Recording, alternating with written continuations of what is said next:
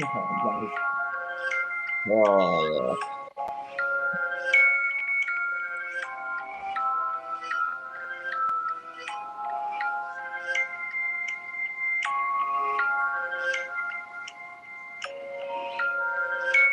Blueberry.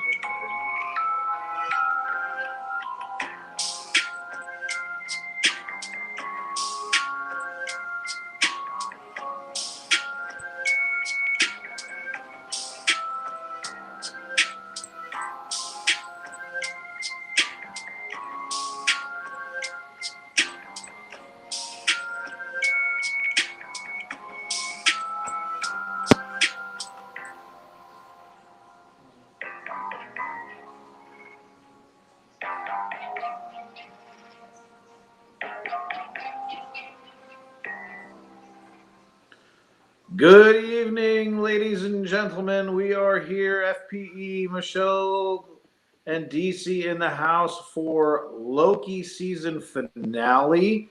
Let me get Loki off the screen. Welcome, everybody. Whoa! We have a special guest this evening. It is Crew It Up 1313, everybody. Say hello. We're going to be doing something a little different before we get going tonight on Loki. We have a couple of updates on Miles from Moffat. We hit the 1K goal, so kudos to everybody who supported. So we're going to kick off a little bit because there were some questions, and I wanted to bring in Crew It Up because his questions mirror a lot of what's been being asked. How to sign up for teams, how to get things done. So I'm going to let Crew It Up actually ask the questions that he's got to Michelle and DC so that they can answer them directly, clear up what is going on. So with that, go. So when we do the team join, right? If you want to run for 1K, 5K, or whatever it is, how do you virtually donate, or do you donate and fundraise? So you have a choice to do both. Anytime you sign up on a team, it gives you the option, like it always will allow you to have your own page. So you're automatically, like when you go to our link and you click join team, it's going to put you on team DC and Michele Do. Right. And you can select whichever race option, like you mentioned, the different levels, and keep it virtual. It will always give you the option to put a personal fundraising goal. It still ties it back to the team, and it gives you the option to set up your own team page. Like it just automatically will have it. Like we each have a page, and then we have our team page. It's kind of weird how it separates it out because we don't use our personal pages. We just always use the team page. Sure. But if you want to keep it and be active with it or use that team page. Well, I'm team DC all the way. I already. Yeah, then you don't even have to worry about it. Like just sign up, pick whatever level. We always do the 5K.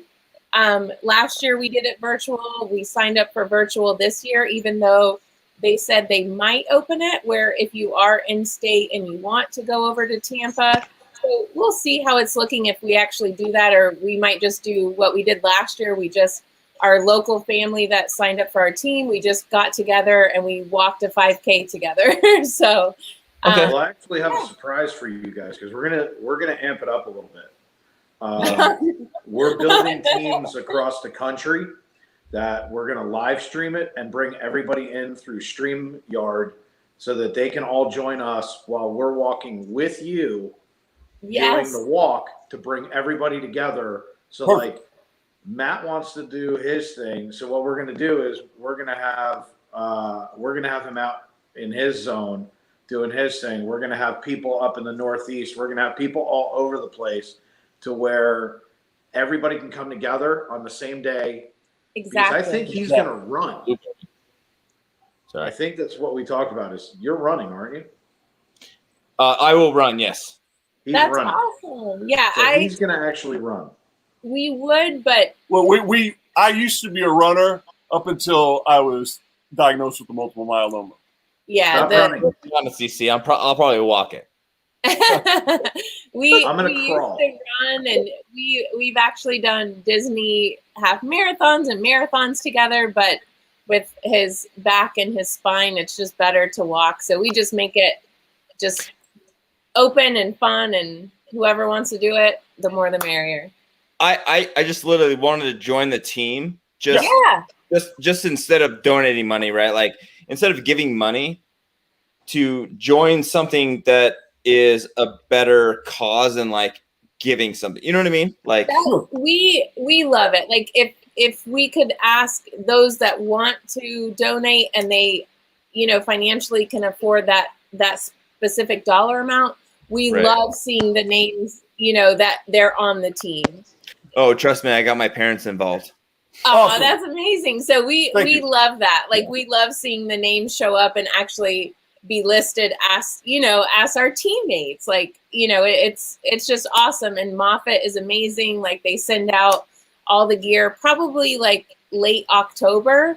They send out shirts and the medals and a blank race bib. You can, kind of write your own mantra or why you're doing this, why you're passionate about this. So we, did it with our family and decorated, and we all wore them. And people in the neighborhood were coming out because we had a big group. Like, what are you doing? And we got to talk about it, and it's neat. This is the third year we're doing it. The first year we got to do it in Tampa, and we had a big group. My uncle got to be part of it that year, and it was really special. It's of course I can't really talk about it too much. I get overwhelmed because I can't explain what it means to raise money and do this. Right. Like, and you have to do it. It's really good to also see people who are on the team. Even though it's great for folks who just want to donate anonymously, that is awesome too. Yeah. But at the same time, it's really cool to be able to, at the day of, to go in and mention everyone who is on our team by name, and to acknowledge and have that kind of verbal connection. It's something magical because let's face it, everybody likes to hear their name called out in a positive way. That is true. That is true. And we're going to put together a video for that day. We've got a whole bunch of things that we're going to be doing to launch and promote, because this isn't, it's not like November 20th is, hey, okay, now we're done. Nope, we're not done. Yeah. Oh, no. I was going to say. No, and like the $1,000, that was the bare minimum first goal. That, we hit that donation. That was this goal number one. And we hit it strong. And then what we're going to do is that catapults us forward so that we can show everybody, how to take this seriously. Some good news first of all, let me just stop and say, hi, Amanda, Theme Park Lifestyle, Eric, everybody who's coming in. I'll talk to everybody in just a minute. Hi, everybody. I'm not missing you. But we're also going to be catapulting forward. I brought it up on Pete's show last night. I've talked to several different streamers, different YouTubers about our 24-hour stream. I've accepted the challenge of a 24-hour live stream. And it's going to be great, Dave. And Dave knows I'll be on it. Yep. We're going to do something ridiculous. We're going to also turn it into a 24-hour fundraiser. So I decided to take that platform and go crazy with it. We're going to use DC's connection out in Tokyo. I've made a connection in California. We're looking, if anybody is on this stream, knows anybody in Paris, we want the Disneyland Paris so that we can go around the world with this stream in 24 hours. I think we should reach out to WWNT tonight, because I know they were just out in Paris. Well, we will make all those connections, and we're waiting on a couple of people to get their stuff together so that this way we can make sure that everything is quarterbacked and done. And I've already started to build websites, and I'm converting an Instagram account over for what is affectionately going to be known as Challenges for Charity. So we're going to be doing a bunch of these, and we're going to raise a lot of money. I wanted to say, I was just reading just a really important article about cancer research specifically, and just, what COVID has done, these past years of just crippling a lot of research that had to be put on hold, and the loss of funding that, the entire cancer community has experienced because of that, because they weren't able to continue research. It had to stop. They had to start over with a lot of things. It's critical that that money, you know, gets back in to the right hands and to those researchers so that those programs can get back up and running. Like it was really quite devastating reading some of that and knowing there's certain treatments and certain things that were just right on the cusp of, you know, becoming effective and getting out there. So the more that we talk about it and raise awareness and this money gets into those, you know, to Moffitt, they can continue clinical trials, which, you know, he may, you know, that might be what we need next year, you know? So we just have to keep pushing forward, and you guys are all incredible and amazing for helping us do that and being part of our family. It means literally everything. And also to piggyback off of that, Dave, I think it's really great that we are working on creating a platform that is going to help other charities and other people that need help, because you know, there's so many things that don't have voices. And if we can help supply voices to those without voices, then we're doing something good in the world. Well, there's not one person on this screen right now that hasn't been touched by someone who's had cancer. And so at the end of the day, we all have someone that we care about. We all have someone that we know. We all have someone that we love that has had to do some kind of battle. And at the end of the day, there, and I'm going to steal your expression for a moment, but there are people who talk, and then there are people who do. We're the doers. We do. There is no try. Exactly. So we're going to do what we can. And at the end of the day, I've never had a platform where I could reach out to numerous people and we could affect such change. But as everybody who knows me privately knows that I jokingly call myself the tip of the spear, because I have no problem. I have no off switch. I don't know how to shut up. And I don't, I don't know how to do those things. So when it comes down to it, I felt like there was a need. I felt like I was the person who could do it, and I don't ask, I just do. So and the thing is, it's all about your aim. Ready, fire, aim. Be the tip of the spear, but make sure that when you throw that spear, you've targeted well. Oh yeah, we're good to go. What happens is it spreads, because you get people like Crew It Up who sit here and say, well, wait a minute, I want to get involved. I want to help. What do I do? And that's why I wanted to bring him on. Crew It Up, do you have any other questions for Michelle, DC? You've got them right here. You were asking me a ton of things. So I don't. I'm going to join the team, and I'm going to do a virtual, probably a 1K. Let's be honest. Whatever you want to do, that is up to you. Yeah, so DC, like we had talked last night. Yeah, last night. And the fundraiser portion. So is that all on me to do the fundraiser portion and then bring that fundraising money to Moffitt, or? No, you don't.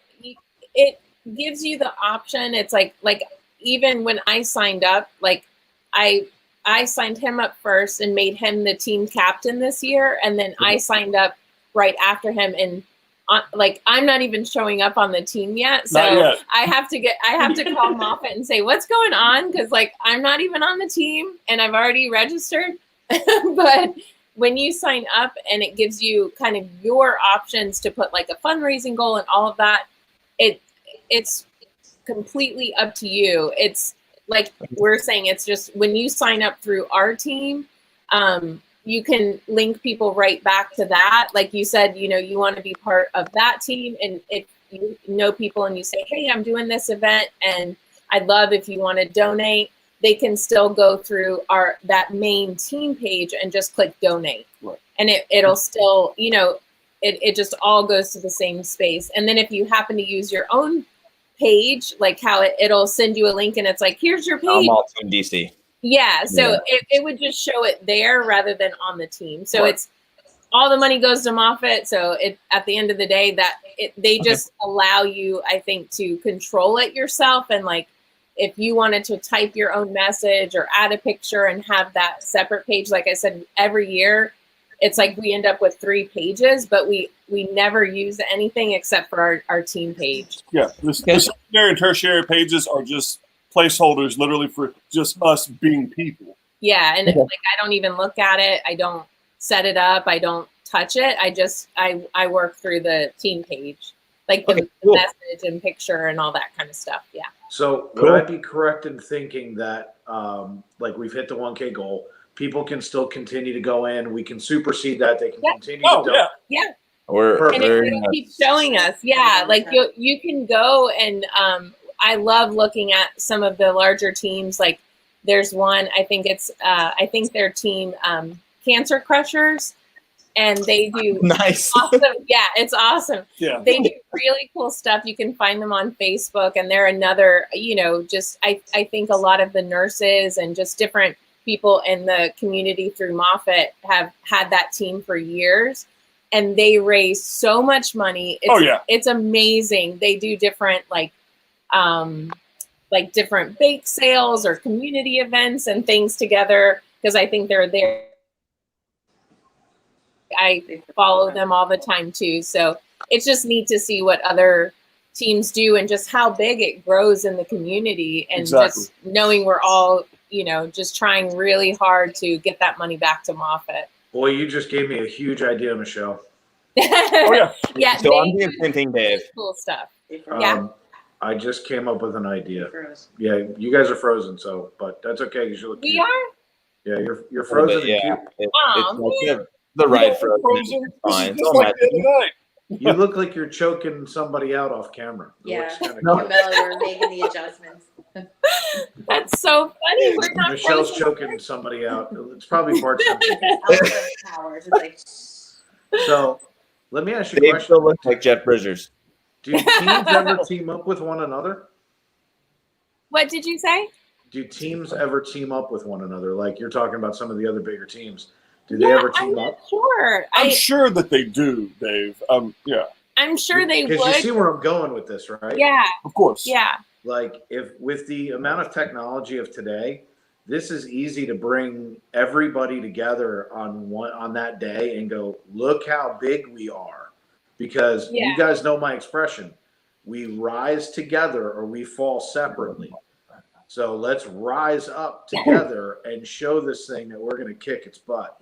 Yeah. Exactly. Are we still frozen? Yeah. Now you're not. Yeah, a little bit. Gosh. You're good. Dave, I'm going to refresh. No, you're good. You're good. You're good. You're good. You're back. You're not frozen? Okay. You're Yay. back. You can see me moving. I was going to say, one thing that was really cool the first year that we did it, like you're talking about, getting that sense of this bigger community and how large this really is, like being there in Tampa and walking the event and seeing how many people were there. Yeah, and it's right there in downtown Tampa too. So it was pretty absolutely incredible. And we were some of the last ones to walk through. It was right after he had his stem cell transplant. Like it was right. It's still in that recovery window time. And he got out there and he's like, I'm finishing this. And, we had a nice group of us there, but being there physically and seeing how large this is and how widespread and how many people donate and get involved and volunteer. And it's a huge, huge production. It's really, really cool. And it's literally moving. Yeah. Well, I'm committing right now on air. I'm committing to this right now.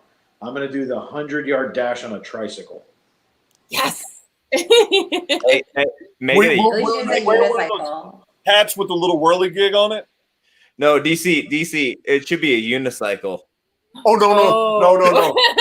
You want to live through this, right? Unicycles are a perilous thing.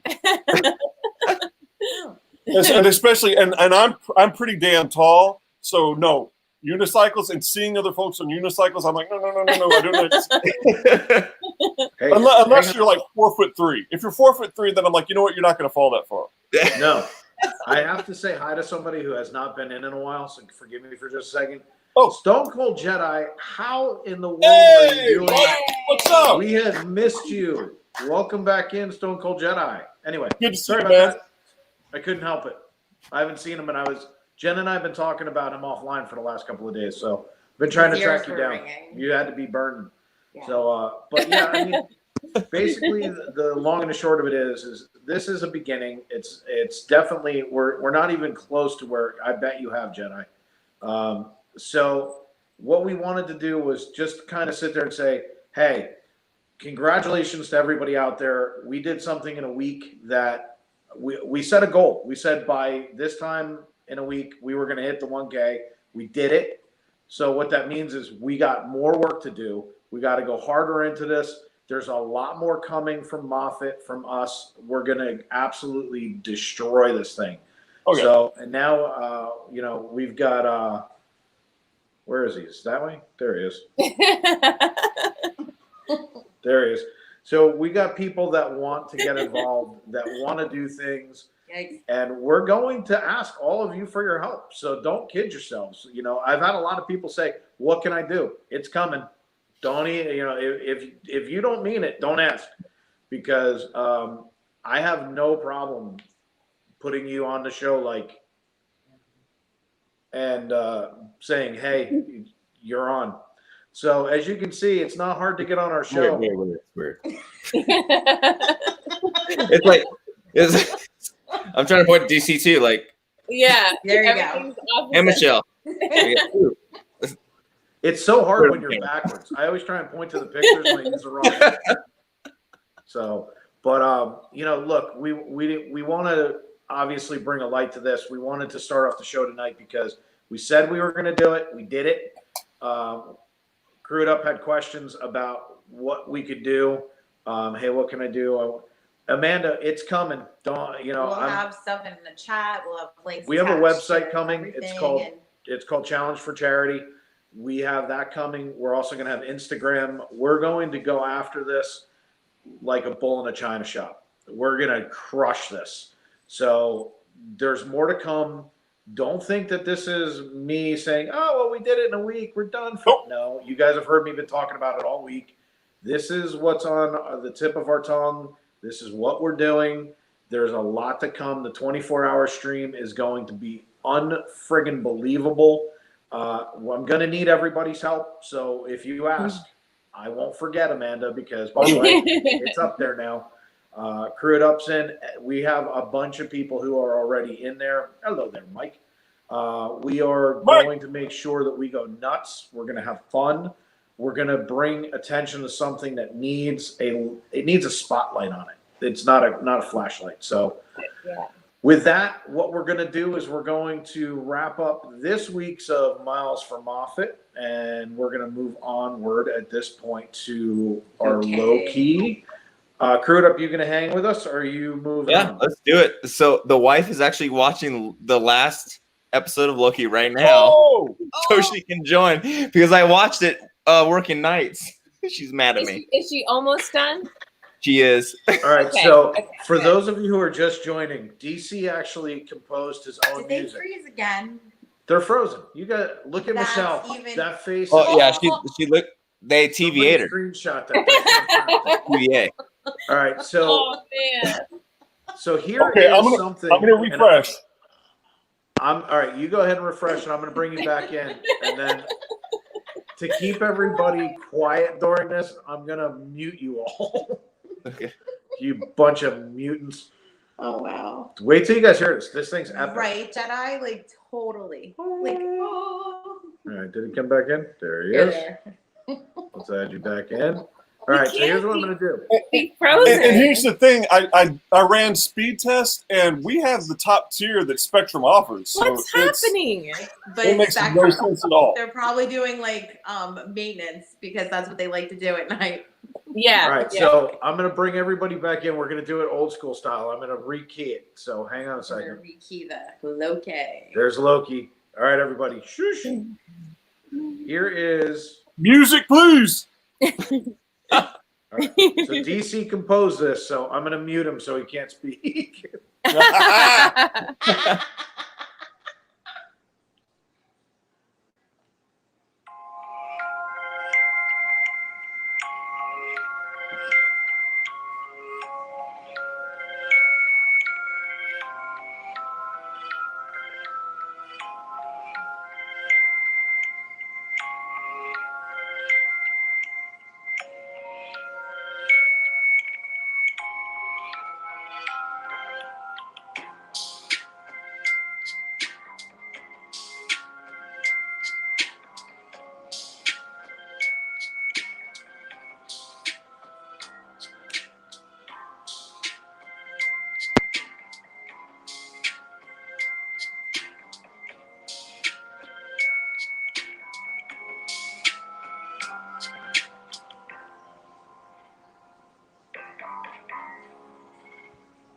Ladies and gentlemen, FPE, DC Michele Do. And Crude Up.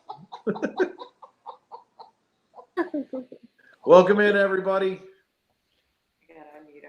I'm unmuted, everybody. DC ran away. I like that shirt. And Crude Up. And Crude Up. So before we start, Yes. Bella announced her Halloween costume. DC. She's going as Sylvie this year. You said Bella is? Awesome. Yeah, she's going as Sylvie. Yeah. Oh, yes. I might have to team up with her.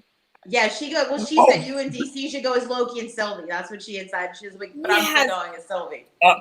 I'm leaning hard on going as the dude this year, though. Yes. Well, DC, I'll still go check as your Loki. Instagram real quick, too, by the way. I'm going as the fat variant. Oh my gosh. I'm going as Alec. You're John Favreau, Dave. What's that? You're John Favreau. Actually, I do have Perfect. a Favreau effect, don't I? So let me say hey to everybody so that we can get it. I had a thing for him. So Oh, there we go. There we go. So, Theme Park Lifestyle. Carmela F. Amanda, hello. Stone Cold Jedi. Sights of Orlando. Eric Lee. Who else am I missing? Wheels is here. Everybody who I missed. I'm trying to catch up. Streambot. Hello. If I don't say hi to her, she gets mad at me. Right? All right. She's like Miss President Minutes. Forrest, if you're still here, hello. And Wallace Sousa was here too. Fantastic. So welcome in, everybody. We're doing our season finale of Loki, composed. Hold on a second. By that guy right there. He composed the music tonight. It was spectacular. Nami Nam, hello there.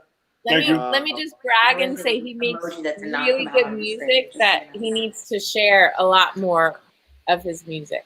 He's going to. I'm just going to say that.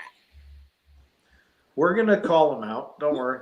I just make the music, folks. But he needs to share. It's so good. Well, we have intros that need to be done, outros. That's right. We've got other channels. We have peeps. We got stuff going on. You got to do some work, man. All right. Oh, so, yeah. Oh, yeah. That's definitely Loki's- something I'm definitely down for. You're going to do it. I'm not worried about Loki it. Gator. Oh, there's Loki Gator. And Where's there's Loki Epcot Gator? Ball. Look, it's Epcot Ball. There's Loki. So Loki Oh, season by the way, Dave, finale. I What's that? love that you've been ending so many of your streams with Loki Gator. I love it. It's I love so it. great. Anyway. Pretty funny. There we go. Yeah, there he is. And I had to hold a picture of him in the pool too, which was like fantastic. So Brian. good. Brian Lotzko, how are you? One of our Edwin. Patreons and Edwin. Hello, everybody. Everybody's pouring in now. Good. So, Loki season finale. We are just finally getting kicked off. You guys, if you missed it, we were discussing Miles from Moffat, but we're moving on to Loki. Season finale, which was, in my opinion, epic. Incredible. Yes.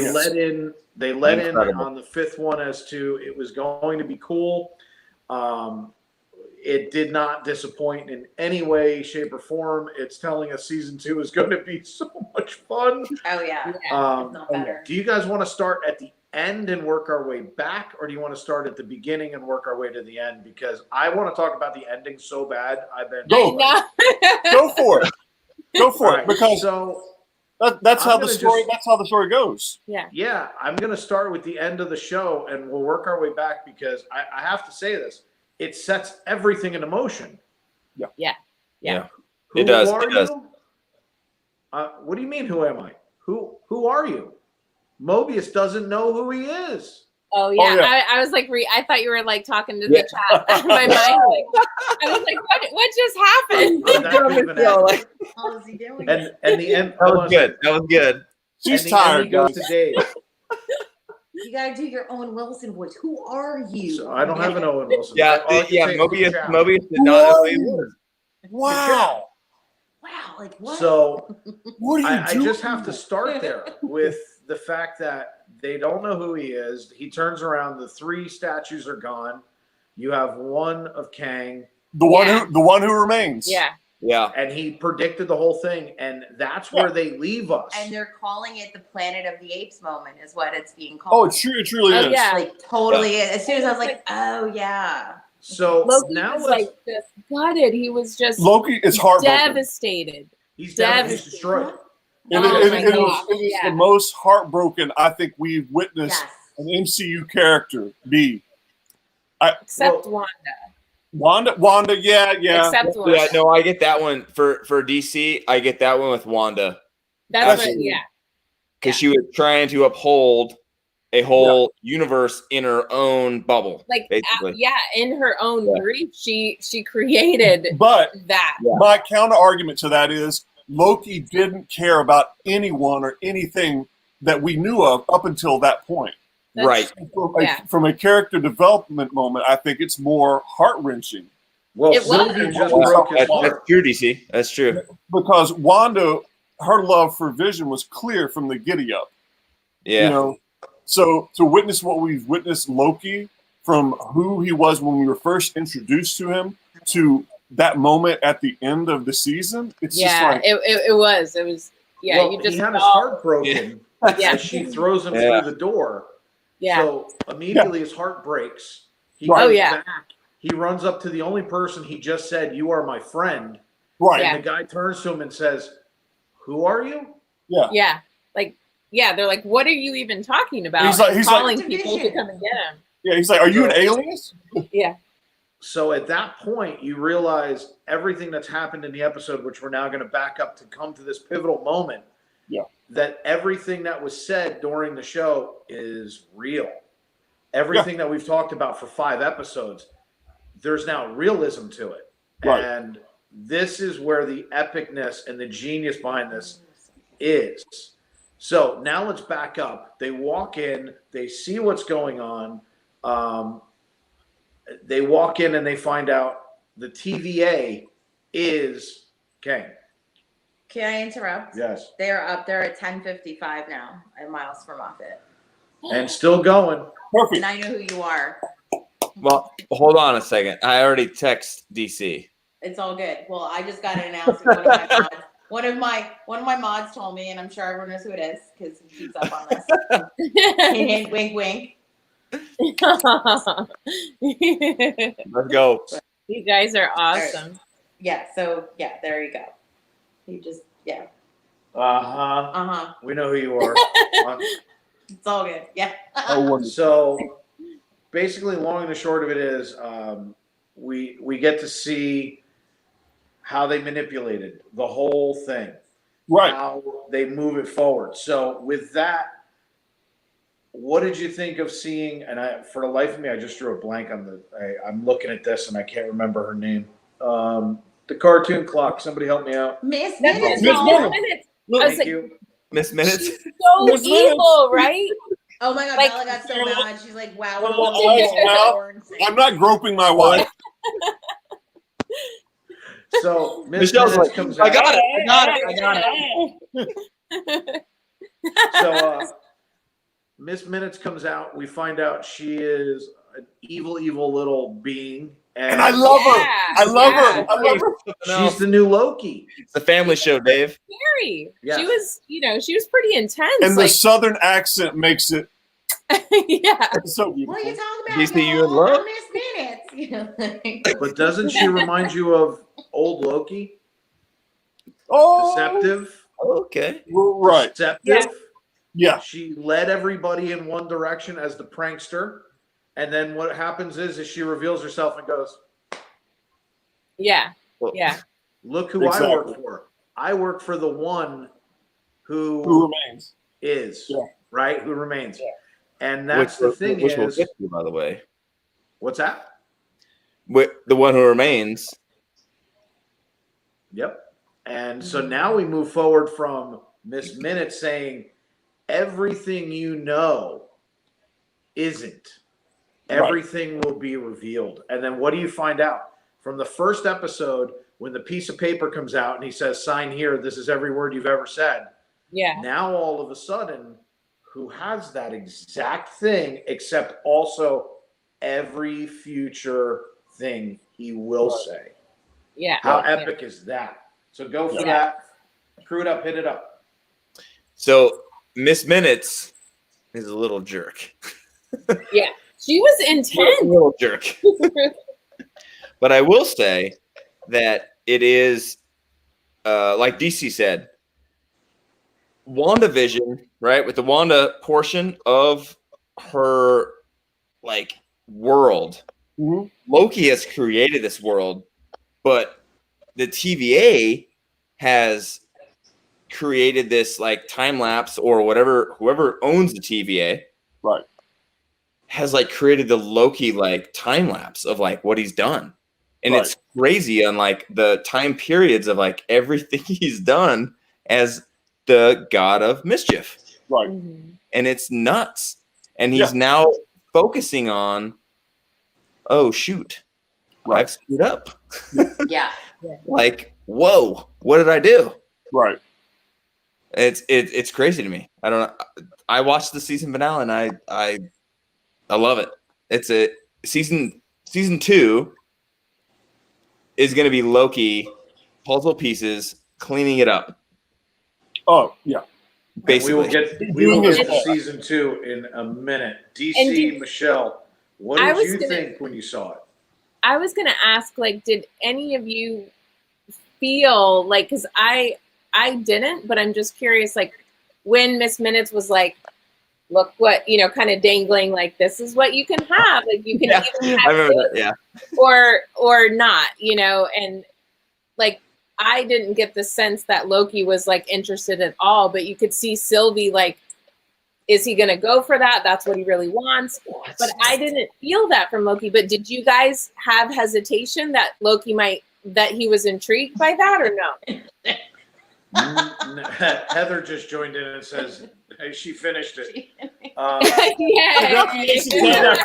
That's my wife, everybody. Yeah. Yay, Heather. She'll pop in here in a second. Have it in here. So here's what I would say to that. Loki has changed so much, and Sylvie doesn't believe him, and it's evident. He just met him. And what did think about it? Well, because what did he say? Like, you can't trust, or what's the phrase? What did he say? You can't trust, and I can't be trusted. Yeah. Yes. Yes. Yeah. So the thing about it is, when you look at it from the perspective of she doesn't trust him at all, even though he's like the Grinch. His heart has grown 3 times that day. And now what's happened is he actually has said, the only person I trust is her. And so now he trusts her. She doesn't trust him. And that becomes emulated when she kicks him back through the door. Yep. I don't trust you. I don't trust your judgment. I know I can kill this guy. I don't care. This is what I want is revenge. Right. So, yeah, I agree with you that she's looking at him through the same glasses she has been looking at him since day one. And the same glasses that she's had to view the entire world in. Yeah. Well, she's broken. And she's more broken than he is. She's had to protect herself. She's a survivor. Yeah. Yeah. Yes. By being that broken, by being that broken from such a young age and having to learn how to do those things, she even says, I don't know what it means to be a Loki. Right. So she's already told us she doesn't understand that. And, and he made her. What's that? He made her, right? Loki made Sylvie. In essence. Like he gave her special powers when she was a teenager. Mm-hmm. And she doesn't know how to use them. And that's the epic thing here is you have two of the same being moving forward. And that was what was so cool at the end was as they're moving through, and then all of a sudden, who do they bring in? They bring in Kang, and he's just standing there and he's like, you think you're a prankster. You ain't got nothing on me. Right. I thought that, back to you, by the way, that was phenomenal. Like, because we're going to see so many variations of that character. Oh, yeah. Oh, yeah. Because I would argue that he's more like Immortus than Kang, as far as like the comic book, his personality. Because Kang in the comic books and in the cartoons is a malevolent SOB. Whereas I don't think we've seen that yet. Just been around, he's seen it all, he's done it, and he's finished. He's over it. I don't think he's shown that side yet. I think what he's showing is how powerful he is. Hello there. There's Heather. Heather's in the house. So Heather, I'm DC. This is Michelle. Nice to meet you. Down there like that. DC. Pull up a chair. Come on in. So basically, you know what, and I would say this to anybody who is aware of their surroundings. If you know that there are two people that want to kill you, do you put them behind you in an elevator with your back to them? No. Yeah. But he knew exactly how to. Did you say yes?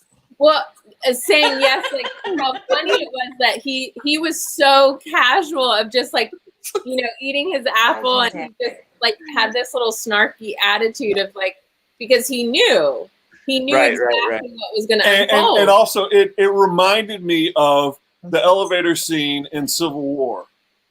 Hey, yeah. You know what? Edwin actually just made a great analysis, which is she opened the door to bring back all the characters that died in Endgame. Yeah. And that's an excellent point. Right.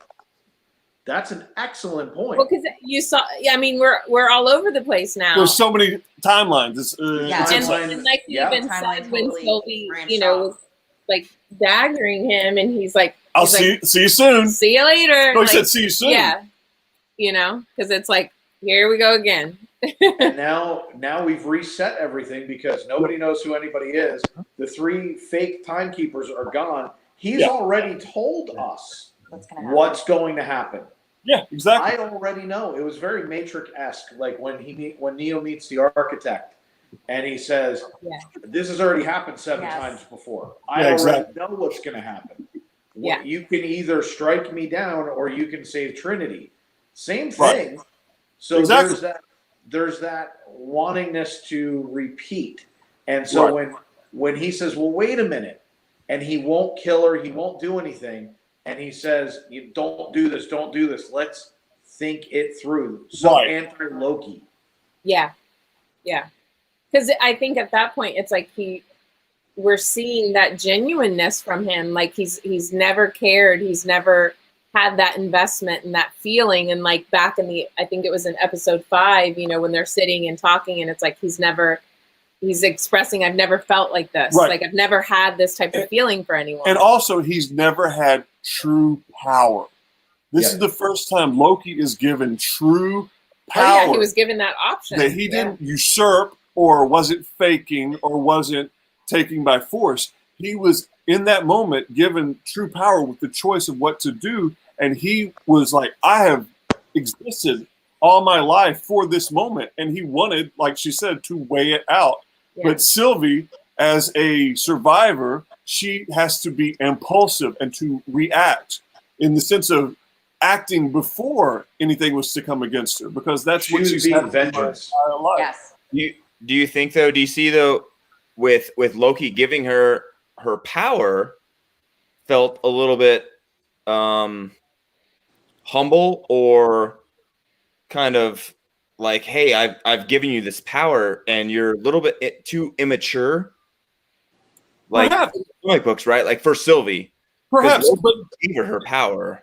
But I will say that we don't see a very judgmental Loki in those moments. You're right. Yeah, you're right. He's literally, I think he is consumed with care for the first time. Yeah. I think he genuinely cares for her and everything. Yeah. And the universe and existence. Well, it's kind of because he probably screwed up.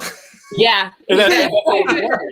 Yeah. I'm going to take it one step further and say that the universe is always about balance. And for the first time, you're seeing that yin-yang moment where she is vengeance and he is the antithesis. He is actually sitting here saying, well, wait a minute. Let's not act like I would be a Loki and act.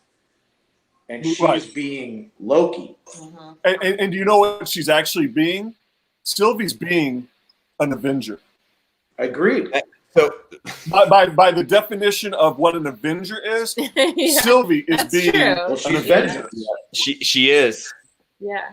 You're right, DC. Yeah. Let me throw something else out there. Since we just had somebody who literally just Yes. finished the show.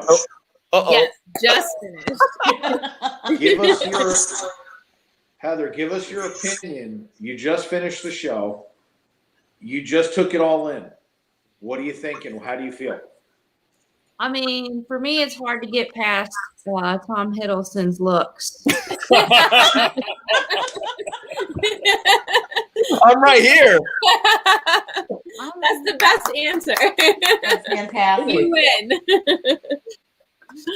That was fantastic. I don't know. I was kind of thinking that same thing too. How they're like a balance, like the yin and yang. Yeah. I don't know. I'm interested to see how season 2 is going to be now. Yeah. Especially Well, when screwed up people just can't stay on season 1. What are you from? I'm Yeah. ready for season 2, please. She's The crewed literally up crew is like, hey, on let's Tom talk season Hiddleston. 2. And wants to delete me to the TVA somewhere else. Yeah, there you go. So, Matt. all right. So, Time to get a wig. Hey, listen, like a black wig is like something. Yeah. This is a wig. Hey, you Michelle look like put it on for every a rock star dude from the Big And House. Frozen, You know yeah. that. Oh, there we go. Yeah, I'm definitely not shaving the beard. If I take you bowling, people are gonna go, "Oh man." Dude. it's the dude. God, Dude. shut the.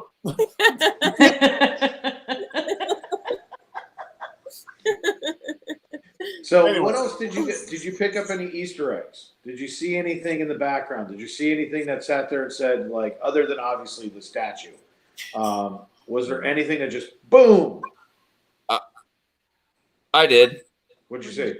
So, where's the time stone in this with the TVA? What I do don't you think they matter. I don't think any of the Infinity Stones matter as far as the TVA is concerned. No, because in the first episode they've got a drawer full of them. Yeah. But But do we still even know, like, where is the TVA? Where does that exist? I think it exists outside of existence.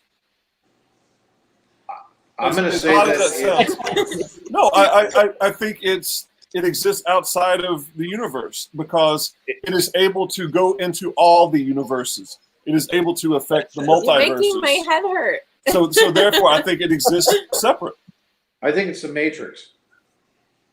You think so? Yeah, it I exists. think you're going to find out that they're all plugged in some capacity. There's been a lot of other movies or series references. I said it last week with Harry Potter. This week was so Matrix-esque.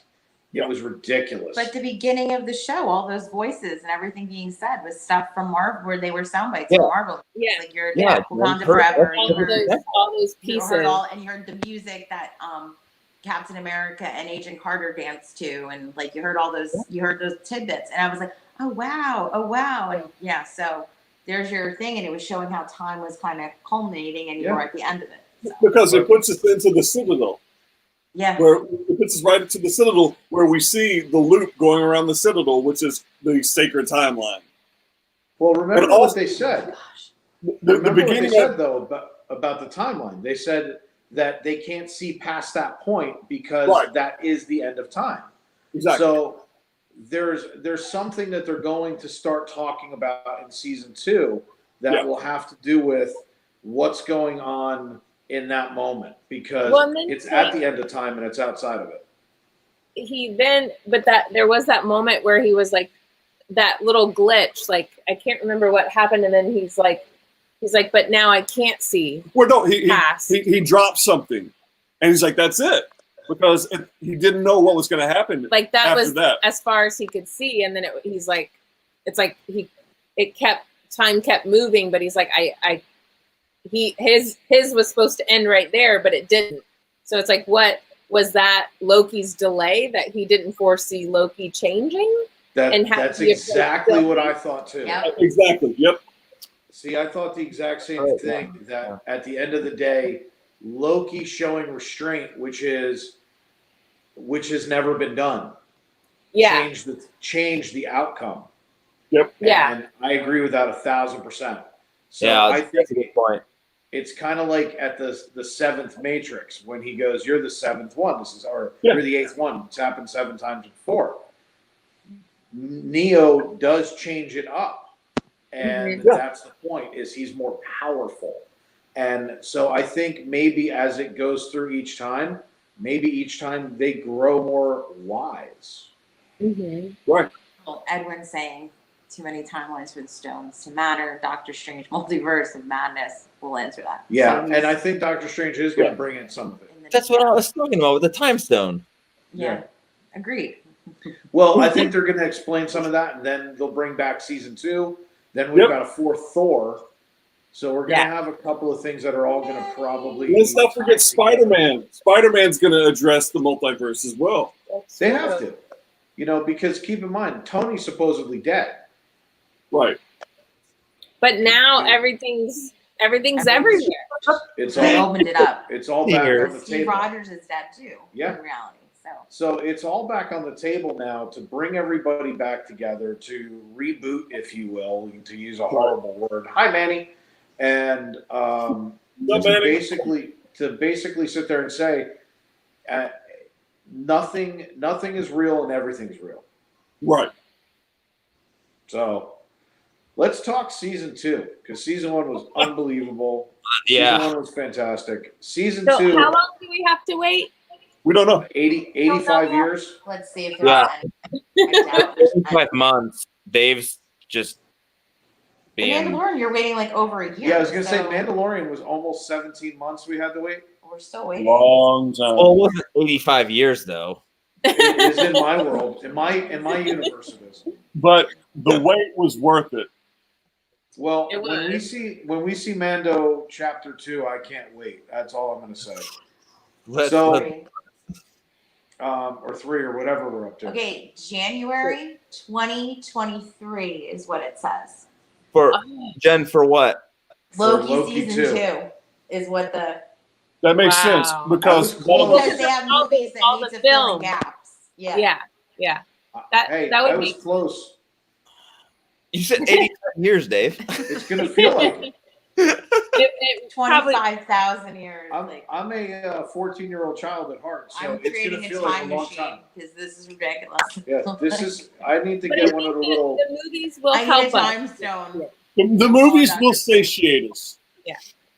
And I think this series is going to be very well worth rewatching. Oh I yeah. can't. Oh yeah. 6 Yeah, episodes. absolutely. That is so easy to rewatch 6 episodes. You can sit. I You have can watched literally all sit down and 6 do that in one episodes afternoon. not less than 3 times. So you need to watch WandaVision. So I've watched them all at least 3. Some You of them do. I've watched 4 and 5. You really should watch WandaVision. That's what Jen just said. What? I think Bella would like it too. Hold on, Dave. You have not seen WandaVision? He's not seen Okay. WandaVision. And we Okay. watched All right, we Winter gotta go. Soldier. So Click I where have to say this. Dave. All right. So I'm going to say something that everybody's going to. Wait, defend yourself in 10 words. 10 I'm words. going to be under 1,000 DC, subs tell 'em. after this. So here's where FPE crashes. No. I don't like Wanda. Okay. I don't like her. I agree with you in the movies, but I think if you give it a chance, She's a So- different Like- her. Yeah. it's But- different and you get more of her depth and you understand her more. Because I understand what you're saying because we have so little of her, I think, and it's easy to dislike her, I think, from the movies. I'll take it one step further. Not only do I not like her, I could care less because But it's all she has this thing about her where when you watch her develop through the movie, and I don't have a problem with her character. I actually liked the Wanda character in the movies. It was they even tell you, oh, we're gonna go off in this little spin-off and it's this own little world in it. I don't care. That's half the problem. I just don't care. And I don't like her enough. Vision's gone. Okay, now he can come back because of the TVA. Yeah, DC, please tell me. Okay. Okay.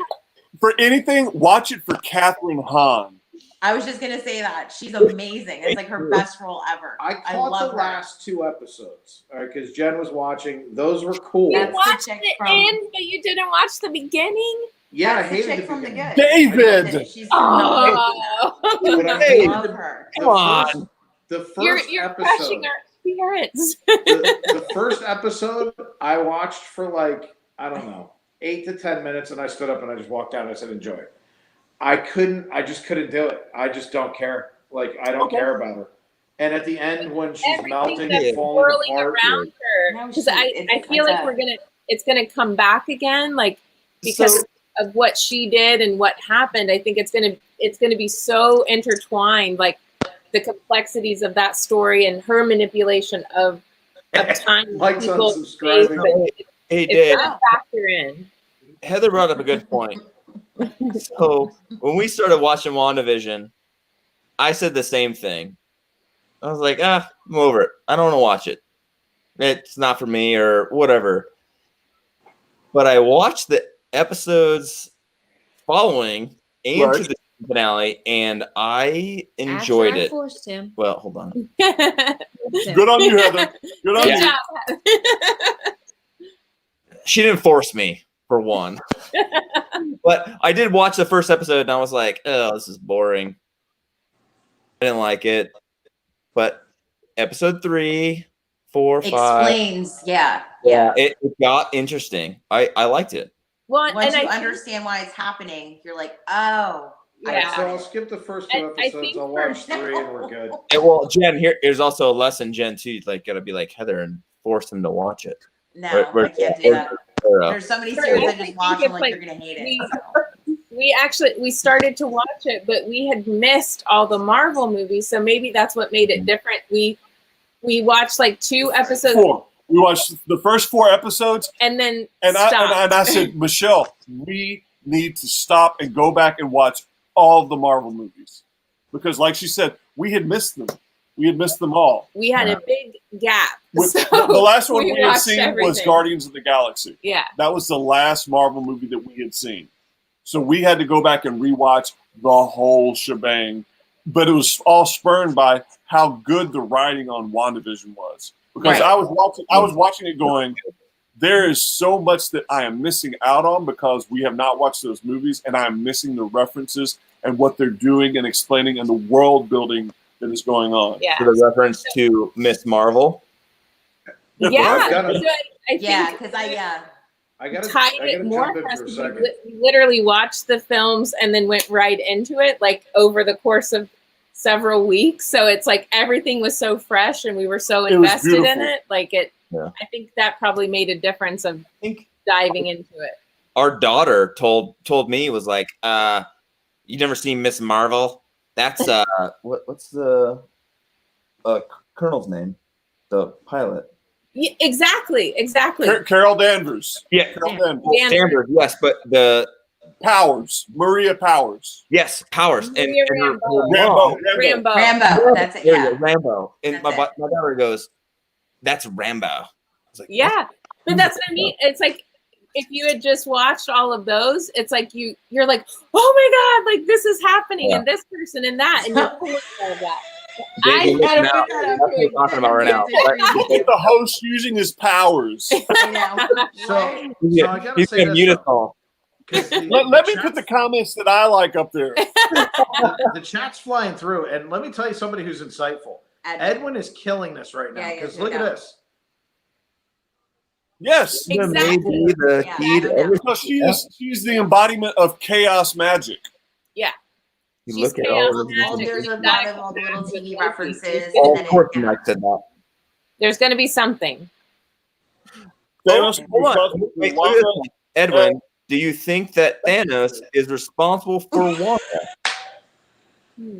Wheels is singing the Agatha song. I love it. Whoa. Don't give it away, though. No. Don't give away, No. Agatha. Because Dave might actually watch it. But he said Dave already he watched the end. He But watched We're Something. gonna take his head. Like, what are you But watching? the Agatha twist comes in episode 4. Whoa, you Yes. DC. Which blew my mind. So here's what I'll say to you.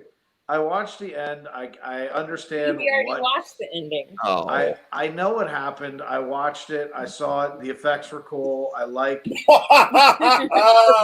Yeah. I like regretting what that. I like what I saw in that respect. But to be honest with Just you, Ryan Johnson it.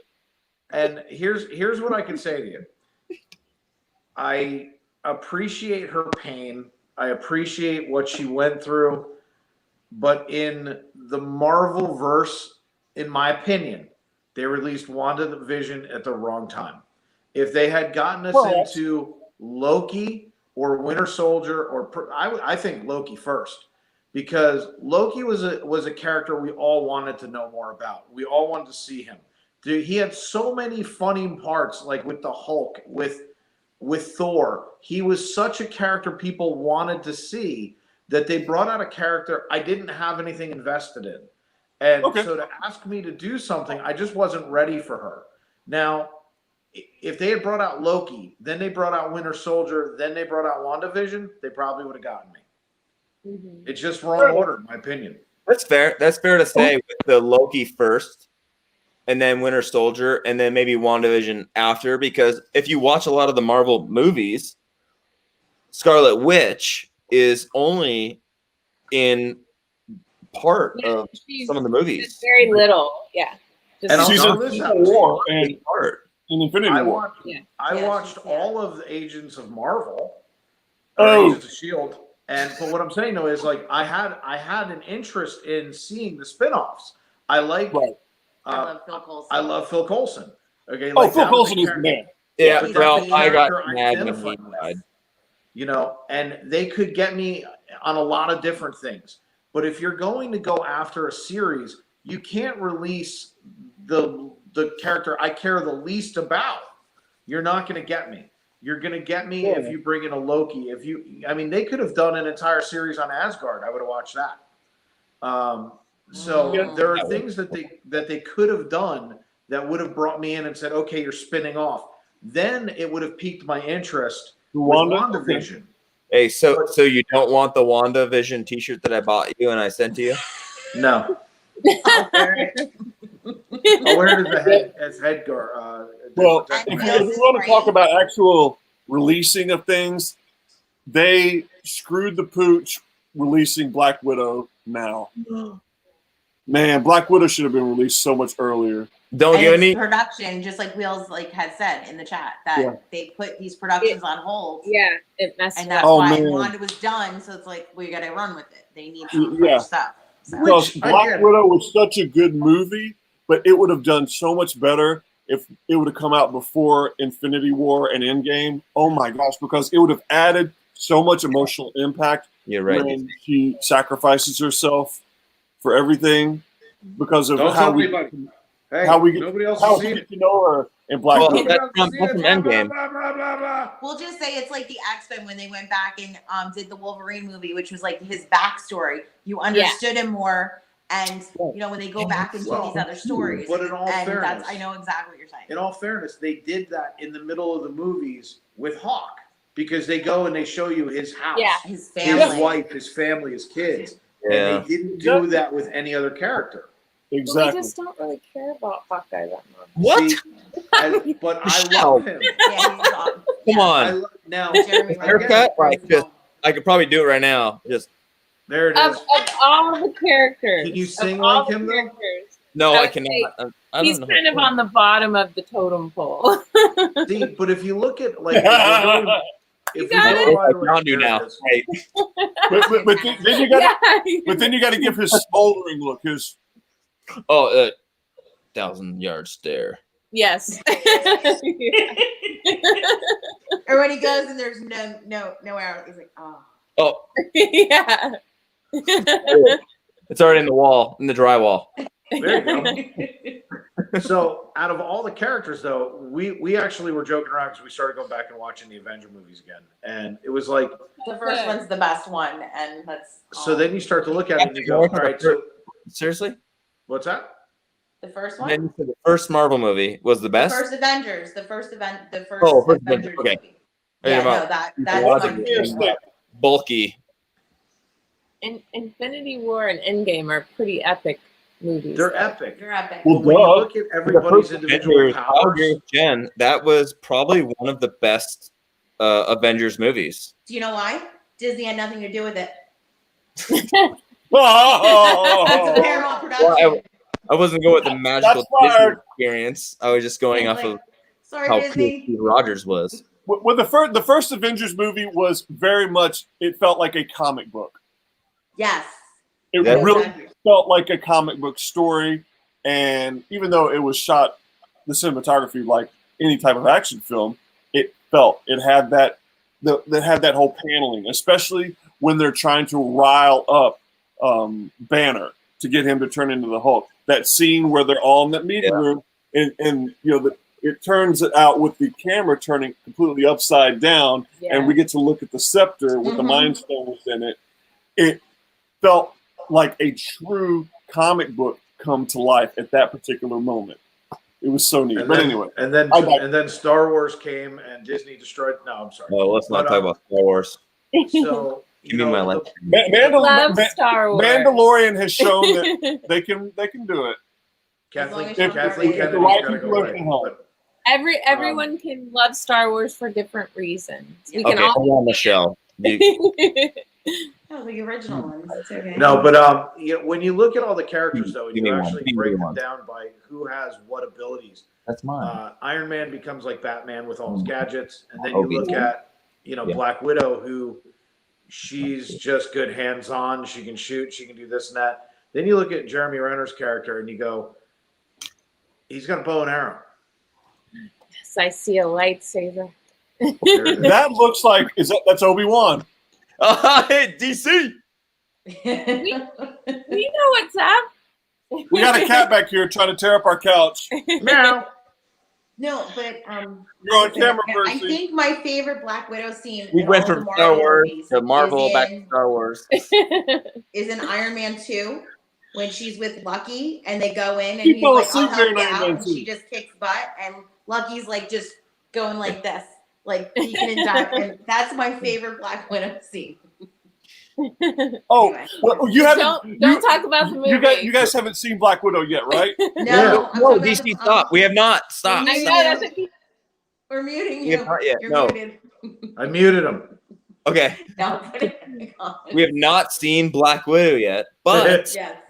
I You're censored unmuted. him. Don't worry. I I muted should watch Riots. I Dave, muted him. Dave, please see Black Widow. I'm going to. It's Okay. really good.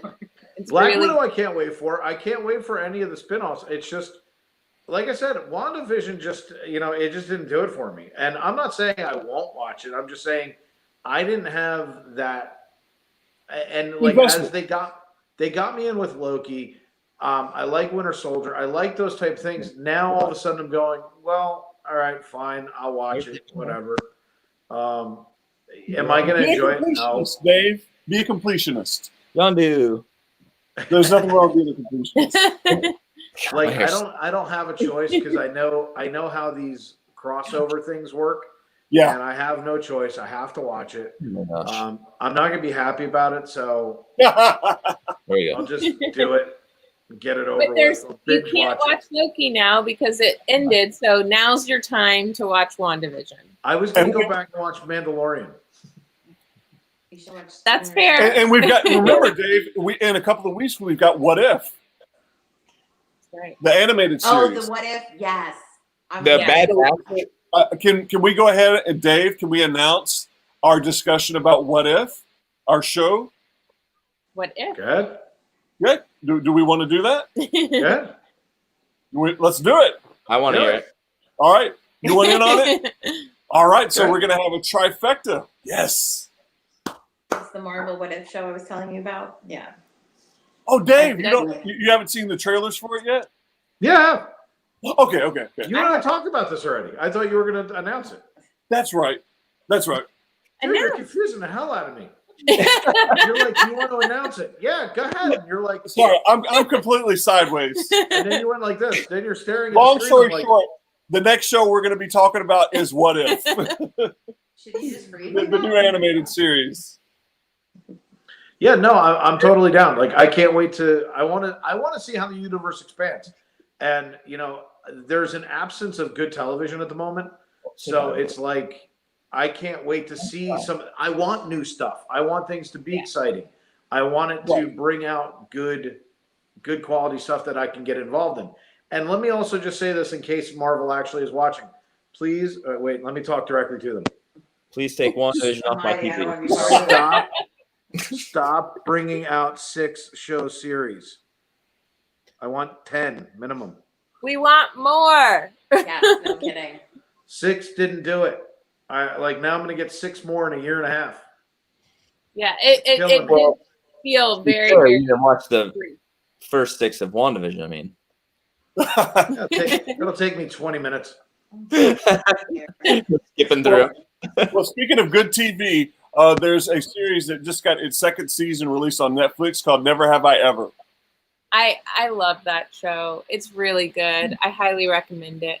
Has nothing to do with comic books and all this kind of stuff, but it's a great show. It's about a teenage girl. If you like Mindy Kaling, she was a writer on The Office, and she was on The Office. She's an amazing writer, and she wrote and created the show. It's really good. It's really good. I enjoy a show based on the life of a teenage girl. Because the hold on a writing second. is so good. I have to ask a question. There are shows that are written about things that aren't superheroes in comic books? Yes, I've been trying to watch them for I months. know, right? Like, I am so behind on shows. Like, Yeah. yeah. Like, not Disney shows, too. Do you believe that that's true? Are there actual shows that are It out is. there that are... It is. So my wife Guns and enjoys. shooting up, yes. What's your favorite hospital show? Heather, come back. Heather posted in the stream. Hold on, I got the Funko Pops for it. I don't know. It's with Meredith at the hospital show. She put Grey's Anatomy. Yeah. Grey's Anatomy. There we go. There she is. That's a Disney studio show. No. Oh well, I'm saying that's not based on a comic. I know. I'm totally it's based on fake. Look, I have a 9-year-old that watches nothing but 80s like Disney cartoons, so I don't know what any of you are talking about. That is awesome. I have raised her properly that is to watch good. DuckTales. Good like, years. Grey's Anatomy. Thank you for DuckTales, Darkwing Duck. Let's see, Rescue Rangers, Tailspin. Like, if you're gonna do it right. Raise the kids on 80s stuff, and then watch Roger Rabbit 600,000 times. No, Roger Rabbit. What? Oh, there's a lot of adult humor in Roger Rabbit. Roger Rabbit's probably not the best. I mean, Jessica Rabbit. I used to be so scared of the evil guy. What is his name? Judge Doom. Yeah, but it's also Christopher, or not Christopher Reeves. Christopher Lloyd. Yeah, Christopher Lloyd. Thank you, Jen. When he dips those poor little shoes. Oh my god. He also plays like Doc on Back to the Future and Angels in the Outfield. Like he's like the angel. Yeah. And he's dipping cartoons. It's amazing. Well, that's okay. We have two of our own stars right now. We have Queen Elsa and we have Olaf because they're frozen. Are we frozen again? Yeah. All right. I love it because every time we do see you on the chat, or now they're gone. He's refreshing. What? Cicada. My 9-year-old watched MacGyver and then tried to electrocute her stepfather. Oh my god. Hold on, Jen. Hold on. Let's read Jaquetta. It's Jaquetta. Oh my god. Read her comment, man. Okay, so someone has to read this, and I nominate Crew It Up to read. All right. Well, my 9-year-old watched MacGyver and then tried to electrocute her stepfather. Oh my god. Oh wow, that was beautiful. What? And then Seabrook Lifestyles. Yeah, we know what you're all talking about there. Yes, Alice in Wonderland did. Well, Alice in Wonderland is a huge drug reference. Yeah. It could be. It The could whole thing, literally. Oh yeah. No. Wonderland? Let's be honest. I think Well, Alice they're just right at fell asleep. Disneyland. Falling down the rabbit yeah. hole and all that, It could have been a dream. Next, you're going to tell me Puff the Magic Dragon is a drug reference. Oh, Yeah. that's like on Hey, Meet Ashley. Walkers. When he goes, "Hey, do you puff on the Magic Dragon?" So, yeah, I mean, watch Oh, this God. get demonetized very quickly. Yeah. Thank you all for Manny- demonetizing this video. And they're all Manny gone. made mud That's how pies it is already. when he was 9. So, Hey, at any hey, rate, Takeda. I'm pretty sure we wrapped up Loki, unless think anybody so. has anything else to say. Yeah. Yawns. Loki is phenomenal. And if you want really cool Loki shirts, go check out Bound to Be Epic because she's amazing. Yes. And she makes her own designs and her own shirts. She's got her Black Widow shirts are so awesome. Yes. And Everything. Star Wars Well, gear. Aren't you guys mods?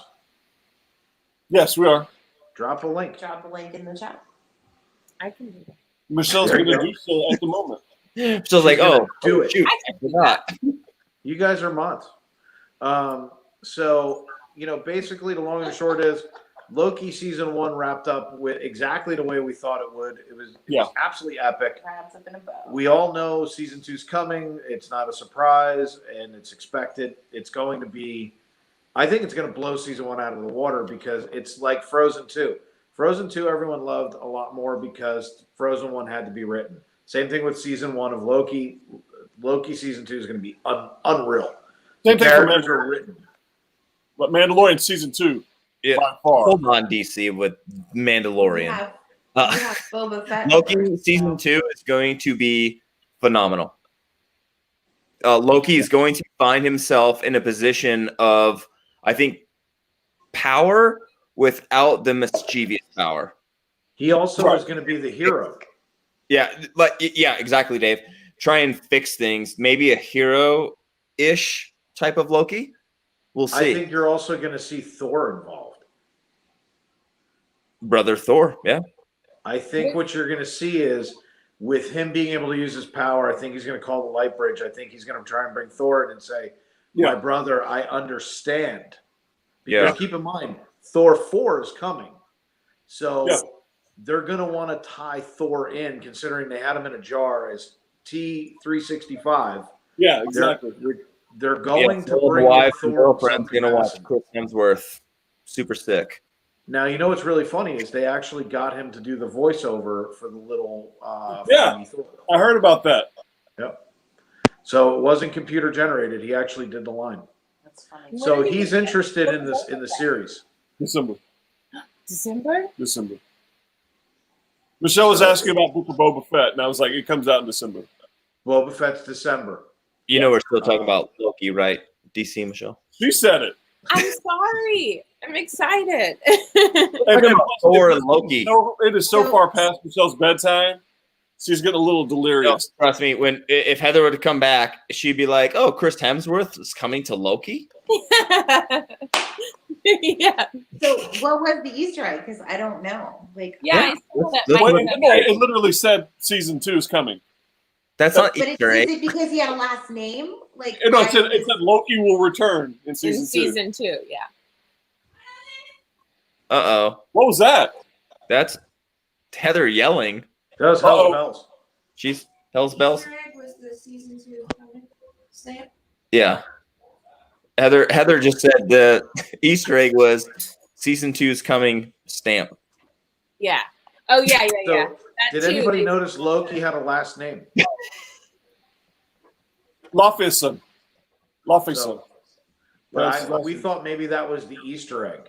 Oh my gosh. Well, Heather, what you heard yelling was her saying, "I know this." She knew that stamp was the Easter egg. That's She couldn't fantastic. type that quick enough, so it's easier. Yeah, she's on delay when we're 10 feet from each other. It's weird. That's all right. Be glad she's But it was not, awesome to have Heather in the chat. Who wrote it? Winning the show.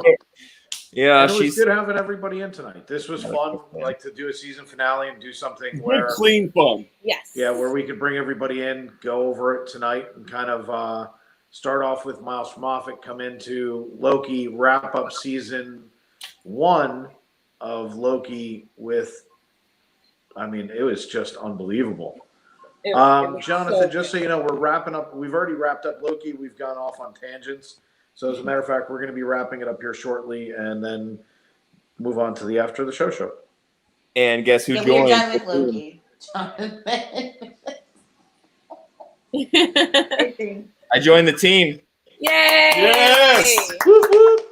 Welcome Let's to go the 1K. team. And if you are in the chat right now and you haven't joined our team yet, I know Mike Wheeler is doing a bang-up I know. job. Thank you, Mike. He Thank is you. Will's doing a great job. He's the guy with the bullhorn right now. So listen to what Mike is saying Yeah. and come along. There it is, Mike Join Wheeler. our team. Tell your friends to join our team.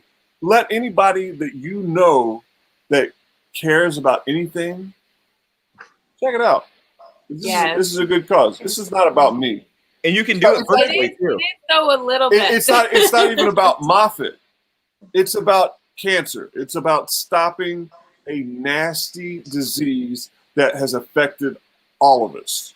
So DC, do you want to tell them too? You can do a virtual run. You don't have to. Right, exactly. Yeah. You want a team? You can do a virtual run by yourself. You can Yeah. literally walk down your own street, Yeah. neighborhood Exactly. with your And dog, whatever. That's what we did last year. We had our family that joined the team last year. It was a small group of us, and we met and just did a 5K through the neighborhood. Yeah, exactly. Just walk. I'm gonna take the law dog, Dave. Thanks for being with us, dude. Yeah. Yeah, I'm gonna take the Screw it law up, dog everybody. for the virtual. You've seen him in the chats. You've seen him in the live. Screw it up. Thanks for being with us, buddy. Hey man. Thank you Thank you so much. I'll talk Glad to you're on the team. Hey, for you guys, before I sign off out of here, Dave, you got a package coming on Tuesday. He doesn't know about it. What? I haven't told him. I told him. All right. Yeah, he told me that something is coming to you. Yeah. Do you know what it is? He does not know what it is. Sweet. Don't tell him. But I won't tell him. But Good. Tuesday. I know. No, you don't. I'm not saying anything now. So yes, I have sent something to you two. Oh, Look that's forward neat. to it on Tuesday, Awesome. and let's do this. Awesome. Yeah, man. That's awesome. Screw it up, everybody. Give it It's up. all about doing it. Yes. I'll see you guys. Thanks, dude. Later, buddy. See you, Matt. Bye. Bye. He's out. There we go. So, guys, we wrapped everything up. We did Loki. Michelle stayed up for it. I know. I need to go to sleep now. So impressed. I'm so impressed. To be honest, tonight's going to, and I was going to be making the announcement in a little bit. We're going to actually start reducing Saturday show. Yeah. Because of fireworks. When we first originally started doing this, it was to fill in a hole and in a gap in everybody's night. And now that the fireworks are coming out, because if you think about it, it's 9:30 California time right now. Yeah. And their fireworks are going off right now, and so we're not seeing the kind of people. And I don't mean my people. My people always come in; they're fantastic. You guys are the best. But to keep everybody coming in and to do it week in, week out, I want to reformat. So I'm going to reformat it a little bit starting for next week, everybody. So be paying attention to that. I'm not sure what I'm going to do, but I want to do something that brings you guys because we're not going to have Loki to talk about anymore. So I've got to come up with something that we're going to do that's going to be a little bit more fun. I finally figured out how to load video. The proof for anybody who doesn't believe me, watch this. We're putting on a video. Watch your volume. Mike, watch your volume. Because we Actually, I don't think this one has any volume. Oh, okay. But this is we finally have figured out how to do it. Oh, There's cool. So And as you know, it's all been postponed till Tuesday. which I want to make that announcement right now to tell everybody we have postponed till Tuesday. Here is the reason why. On Monday, Steve's World is doing The charity challenge. he's doing a charity challenge with Give Kids the World. Yep. I am not competing against children's charity. I would They're be amazing. Yes. Give Kids the World is phenomenal. yes. So I cannot in good conscience hold my hey, look at us, we're fantastic event Right. while kids are in need and people need to be watching it. I will also make the announcement we are not streaming on Monday because of it, because I will not compete against Steve's World. So I encourage every single person, if you can hear this, if you watch this later, whether you're on the restream or not, go to Steve's World on Monday. We are not on. I will not even, you will not hear from me. Yeah. We are all about charities. We're all about giving back. This is kids, everybody. It doesn't.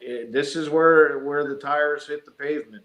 This is what we're going to do. So I may not be on board with Steve, but I can tell you right now, I'm going to champion that cause from a distance and push everybody there. Hello, Jonathan. Yeah, Give Kids the World is phenomenal. Yes. If you haven't had the chance, I hope they'll do it again this holiday where you can donate, and they had the lights and you got to walk through the village and make the donation to Give Kids the World. We know families that, have been involved with them. And again, just another phenomenal organization that helps families and children, experiencing these serious illnesses and circumstances. So they're amazing. And giving those kids a bright spot. Yeah. And we're going to do something this year because at the end of the day, I have been waiting a long time to have a platform where I can do whatever I want to do, and I can reach people and I can affect change. So I have that platform now. And the best part about it is, let's be perfectly honest. What I'm about to say is funny and horrible at the same time, and I know it. But if I can make you feel bad about it long enough, maybe you two will join the cause. And it's horrible to say it, and a lot of people laugh when I do say it, but it doesn't. You don't have to give money. Sometimes it's time. Sometimes it's just sharing the stream and letting someone else know. What most people don't know, and I'm not going to say who or whatever. There's somebody who's been in and out of the chat for the last couple of days who has championed the cause, and there's something epic coming from them. I don't know if they want me to say anything, so I'm not going to. But I will tell you this. Because they shared the stream, someone else got involved. That other person who's getting involved has the ability to monetarily donate. That's what makes the internet so great. That's what makes live streaming so amazing. Is this person said, hey, everybody, I can't do this, but here it is. Yeah. And now it's going to come back tenfold. That's what this is about. That's what can show Steve a fresh baked and Adam the Woo. So Manny, just so that you know, look at this. Boom.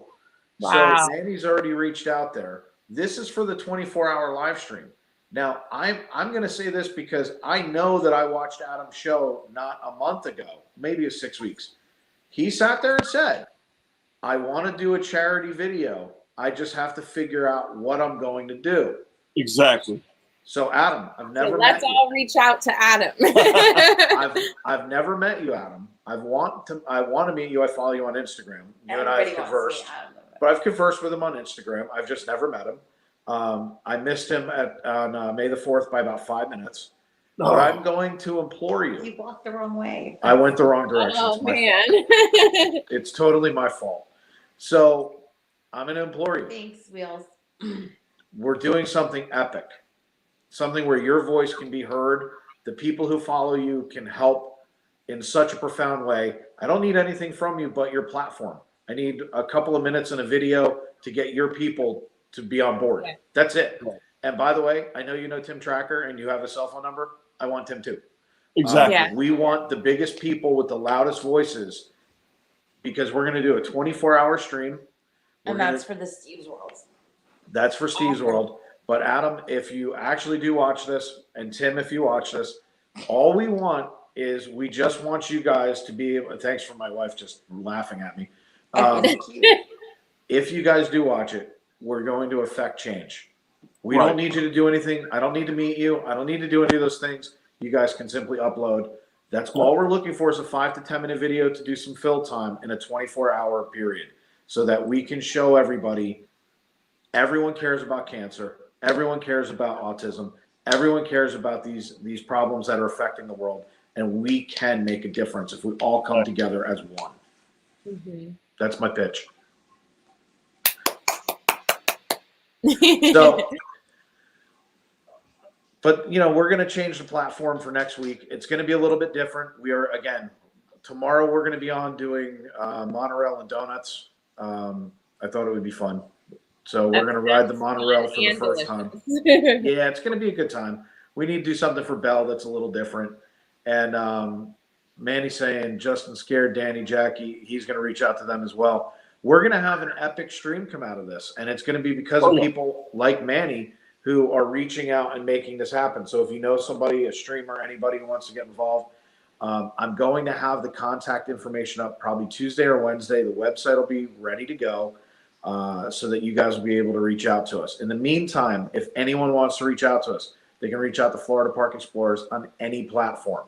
They can reach out on our website on our contact page. Find us at floridaparkexplorers.com is our Gmail. Instagram is Florida Park Explorers. I think everybody gets the point. It's Florida Park Explorers. Find us. We're quarterbacking this entire thing. Now, why are we doing this? I got to make sure I point in the right direction. No, you're pointing. I don't know where you're pointing. There he is. Wow. We started this because of DC, and we started doing things. He kind of has become family. So when family needs you, you rise up. That's all this is.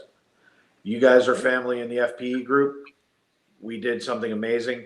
I talked with Pete last night. Pete said that when we're ready, I can reach out to him. Awesome. And that he'll also reach out with his exceptional people skills. He's got everybody. Right. He's going to be able to reach out and grab a bunch of people. We know that there are several mods in this group that know everyone. You guys know who you are. And we're going to lean on you too, because at the end of the day, this isn't about one person. It's about everybody. Exactly. So we're going to fight this thing together. We're going to rally around the people that we know and love that are affected at the moment. Exactly. And that's what we're going to do. And for those of you who join the team, it's not just going to be about the 24-hour stream. On November 20th, I'm going to extend a platform to anybody who is out there that wants to live stream. Yeah. All you have to do is tell me that you want to be involved.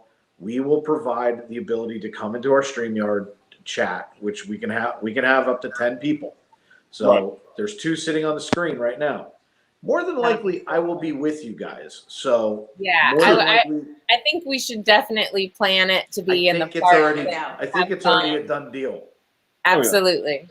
So there's going to be 9 spots available to come up on the screen. So if you're interested, you're going to get a group together. Even if it's just you by yourself, I don't care. Let us know. There is no charge. Okay, it doesn't cost you anything. Get your group together. Get 100 people. Get 2 people. Walk with your dog. Take your cat. I don't care. Come out November 20th. Come on the live stream. Support, support, support. That's all this is about. Exactly. You don't have to spend. You don't even have to do the team through Miles from Offit. You want to just show DC that you care, let us know. So with that, I know Michelle needs to get some rest. Yes. Yes. Thank you guys, though. I've had fun talking tonight. And we appreciate having you guys on and doing everything that you guys are doing. And we're only going to be on. We appreciate you guys, Dave. Got to interrupt you. Go for it.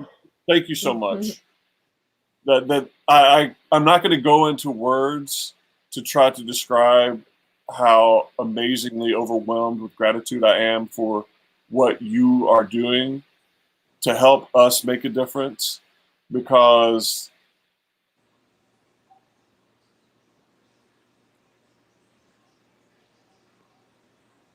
I'm moved and I am inspired.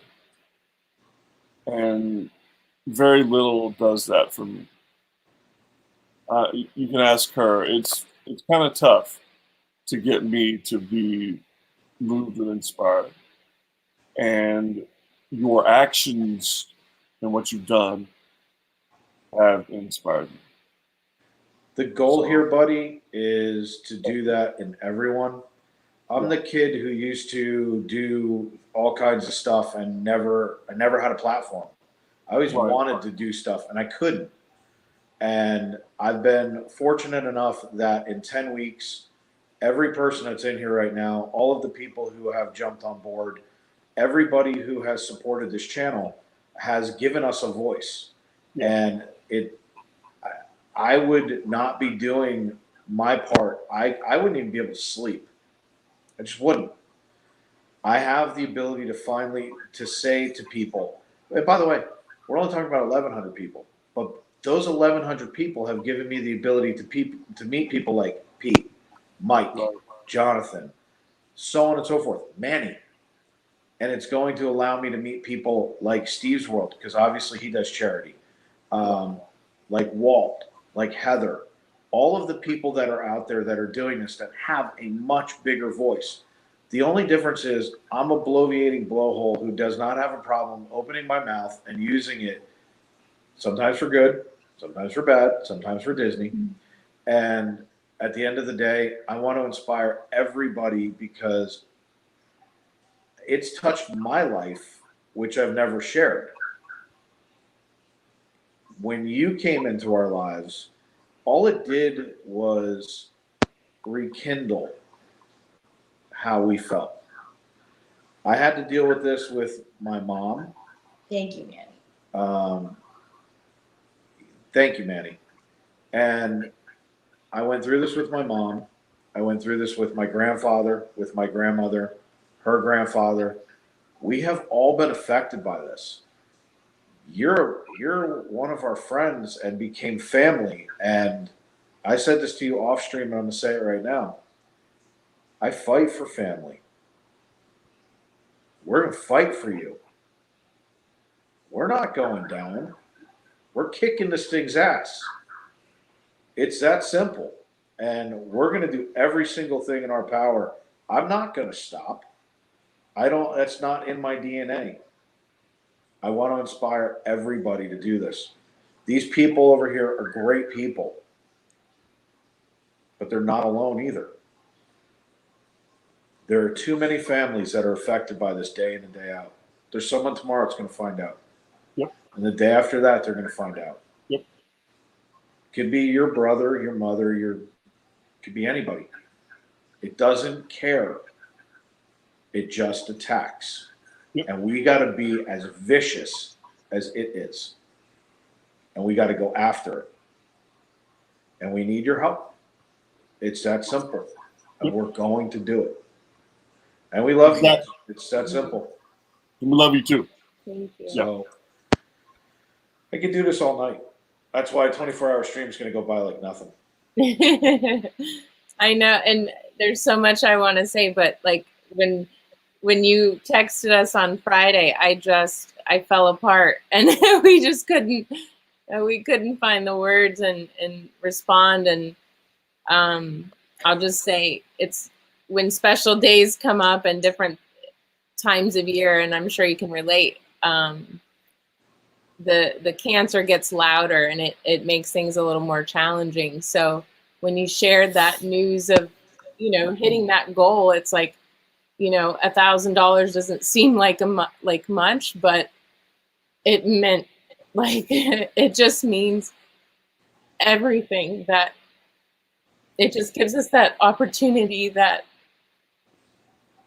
I know he constantly says it's not just about him, and I know that, but I want to be selfish and I want to give, everything I can to researchers that they can find a cure for this blood cancer that is just horrible and awful, and all the other cancers.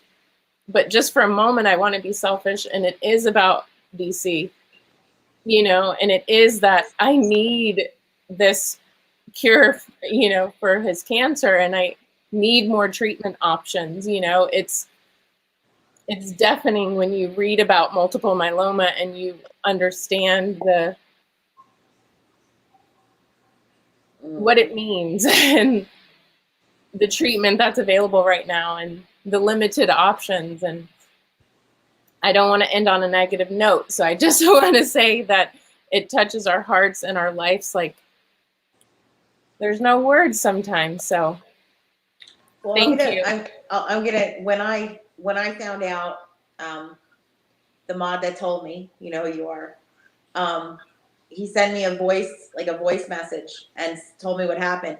I was standing on the popcorn line in Magic Kingdom and I started crying and everyone was looking at me. So it's like, We literally, like we were out at Grand Floridian because we wanted to kick off my birthday's next week. So I took a couple days off work. So we're having like a really long weekend. We're like, let's go eat dessert and watch the fireworks. Right, and I got your message and I'm like a snot-nosed mess. Like, I'm sure. We went outside to watch the fireworks and there's children and families and everybody is laughing and DC keeps handing me tissues and I'm just literally like sobbing. And then of course, you know, the music doesn't help because it's the emotion. So it was quite an evening. Like I said, it touches us more than it's just hard to frame it sometimes of how significant it is when, like you said, Dave, when your voice is able to get louder and people can hear things that, you know, I want to share so much. And sometimes I get afraid to share the realities and the darkness. And DC is so phenomenal of just saying, just share, just be open, because he's so positive. You guys know that he's just, you know, he's an extremely positive person. And I knew that was why too. Like, he was like, "Oh yes, Now, yeah." If you feel like having a good cry because you don't do it enough, come hang out with me. We can cry together. Well, I'm really good at it. Do you guys know what happened during the fireworks? I'm sorry? On our stream? Do you know what happened during the fireworks on our stream? I don't know. No. Do you want me to tell you or you want to go watch it later? I'll let DC decide. Go ahead. You share if you feel comfortable. Everybody started to basically, for lack of a better word, the chat blew up. They started saying, "This is for DC and Michelle." I put up a banner and it went underneath the fireworks that said, "These fireworks are dedicated to you two." Everything was going off. The chat exploded. If you want to just sit there and bawl, go read the chat, watch the fireworks, listen to Happily Ever After while it's going on, because everybody in the chat was crying. I mean, it was unbelievable. But how amazing, like I just, you know, I'm a heavy believer in just energies and connection, that we were literally across the water from you guys and felt that. I literally felt that energy. And like I said, like we were right there and had our little spot just across the water. And just, that's pretty incredible that we were having that same exact moment together, you know. That's pretty interesting. That's what this community is about. And when everybody started coming in and it was like, you know, this is for you guys, this is for, you know, for DC and Michelle. And it was like, I mean, you got Amanda crying right now. You're crying. Jen is, you know, it's like, this is what this does, because it's emotional. And at the end of the day, we got to stop this. Yep. You know, Jaquetta put something, I'm going to scroll back up for a second, because Jaquetta probably said, she always comes out with the one-liners. Oh, Jaquetta's dynamite. That's for every single person who's watching this video now, 6 months from now. Yeah, that's as prolific as it gets. Trust me, like Jaquetta's a sister too. She's fought this bullshit. Excuse my language. I'm sorry. I speak it well. True. And you don't know. Like, we had no idea what we were walking into. He was diagnosed with something that you get, you know, the average age of diagnosis is 69 years old. Like, Yeah. it's insane. He was 41 years old. It doesn't make sense, but that's our chaotic reality, and we're going to do it and deal with it, you know? Yep. That's just what we got to do. Yep. Dude. Exactly. Do. That's what's going on right now. And that's what we're doing. Exactly. And that's the thing is, at the end of the day, people, we have got to do more. We have got to realize at the end of the day, it's not okay. Right. We cannot just sit here and talk. And be good. Be good to one another, and just give your love to as many people as you can. Like, give love, show love, and just be good. Be good to one another. That's right. But ultimately, and I think this is an amazing spot because I'm getting this one. I'm letting her go to bed because I'm feeling her literal body. And yeah, she's tired. So I think this is a moment where I'm going to say thank you, Dave, Jen, and of course, Bella, because when she's on, she's bringing a whole different kind of light and energy, which brightens everything. So she is just as important as a doer as you two are. Absolutely. And we love her too. So, and everyone else in the chat. Thank you. I can't call you out all by name because all of you are adding to the beauty and the warmth that we feel right now and the gratitude that we have. So thank you to all of you as well. And yeah, again, and did the way you always do. I'm just overwhelmed. I really am. So with that said, we look forward to seeing all of you again. And most importantly, do or do not. There is no try. Good night, all. Good night, guys. You guys. We love you. Love you too.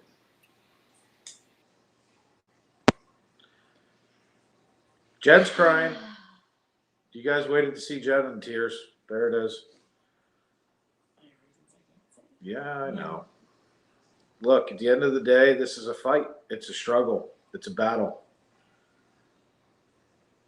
This is what it's all about. So, let's see, came in real late. My apologies. And Brian and Ian show up.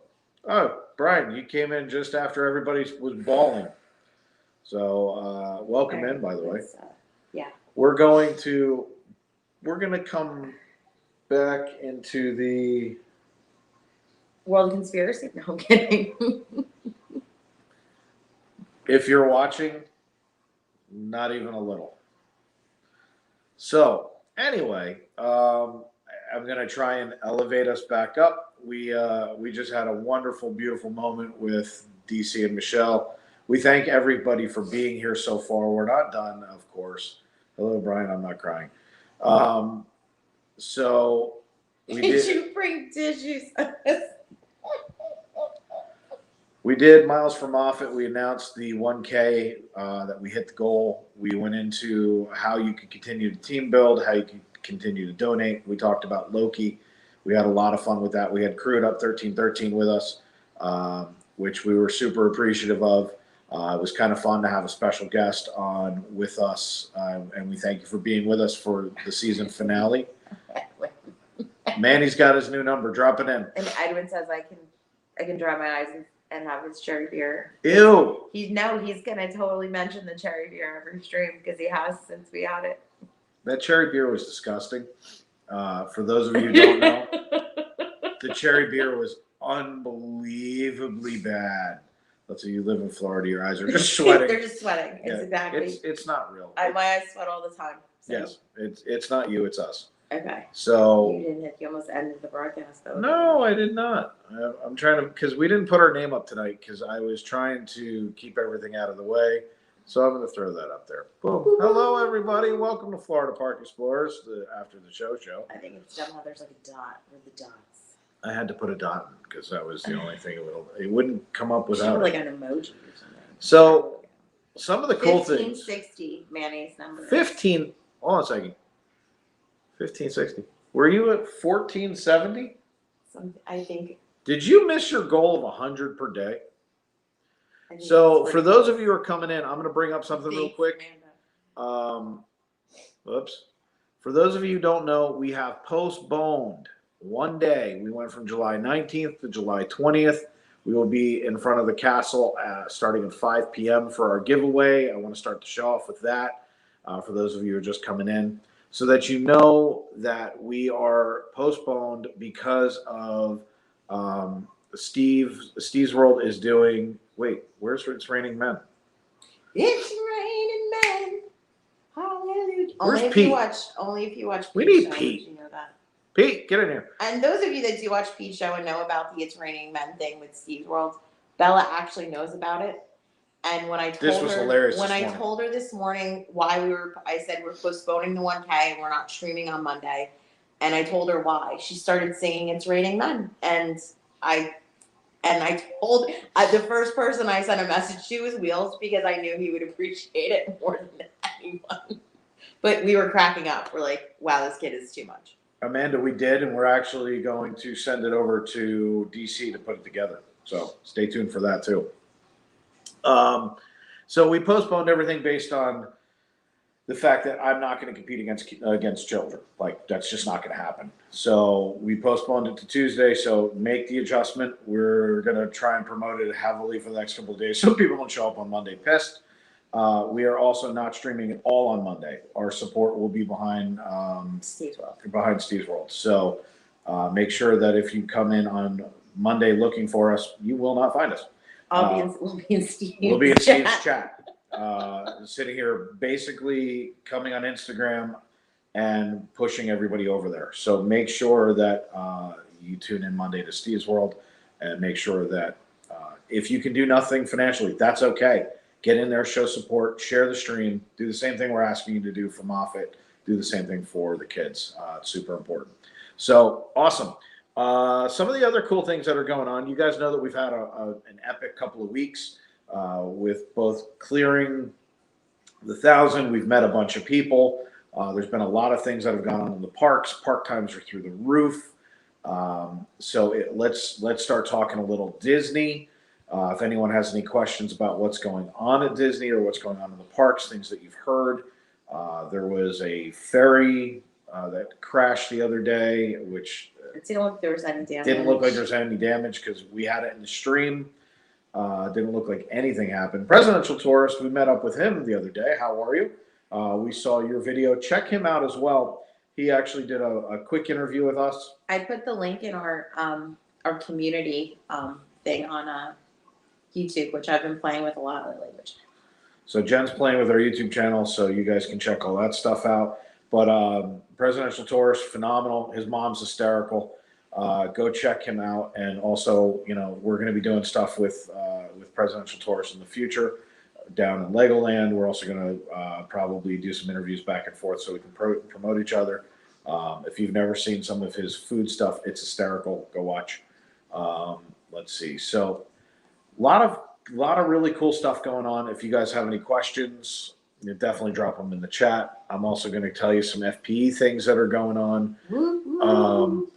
As you guys know, we finally got our merch up. The first couple things have come out. We're super excited about it. So these shirts are available. They're available in 2 different forms. You can get them in polyester, which is sublimation, or you can get it in cotton, which will be a heat transfer. You can do either one. They come with free shipping. So when you see the prices, don't think it includes, that shipping is on top. I will tell you that the coolest thing in the world happened today. Theme Park Lifestyles reached out to us to tell us he came up with a new prototype. I'm going to share it with you guys right now. It'll be on Instagram tomorrow. I'll probably have it listed in the store by Monday. But this is the new shirt that he has mocked up for us right here. And you may sit there and say, well, what is that? The sleeves have our map print. Show the close-up. I'm going to show the close-up, but I wanted to show the faraway shirt. Is that like a women's shirt? Because it looks very form-fitting. I don't know. But as you can see on the arms, look at those sleeves. Those are the maps. How cool is that? And there's the total shirt. Now it should make sense. So some really, really cool things we're going to be selling. David, you got to get rid of the shirt. Thank you. All right, so we have, Adam showed up. The bomb is Asking here. about rayon. Yes, they're 100% rayon. So Manny asked about masks indoors now at Disney parks. I don't think they've made that announcement yet. So here's what's happened. Orange County came out and said we spiked again with COVID.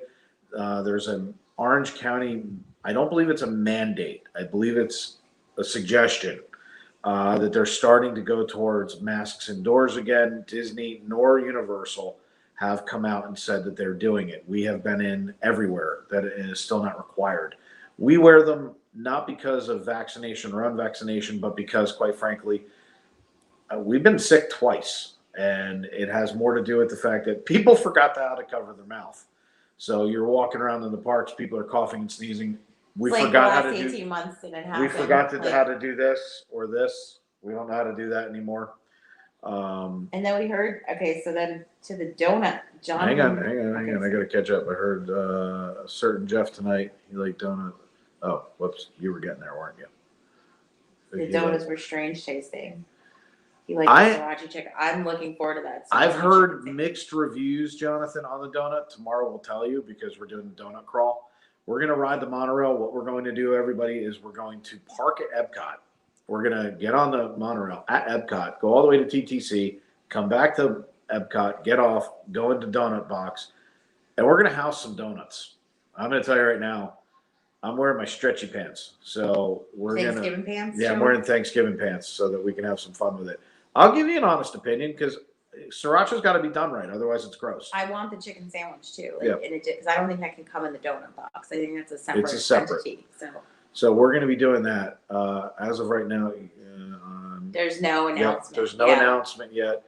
Please tell me you got the song queued when Steve. That would be hysterical. That's really funny.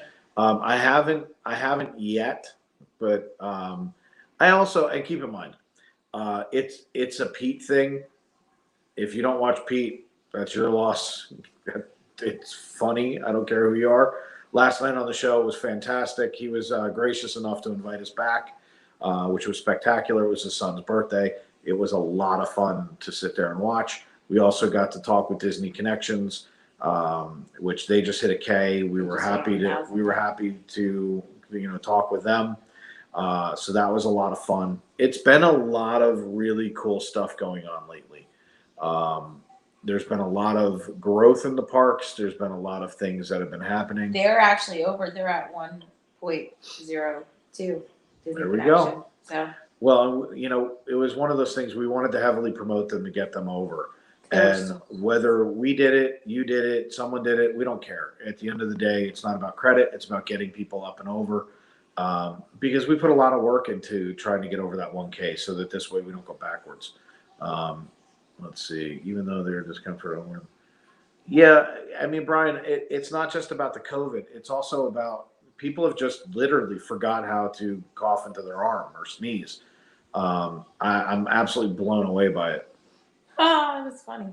Are you surprised how quick to make? Presidential tours, I'm surprised with how fast they changed everything. We went from there's got to be an abundance of caution for 2 weeks, everything we do, to it's a free-for-all, and literally every single person. I have been hit more in my backpack than pre-COVID.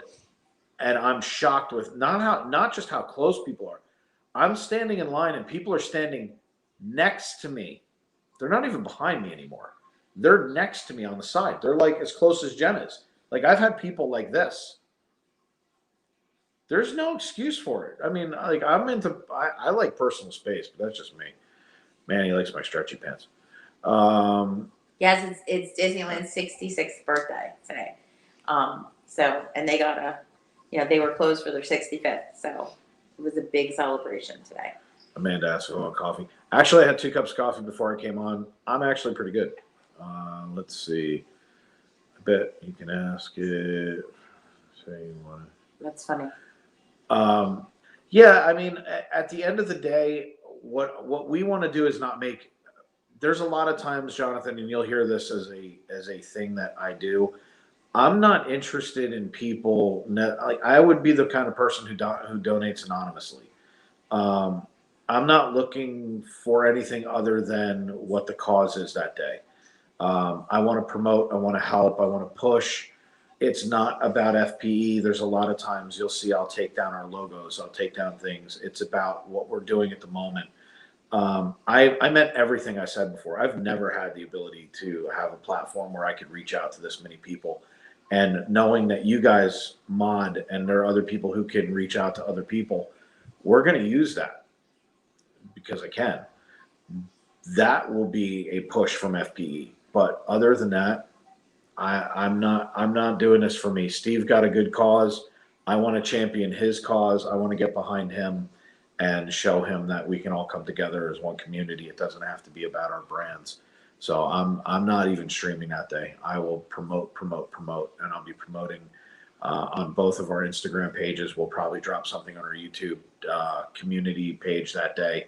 But that won't be an FPE thing. It'll just be to let everybody who would be tuning in, because we're normally on Monday, know that we're not there and what we're doing and why we're doing it. So, I mean, we met Steve briefly, but we don't. We met him for 15 seconds. He gave me 22 subs in about under half an We had a hour. lot It was of- unbelievable But how he's fast super people nice. popped over. Yeah, they were super awesome.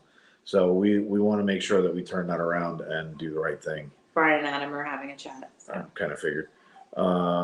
President Shore is going to try the donut box he had said. Yeah, I can't wait. Yeah. Especially for the cost. Some people have gotten so close to me at Disney sometimes. Yeah, and that's the thing is it's disgusting. Waiting in for. I'm sorry, that was just funny.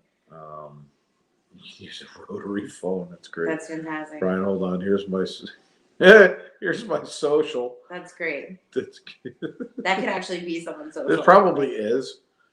Adam, hey, when you want to do that, you got to put 3 zeros. Dave, just get the spray. You know what he's talking about. Yep, I know exactly what spray you are talking about. I'm working on it, by the way. Let's see. It's oh my gosh. Adam wasn't. It's like a phone number starts with 5. Well, if you watched yesterday when we walked into the hub, like the amount of people that were there was like. So, look, everyone has their own values and opinions. That's why we don't share them on the show. We just kind of let everybody do their own thing. We advise as to what's going on, what we see, so that you can do what's right for you. Our family, it's very simple. To me, I don't want to get sick. It's not COVID sick. It's just sick in general. Like I don't need somebody's upper respiratory from Montana. I don't need someone's sinus infection from Vermont. That's what it's about.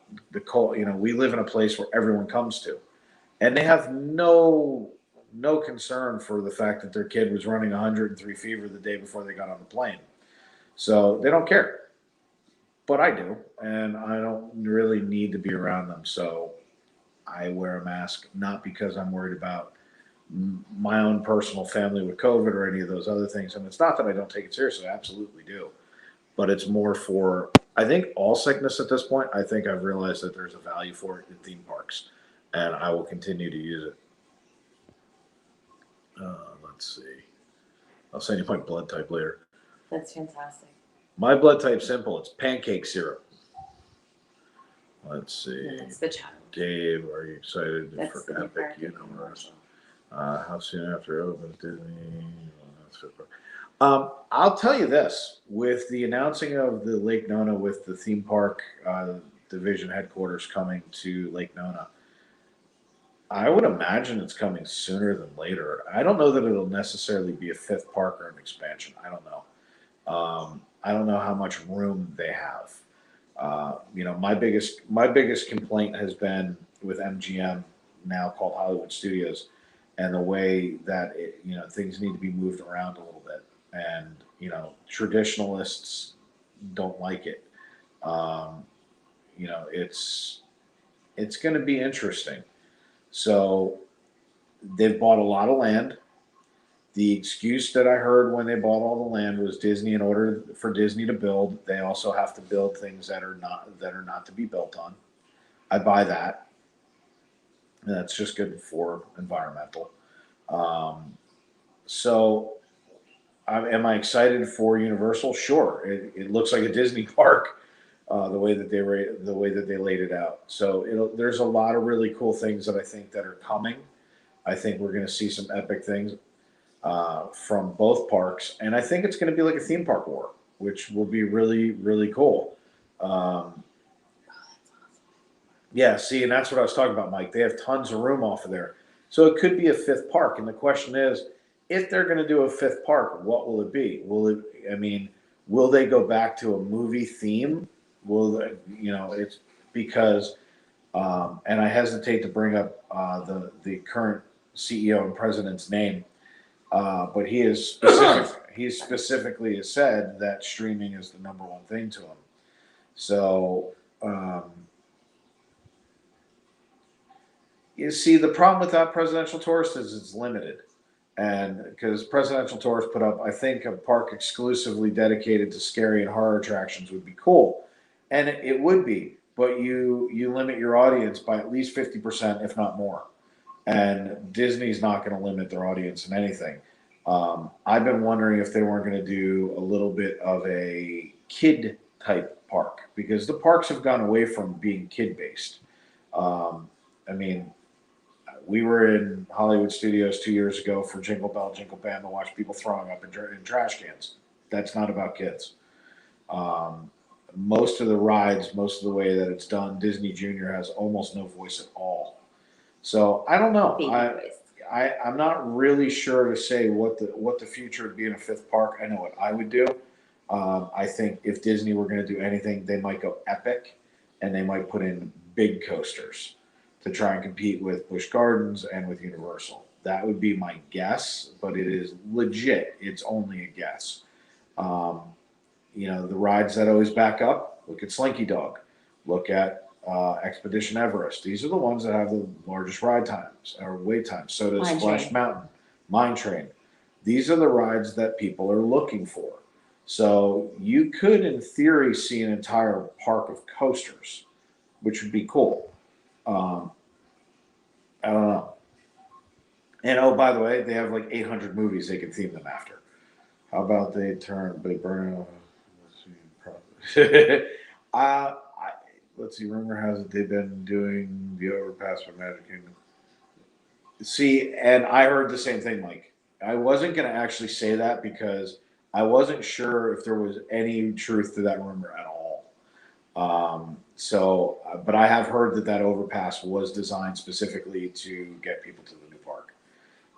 And I think we're going to hear an announcement about it at some point. Let's see. No, whether Nino, I don't. They're not going to stop fireworks at this point. This train's left the station. If they did something stupid right now, they've lost so much money. They're not stopping. They're reopening. You'll be at 100% capacity by October 1. Anyone who says different, I challenge that.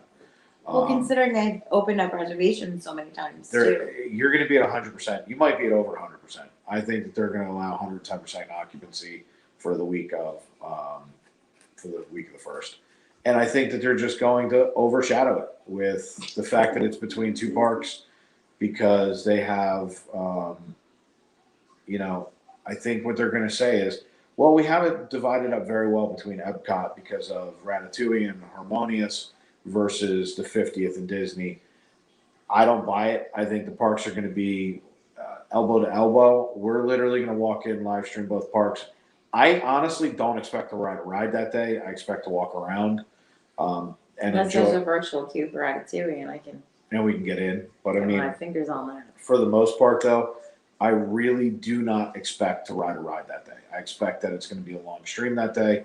We're probably going to go on sometime around noon on the 1st in Epcot. And especially if Epcot's still opening at 11, I doubt that'll be the case on October 1st. But we'll probably be on noon that day, and then we will only be in Epcot for a short amount of time. And then we're going to make the hop over. I don't know. My biggest concern with Magic Kingdom is the park gets to capacity. and they closed the park like they used to do on Thanksgiving and Christmas when it hit, when you couldn't even move. But they used to in the morning, then reopen it in the afternoon. And if they do that and we can't get in, then that would be atrocious. I've heard October 1st. That's for the club coolies to answering. allow more than 75. Yeah, see, Mike, I think the only thing with it is that with it being so far out, I think right now, my personal opinion is they're going to throw caution to the wind and say, screw it. It's the 50th. They're going to just jam everybody in. They know that they've got a very, very limited window where they can hit the kind of numbers they want. Because cases going back up. You know, the only problem with the numbers when it comes to the cases is, at some point, it has to become managing this issue. You know, and that's a whole different conversation. But there has to be some kind of personal responsibility at some point, and that's my own personal opinion. From somebody, by the way, I've been in the park for over a year. Over a year. We went in for annual pass holder day on July 9th. And then they reopened a couple weeks later. We've been in the park for over a year.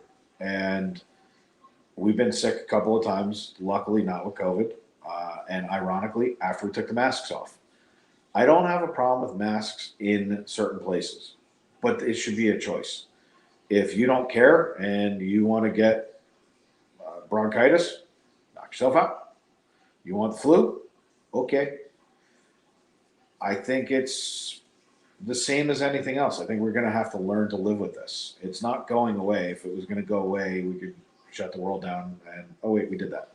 But I don't know. I'm not an expert. I'm a guy who goes to a theme park and I hold a camera. Jonathan, I think Creation Shop is cool. For Club Cool will be opening. Yeah, I don't know much about it. Mike's probably way more up on it than I am. I have no idea. I would guess fall would have been my guess because I haven't followed it that closely. Do you think Tron is on track with progress already? It will not be open October 1st. I can tell you that's a fact. Looking at it, there's no way. It has nothing to do with that. It has to do with timing. Yeah, there's no way. They're not going to do it because what Disney, in my opinion, and again, I look to Wheels and Jonathan, who I know also hear from the other ones and also are in the know. This is, again, my opinion. With there being the November or October 1st for the 50th opening, people are going to come. And what we're going to start looking for is that second or third cycle, as I've been talking about, for vacations. So the way to do that is to bring in Guardians of the Galaxy, bring in Tron. Those are two rides, two different parks to break it up again. And to do that, in my opinion, would be sometime in the summer. Now, everyone keeps saying end of 2022. I think it'll be before that because they're going to want to try and tie it together. Keep those numbers ridiculously high. Then you have the Star Wars Hotel. You're going to start seeing these things tie in, and they're going to deliberately break them up so that every 6 to 8 months, they're going to be releasing something to push that park capacity as high as they possibly can. Virtual queues, if they could get it right and not use the most complicated system known to man, would make it more beneficial and make it so that we can go around the park.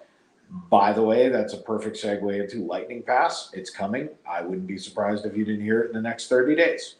If you've been in the parks lately, they're atrocious. I'm not waiting an hour for Winnie the Pooh. Sorry. And it's going to be very hard to make somebody pay $180 for a hopper pass to do the same. When it's 90 minutes for Space Mountain, like, what? So, you know, that's kind of the point is you can't ask somebody to have that much money invested in the day and get on 5 rides in 100-degree heat. It's not going to happen. You're going to have people who are more affluent that would pay the extra $100 per person. So a family of 4, they just gained another $400. I don't know what they're waiting for. I got to be honest. I'm surprised they haven't released it already. Let's see. They don't want to compete with rides. Well, Iron Gaza is at Busch Gardens, actually, and SeaWorld is what the Icebreaker, which is still sitting there ready to go. Yeah, Icebreaker and hasn't it's even not opened. yet. And Iron Gods, I think, has been pushed back too, from what I understand. It's kind of just sitting there idle too. But yeah, they're just the Velocicoaster opened, and like every other park's like, oh, I'm not open. Well, the simple truth is I have talked to people behind the scenes at SeaWorld. I can't get a straight answer as to why Icebreaker's not open. They're no longer even testing. Good night, Manny. Manny, have a great night. Have a good night. Need to give meds to the cat. That's not something I expected to hear tonight. Hey, Manny, thank you for everything you do. Keep growing. Go support his Disney group. It's fantastic. Facebook group. That's what it is. Yeah. But you know, the simple truth is the people who have the ability to buy the Lightning Pass are going to buy it.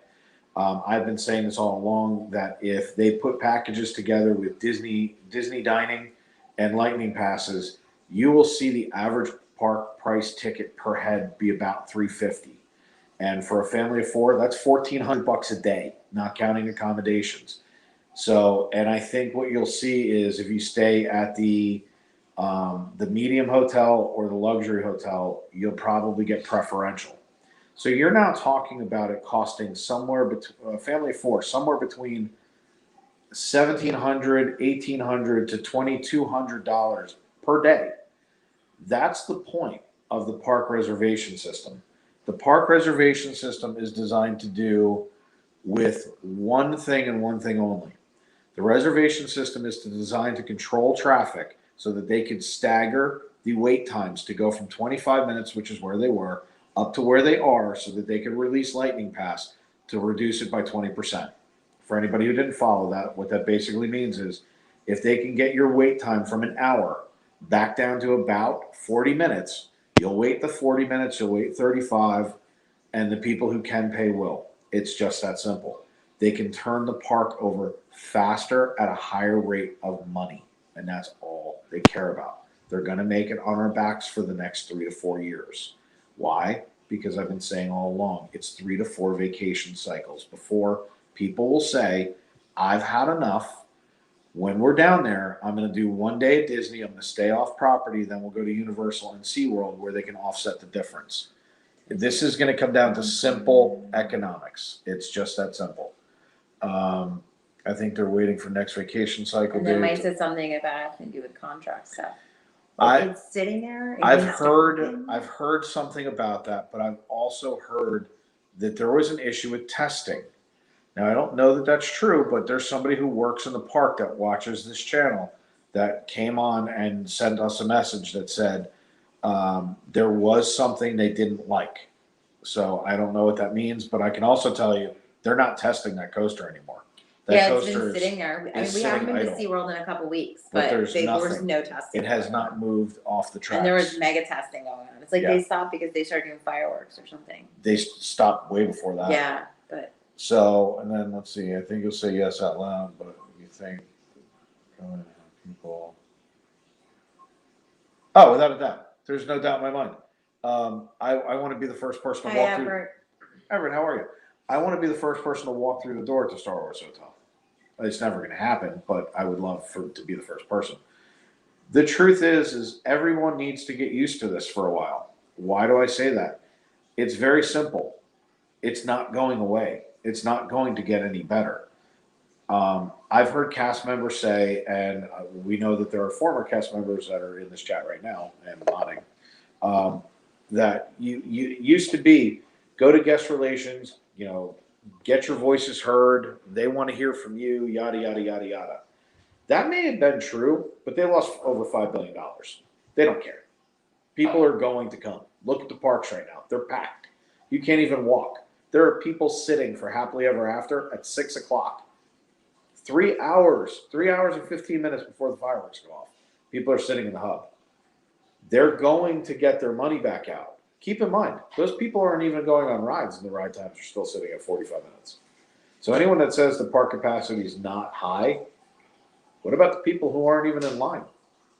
They're not in line for food. They're not in line for anything. Ride times are through the roof. So what's next? Lightning Pass. This is simple economics. So you're going to absolutely see Either deal with it or don't go to Disney. And that's it, Jonathan. And that's what it's going to come down to. So in the beginning, the people who haven't had that moment where they've walked back into Disney and burst into tears, and there's hundreds of thousands, if not millions of those people still left in this world. By the way, UK can't even get here yet. So what are you going to wind up with? You're going to wind up with at least 2 more years of this. You have the entire 50th. If anybody believes that the park's not going to be packed, the entire 50th, you're out of your mind. You've got 2 parks that are going to be packed. People haven't seen Harmonious. People haven't seen the new fireworks show for Disney. They haven't seen Tron. They haven't seen Guardians of the Galaxy. They haven't seen Ratatouille. They haven't seen any of the things, and Epcot's under construction. This is all by design, plain and simple. They're going to milk us for years. And then at some point, the laws of economics are going to balance themselves back out. Right now, demand is through the roof. Therefore, they can charge whatever they want. And they're going to. And now let me go and say something that's even more wildly unpopular. Because if you thought that was bad, let me go ahead and drop the next bomb. You think annual passes, when they come back, are going to be affordable? Are you kidding me? Good luck with that one. By the way, these actually come with a date night, because they're gonna take you to town. Like, anybody who thinks that annual passes are just going to come back and here they are, they're affordable. Good luck. I'm just happy that we grandfathered in for a little bit. They may not even honor that.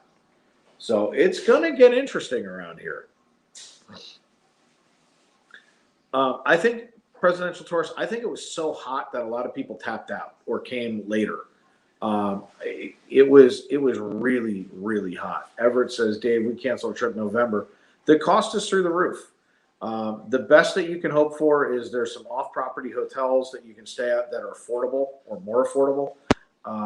But you lose things. Like, for instance, if you can't get to the parking is $25 a car. So, I mean, it becomes outrageous. So, I don't know. I will be avoiding Disney World on the anniversary week. And a lot of people who are locals will. You know, the people who are live streaming, the people who are vlogging, I can tell you right now, we'll be there. I don't really have a choice. I've already burned my pass, by the way. That's why we only have 2 reservations. It's all marketing. Disney's not trying to compete any large coasters. They're making monies. You know, there's something to be said about it, Edwin, but at the same time, look at the direction in which they're heading. Guardians of the Galaxy is going to be an indoor epic coaster. Look at Tron. They are kind of tipping their hand that they can take really cool rides, coaster rides. They're trying to compete against things like Hagrid. You know, so what they want to do is show you that they can do it too. And I think they're going to. I think what they're going to show is that, you know, that they can put out there some big rides. There are some big movies to go along with those rides. So I think you're going to see it. I think you're going to see something where the next theme park will have at least 2, if not 3 epic coasters. I think that they have to.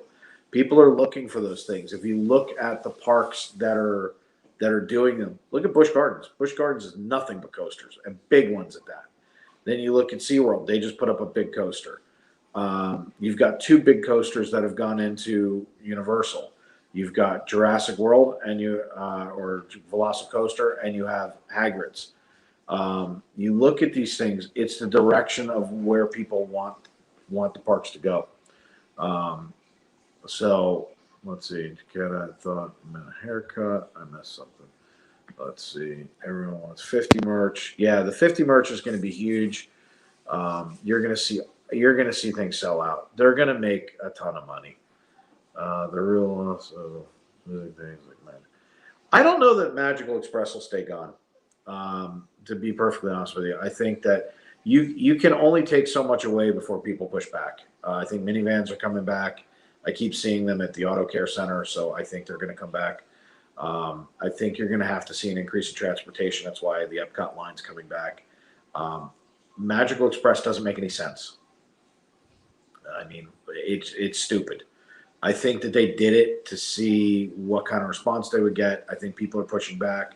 You're going to start seeing land and sea packages come back. They need the buses. So they have enough issues with transportation as it is. yeah, they're having a bad time. And by the way, for those of you who don't know, Wheels got us out of a situation last night. We jumped on the TTC bus, which, by the way, is not even a Disney bus. It's an Academy bus. And it took us over to TTC. Luxurious It was bus. phenomenal, and I would highly recommend if you come out of the park late or right off the bat. Bella said, "Is this like what it's like to fly on an airplane?" It was really funny. So, you know, I mean, I think that that's what we look at is Dave, give or take down, give. No, the prices aren't coming down. Prices are going up. Prices across the board on everything have gone up. Mickey pretzels are $1,400. A pop costs you $7,000. I mean, it's just not going to happen. They have a limited window to make their money back because what choice do you have? As Jonathan said, you can go to Disney or you don't have to. You guys canceled a trip because it's too expensive. You're not alone. There's too much of this going on, and they're going to milk it with both hands. And to be honest with you, from a business standpoint, I would do the same. But you have to remember, you're beating up the people that you want to come. It's kind of counterintuitive, but they're going to do it for a while. And we as people will eventually push back. And that's when you'll see it happen. Park attendance will level out or go down because people will say either Universal's opened or if they come down on vacation, they'll say, I can stay off property. I can go to Universal one day, SeaWorld another day, Legoland, or go hit some other attractions and Disney's going to start to lose money. Well, and that'll happen. everyone that I've known that's come down to visit, like not just different people, their biggest complaint is the transportation, like from the resorts to the parks, and also the going back to airports or whatever. I was talking to someone who came down here, and they specifically stayed at the resort by the Skyliner, so they could take the Skyliner to Epcot and to Hollywood Studios. But because of the weather, they had to bus it, and they had to wait for the bus. Like Yep. they're like, we spend more time waiting for buses, Yep.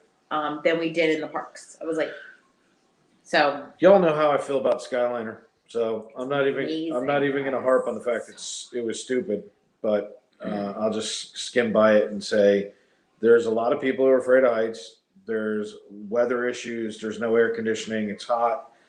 It's crashed 3 times. It's stupid. That's just my it seems personal like it's opinion. gonna crash every time it comes into So- the station, But that's just me. I won't ride it, and I'm not going to fault anybody else for wanting to fall and plunge to their death.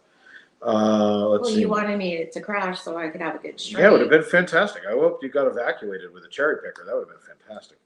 Magical Express, be gone. Mirrors. See, I'm kind of torn about it, Mike. I mean, at the end of the day, Yeah.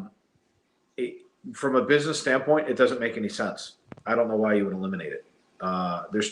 You can only take so much away and continue to charge more before people won't pay for it. And it's such a limited amount of money. They should reduce their schedule. Maybe don't run it as much, but I think it's stupid to take it away entirely. Either that or open up the minivan service to the airports. That would be the option that would give you a great experience.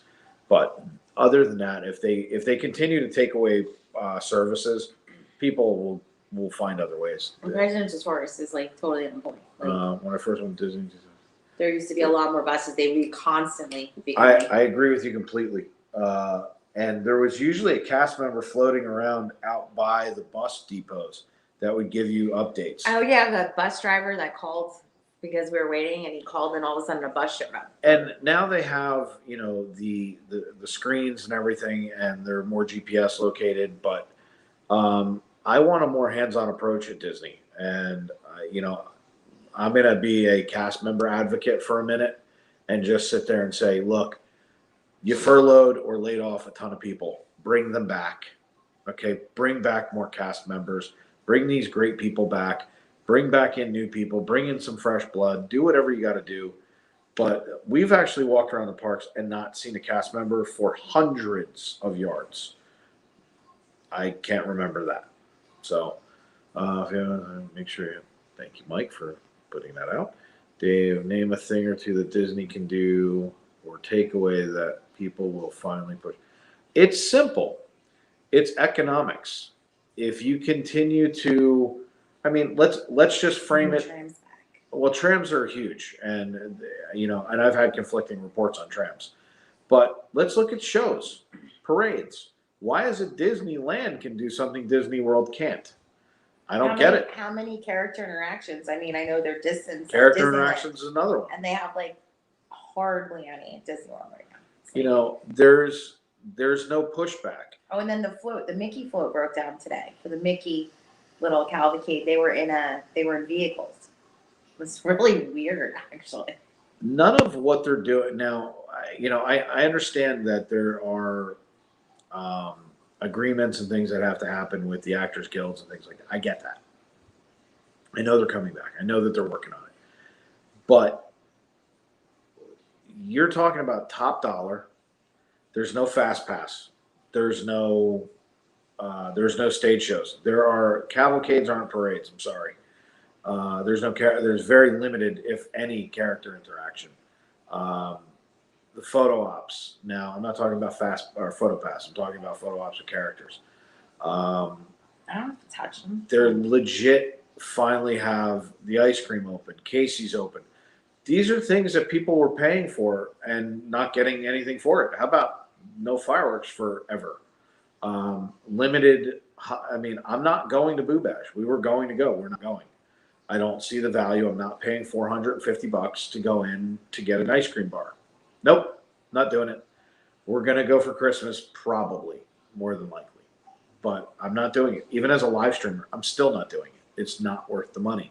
So there's somewhere where I'm going to push back, and they've lost my business. They lost the $450, which is probably $600 by the time it's all said and done. But they lost that money for me because they priced me out. But we'll pay $50 for the two of us to go SeaWorld, but not. Yep. And I'm going to SeaWorld. I'm not doing it. And we're going to live stream, what is it, Halloween. So, the crazy not going to happen. Sea monster. We love it. However. There has been a time. What? However, the SeaWorld thing, and this is just that you're not allowed to dress up going in.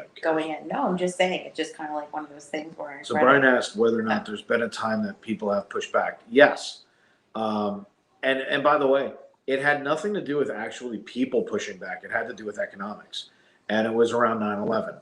When 9/11 happened, what is now Art of Animation was supposed to be the second hotel in Pop Century. And because they were in the middle of building and the economy took a dive, they had to pull back. There have been instances where economics has dictated. And this is them pushing back against what happened over the last year, being dictated to as to how they could run their business. So there's always a pushback. Wheeler has some insight coming up, regarding what you were saying. I'm coming. I'm catching up. So let's see. I think Disney should pay you streamers. Let me tell you something, Jedi. It's going to go the other way. It's not going to be them paying us for promoting the parks. They're going to institute a vendor's license. And my only question is, when they do it, does that mean all my copyright warnings go away? Because I'm getting sick of them. And Jonathan, we love the minivans. I know they're like. Let me tell you something. I love the minivan. If they would do it so that it had a radius, my house would fall into it, and I would take the minivan to and from my house. I would do it every day. Oh yeah. Every day I would do it. I love the service. Phenomenal. The cast members that are in it are great. They have the best inside knowledge. Love the minivan. They need to bring it back immediately. The Skyliner is safer than flying statistically. I'll take your word for it because I'm not doing either. You know, it's statistically. Adam's saying it. You know what's statistically safer than both of them? Not going on them. Walking. Everett, welcome to the club. You and I'll drive. The repercussions of COVID is what's driving up the prices. Absolutely. At some point, though, it will bounce back out. Everything in this world will bounce back out. Good night, Amanda. Amanda, thank you for being in. Sorry I didn't see it sooner. Good night. Bring back cast members without a doubt. David, maybe it's inflation. Oh my gosh. The only thing that's inflated is Bob Chapek. I miss meet and greets. I do too. Yeah, it's going to start out as 2,000. Edwin, they're going to be in Lake Nona, and they're actually bringing the I keep forgetting the name of it. It's the theme park development headquarters. Yeah, it's a good move. It tells you that the 5th park is coming, by the way, because they've moved there out of California where they don't have the room to expand. Entertainment wise, for parades and all, 50% work. Yeah, and oops, I skipped ahead. I think once the college program comes back in full swing. Yeah, no doubt. And Mike, I agree with you. You know, and that's the thing is, there's not a lot of interns, there's not a lot of college programs, there's not a lot of the things going on, and I get that, but at the same time, you have to, from a business standpoint, and I'll put it into something that affects every single person that's in here. Gas. If gas went to $10 a gallon tomorrow, and you had a car that got 8 miles to the gallon, would you drive it as much? No. Would you trade it in? Probably. Would you take a higher car payment to offset the fact that your gas bill is less? Yes. Everything is dictated by cost in our world. It's just that simple. And Disney is going to hit a tipping point, just like everybody else. You can't expect a family that a few years ago could come in on a pass when they were promoting free dining plan, and it was, what was it, 3 nights, 4 days was $1,200 for a family of 4, $1,600. I don't even remember, but it was ridiculously affordable. You could come for almost a week for $2,000, and that included your food, your hotel, and your tickets. They're going to do that in a day. Put that in perspective for a minute. It's going to be a day. So what is the motivation for Disney? What is the motivation for Disney to lower the prices? They have no intention of doing that. They could turn the room over faster, make you pay the same amount, less food, less waste, less garbage, less everything, same money, higher profit. There's no incentive. There's no incentive whatsoever. And as long as they don't also have to provide all of the other expenditures, they're making more money in all actuality. It's just not there. There's no way. Let's see. Good night, everyone. One more question. Do you think Virginia State will?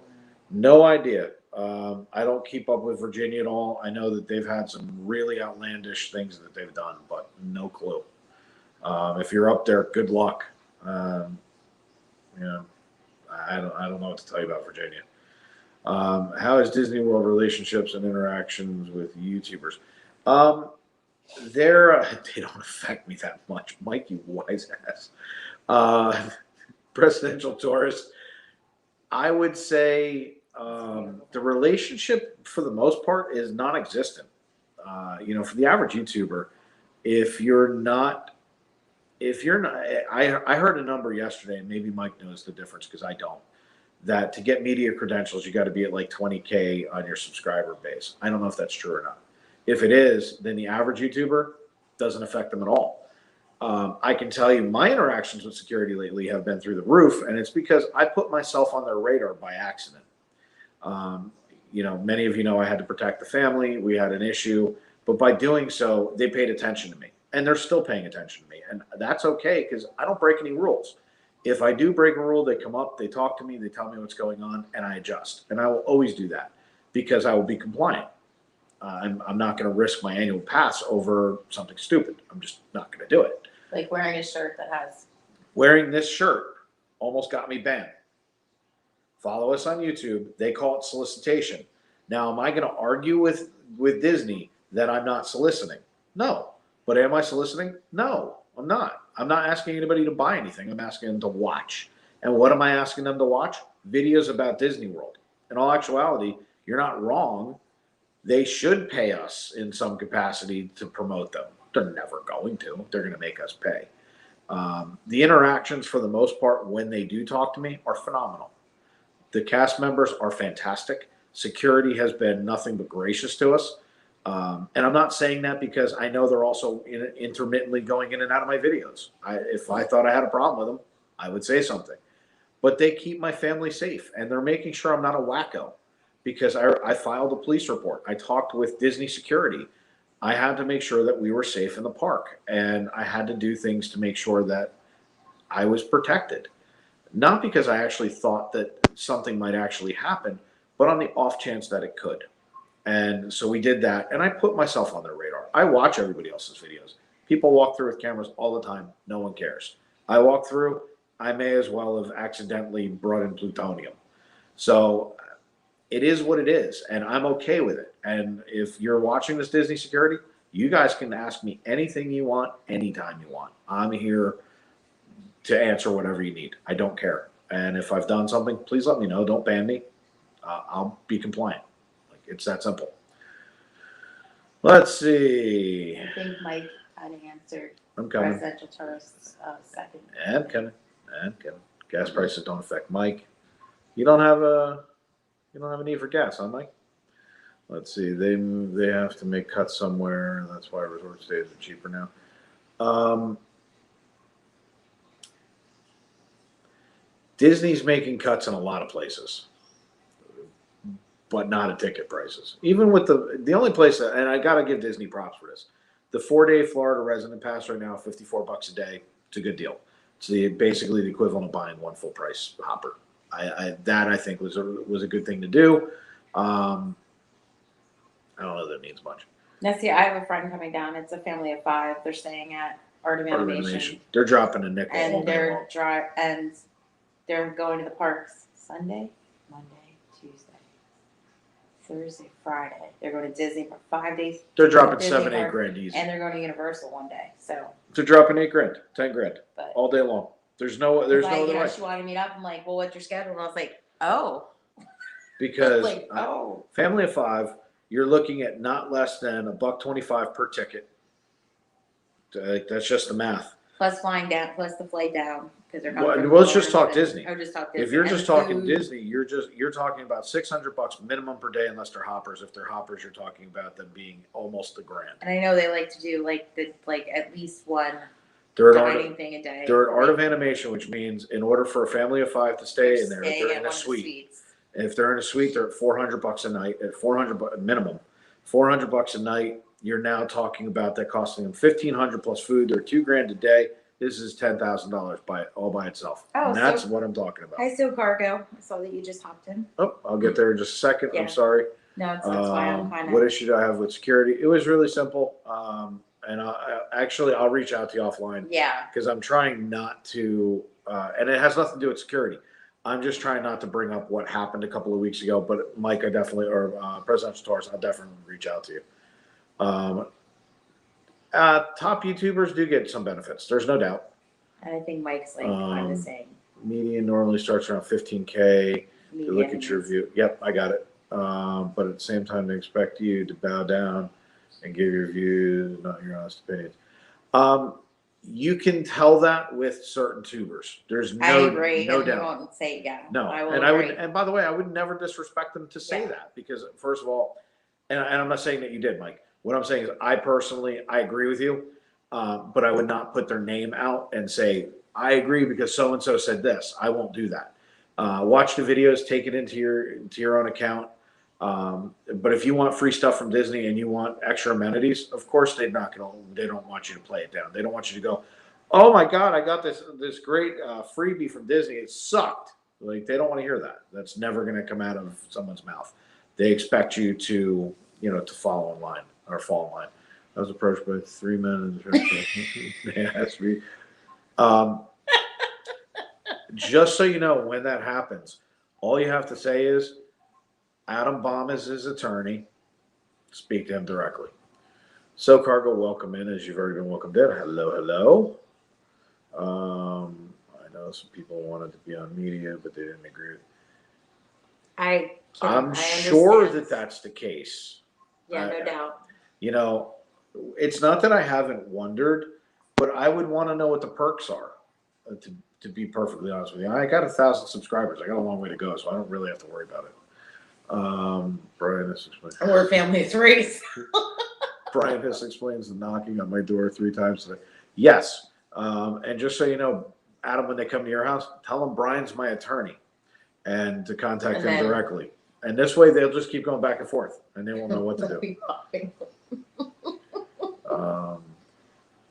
How's my neighbor doing? Hello. Let's see. Presidential tourist media does not get that much special treatment.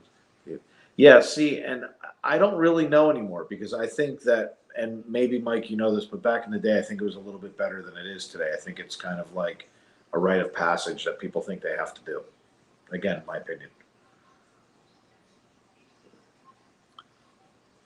And there's Theme Park Lifestyle, everybody. If you haven't seen, since I know he's sitting right here, look at these. Look at these shirts. These are beautiful. Look at the sleeves. He figured out how to get our. He's got the arms covered with our maps. I love this shirt. I absolutely love it. They're going to be online here shortly. So, but anyway, back to Theme Park Lifestyle. What he said because it's true. Back in 1995, resident ticket 3 hopper, $99. And now the best part is those were lifetime tickets. They didn't run out after 2 weeks. Oh yeah. You could buy a hopper pass and bring it back 10 years later, and they would let you in. Because we did that when we first moved down. You found some Disney tickets. I did. Let's go to Disney. I still had Disney tickets. A really tickets. good deal in a hotel, and it was fantastic. State of the Caribbean. I really want the Catcher of the Rye. I'm good. Oh, here we go. Catcher of the Rye, Dave. I enjoy something about. I'll forget my copy. Sorry. You have his address? Let's see. Whose address? He said I enjoy sending Bob JPEG my money. Program activated, must eat pork. Let's see. I'm not an attorney, but I'm certainly vocal. I'll defend you. Work for beer. By the way, stay away from the cherry beer at the Germany Pavilion. It tastes like. Have the grapefruit, and we're good. The grapefruit is phenomenal. Cherry was disgusting. Absolutely disgusting. Let's see. Yeah, it is clever. You gotta watch. You gotta. Let's see. For example. Wow.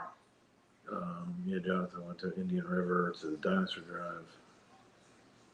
Wow. That sounds like an adventure.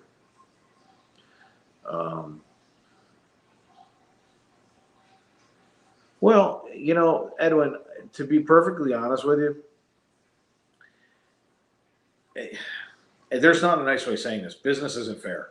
And people who promote in a positive way are going to get more positive results. I mean, I can tell you that when my business was open and we had certain clients that promoted the heck out of us, they got discounts. Why? They brought in tens of thousands of dollars worth of business. So I gave them things, not necessarily to do it, but to say thank you. Now, it depends on how you look at that. It would be, they did something, I did something, or did I do something and they did something in return? And that's where it depends on chicken or the egg, which came first. If you do something and Disney rewards you for it, that's different. If Disney rewards you and you do something to change what you're doing, that's being bought. Now, again, if Disney came up to me and said, you're at 1,100 subscribers, however, your growth is phenomenal. We love your channel. Your content is great. Your kid is beautiful, and we want to premiere you guys on Disney Parks blog. However, you can't do this, this, and this. I'd consider it. I'm not going to tell you I wouldn't. It depends on what the this, and this were. Everything is about the choices that you make in this world and what are you willing to give up. Do I want to be infamous and have 150,000 subscribers? I don't know. I haven't actually considered that. My initial reaction would be to say yes. Why? Because it would be fun. But I also see the fact that the chats for Resort TV 1 are ridiculous. They don't have personal interaction with people on the level that they used to. And I enjoy this. So I don't know how to answer that. But I will say this to you. If it gave me the exposure so that I could do this solely and make a living off of live streaming so that I didn't have to do anything else, I'd consider it. because at the end of the day, I like doing this. I like talking with you. I like to hang out with you guys. I like to have the ability to do things where we can affect change. I like this aspect. I like the platform. And I enjoy going to the theme parks every day with my wife and kid. I have been in the corporate world for a long time. I've worked around the clock. I've built businesses. I've done all these things. And sometimes at the expense of my wife and kid. COVID did change it so that I could have more time with my family. I've enjoyed that. And coming out of it on the other side of it, I don't want to give it up. So depending upon what it is, I would be curious. I've been trying to sit here and figure out, how, many of you may or may not know, we're now offering sponsorship to the channel. I put it on Instagram today. Whether they're in real estate, if they have a house and they want to promote it on the channel and they want to do these different things, I'm in favor of it because I want the channel to make money. I just don't want it to be necessarily a tit for tat. I want to be able to provide a service. And I think that if we're reaching enough people and we're doing things that maybe there's a benefit to businesses or people who have businesses. So that's my only opinion about it. So you have water park tickets from 2003 that has no expiration date. That's freaking awesome. How much you want for them? They're in Canada. Are they Disney water park? Oh. But just the I was fact gonna say, that if you have Disney water park no tickets, expiration, that's like really cool. there could be a bidding war right now. Like I'm not going to tell you that there isn't. Let's see, bitter beer face. Oh, so bad. That was the most disgusting. It wasn't bitter. It was just gross. It was absolutely disgusting. And Adam, the grapefruit beer though is amazing. And let me tell you something. I like beer. This was the best And beer you're I've not. ever had. In theory, you're really not supposed to have grapefruit though. Because of the Maybe that's what was wrong. maybe that's what was wrong. Like I just somebody said something. Oh. I think Lorna said something, and I just kind of clicked it in my We're head. gonna have to look at that because if I can't drink that beer, More for me. I'm sorry. It's 2 a.m. I'm getting punchy. Like let's see. It tastes healthy. Let's see. I don't even bother with. Yeah, but that's kind of the point, though, is they're not personable, and I want to continue to do this. Yeah, I mean, that's the general gist. I've often said that if we ever got to be at some kind of ridiculous level, I would have 2 chats, and I don't mean a paid for one and a not paid for one. I can stream this to 2 channels. I would keep one chat open for the people who honestly are the people that have been with us all along. And then there would be for the people who just want to come in and say, hey, I came in and blah, blah, blah. And that would probably, if I had 140,000 people, I would have somebody who would be monitoring my chat. Okay, I would pay somebody to do it. And they would monitor that chat. And Jen, when she's looking at her phone, would be looking at the same chat we're looking at right now with the same people. Maybe with a couple additions, but that's basically where we would be. Let's see. Does Disney watch YouTubers to see what they're saying about them? I would probably say yes. I would say yes. Do they watch all of them? Probably not. well, a lot of we know cast members that not just in the parks, but like that work behind the scenes as well. And they actually asked, they're like, well, who's a good channel to watch? I'm like, and the truth is, a lot of them like to break stuff through us, like what happened yesterday or the day before. We got information as soon as it came out before it ever hit the newspaper. I just couldn't get out to tell everybody beforehand, but I knew about it way before everybody else did. And we appreciate when cast members reach out to us and do those things. Matter of fact, we had it happen again today. It just wasn't new news. It was also a great connection, and it's somebody that we look forward to talking to in the extremely near future. But do they watch? Yeah. Do they pay attention? Sure. Do they care? Probably not. It depends. If you're out there saying defamatory things against Disney and you're in their park, I bet you're going to have a problem. I bet. Keep in mind, it's a privilege, not a right. They can take it away from you in a heartbeat. So what are you laughing at? I'm laughing at Jaketta's comment because that's why when she Yeah. said Lauren is yeah, I know. And that's why when she said it, and I'm pretty sure it was Lauren that said it. So let's see. I stepped down from modding bigger channels, also stop watching. Yeah, I mean that's the point though. I don't want it to ever be about the money. I would like it to be where I don't have to worry about it though. I would like to do this every day, but I want to keep the personal interactions, and I know that the two become very difficult. And as somebody who does marketing, I hope that I can find a solution to both, because I would like it to be something where the channel can grow. I can continue to have great people come in and out. The numbers can get up there and do what they're supposed to do. And I can do this every day and not have to financially worry about it.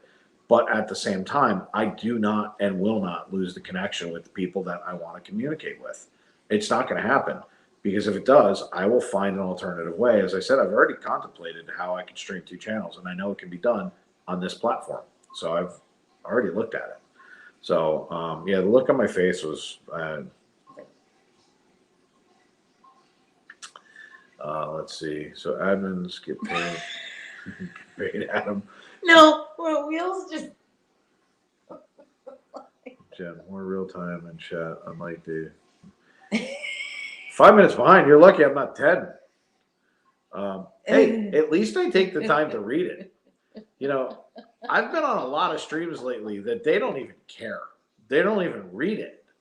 So, I always want to make sure that, that I do read everybody's chat. I may fall a couple minutes behind and then I speed through, because then there's some idiotic statements from like Stream Elements Bot, which I love you, but beep, beep, beep. Let's see. I love Turners. Turners are fantastic people. We're getting to know them a little bit better, thankfully, here lately. They were in the night we did our 1,000 right in front of the Epcot ball. And they just hit 3K They just hit 3K today. I was like, I came into the chat right when it happened. I was like, oh my gosh. It was 10 minutes for a little bit. Okay, how about 20? But basically, the long and the short is I want to be able to take the time. And I know that if there were 50 people in the chat right now, I'd be 20 minutes behind reading chat, because I'd be trying to read everything. And on most nights, just so that you guys know, like when I'm walking through the park, I'm not even reading it. She is. And she comes up and she'll say something to me, and I'm glancing down to make sure that everything is okay. If I read everything that happened, no matter how fast you are, Mike, or how fast you are, Jonathan, or Adam, or Jaquetta, or Lorna, or any of you, I would catch some of the crappy statements made, and I probably would have another people mover moment. See, the thing with Dave's screen is he can't delete anything, and he doesn't see what's deleted. Nope. So that's why I kind of nudge him sometimes, like. I see 100% of all the chat that comes in. The only thing Dave can do is block. So I can't delete a comment, but I see every single thing, and I don't know when a message has been deleted or redacted. So when it happens, Jen's kind of sitting there going, "Don't read that," or "Don't see that." Or, so when I'm not with him, I'm like, oh. Yeah. So and then I've kind of gotten to know when I shouldn't say something. But there are times like when some idiot comes in and says something stupid, and I see it, I just go off. And I mean, you guys have been there enough to see it. I'm trying to get better at it. I realize that if we just ignore them completely, they'll go away.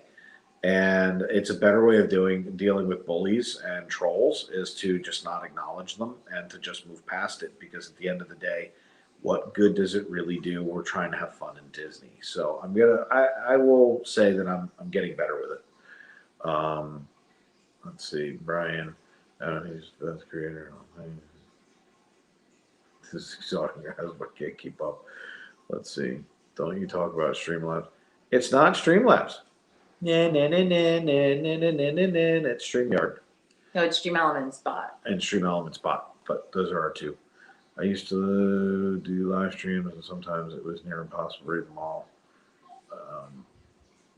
That's what I asked her. Yeah, and that's kind of the point is, if we get to a place where we need somebody to help, I'm in favor. We had 15 employees at one point, right before COVID. I'd like to go back to a place where we have employees again. I'd like to see, this aspect do well, and so that we can help grow another community and help this build. So I'm in favor. Presidential Taurus question. I can't wait. Good mods that handle troll. Yes. See, Kenna, you guys are phenomenal. You guys are fantastic. I say it night after night that you guys protect my family and keep us safe. And I thank every night I thank you guys for it, because we've had some really, really bad experiences, enough to where I did contemplate not doing this anymore. Those of you who are in the know what happened, and I did contemplate walking away from this, because as much as I enjoy it, they're more important than anything, and I'm going to keep them safe no matter what. But you guys are phenomenal. Oh yeah.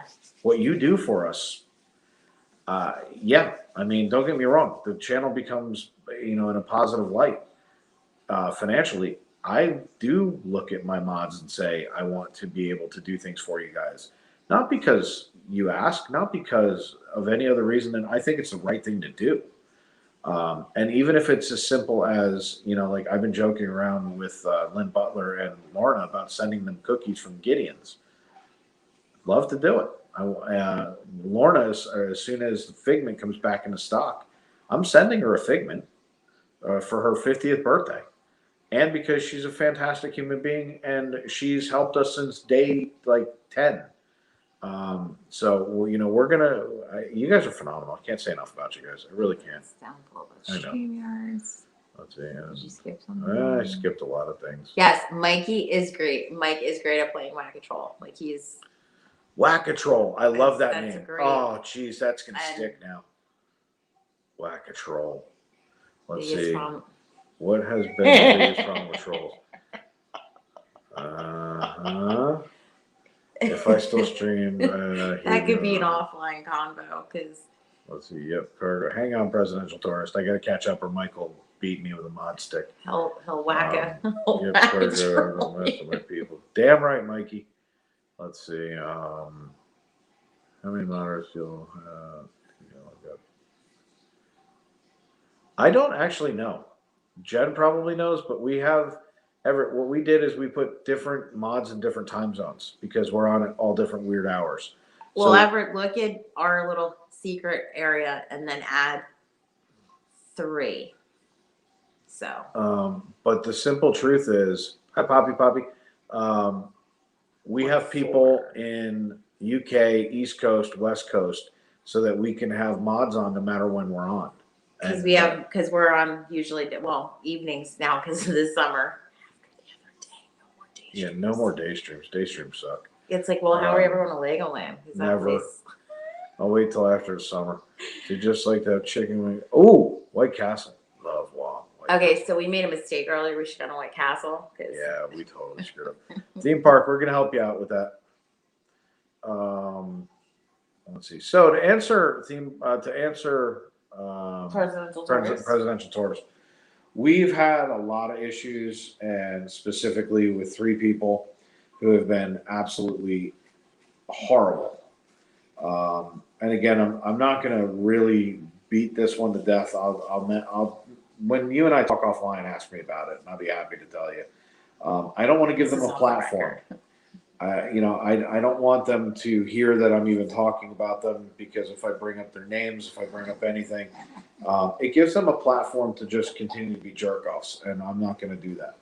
What I will tell you is Monday we're not streaming. I'm happy. Maybe we'll do like an IG call or something, and we can kind of talk about some of the things offline. But for the most part, everybody's been pretty good. But the key to it is, and I hate to make it sound like I'm whatever, but the mods that we have, we've been very blessed with. And there are some that like to pretend that they are, well, they're not pretending that they're outrageous and outlandish, Adam. But they're fantastic mods. They stay on top of things. They realize that there are certain things you do not talk about, one of which is upstairs sleeping. If we want to introduce her into something, that's our call as parents to do so. But every single person that keeps my family safe, when I say that, I'm talking about Bella. And you know, Jen's a big girl. She decides she's reading the chat. She can blow anybody out. So And then some. If she decides that that she wants to do something, she can. But the mods are all looking out for us, and they give their time day after day, night after night, and they do it because they want to, and we appreciate that. They don't have to be here, and I got to be honest with you. I wish there was a way for us at this phase to say something more than just thank you. Will there be a point in FPE's channel history that we'll be able to? Yeah. And it will be nice to do so. Theme Park Lifestyle, the best way to get mods prior to stream is do a premiere. Agreed. Without a doubt. Wheels is on Wheels point. is totally right. Mike knows everything, just ask.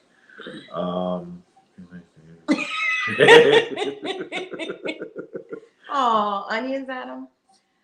I thought you already cooked. Good way to handle it. Stay ready so you never have to. Exactly. No, because So Cargo, she mods in other chats. I've seen her, and yeah, on top of things. So do the moderators get a shirt? Once I get caught up on production because we still owe a bunch of shirts. Once we get these all worked out and get things done, without a doubt. You know, I want everybody to have our merch. I would love to also, I want to highlight mods from time to time, bring you guys on the channel. As you can see, it's easy. It's easy for us to bring you on. I would love for you guys to be in merch when you came on. That would be spectacular. I know. Well, Adam's wearing his. I was going to say, Adam's got his Mickey hat on and he's in a Snuggie right now. So, let's see. I don't have nothing better to do. The mods are up. Amen, Edwin. And that's the Edwin's point. been like in our chat a lot. So, Yeah. Yeah. Jen's already been me twice. Once was me. Let's see. But we still gave him prizes. Yeah, you still win stuff. And we keep inviting you up. You just won't come. You're like the best family member in the world. You're the family member we continue to invite, and they go, "Nah, I'm good."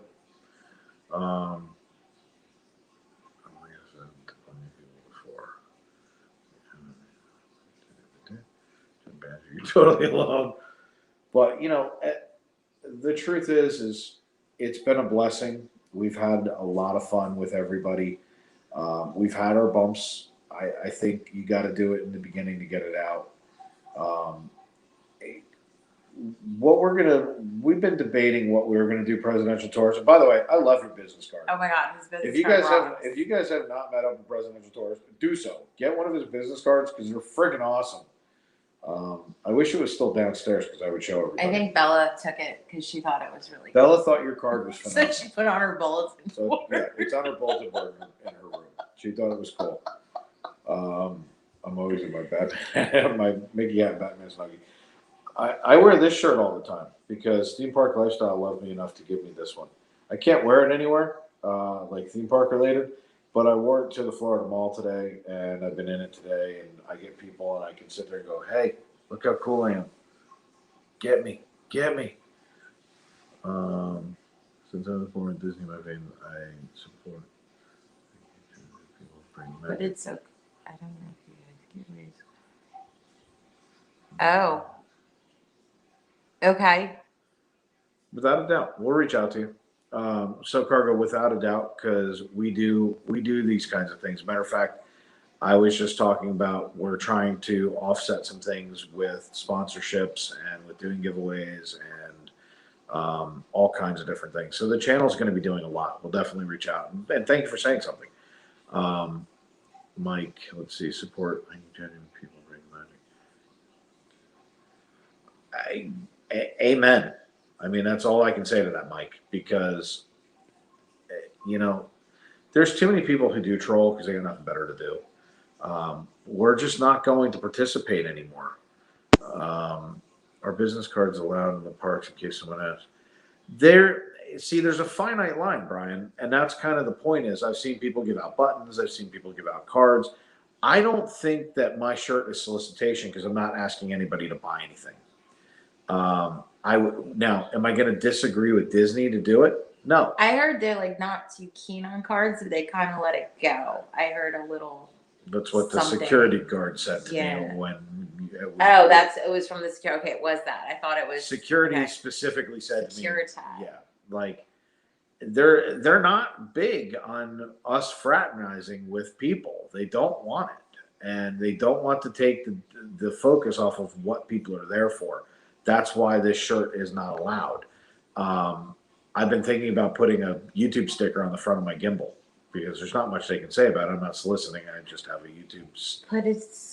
Put the SKU on there. I've thought about doing a lot. If you want people that close to you. Well, I don't, because then they'd be up on the camera. But if I have this on my shoulder, You can just go. they can scan my shoulder whenever they want. But Because they want to be close to most you. people look at the camera and they can't figure out what I'm doing.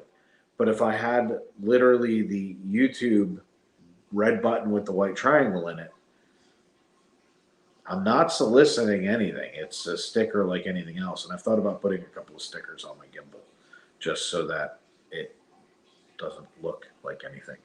But no, they don't like it. Thanks, Wheels. Perfect. Gargo, so you got info. Fantastic. Thank you. Give or take, what time to stream tomorrow? About 7 o'clock. Tomorrow we are taking a little, if you notice, we're taking a little bit of a hiatus today. I've kind of got a little burnt out with dehydration and everything this week. It took me a little bit to get going. Today we were doing some family stuff. Tomorrow we're going to do some family stuff again. Haven't been in my pool in a while.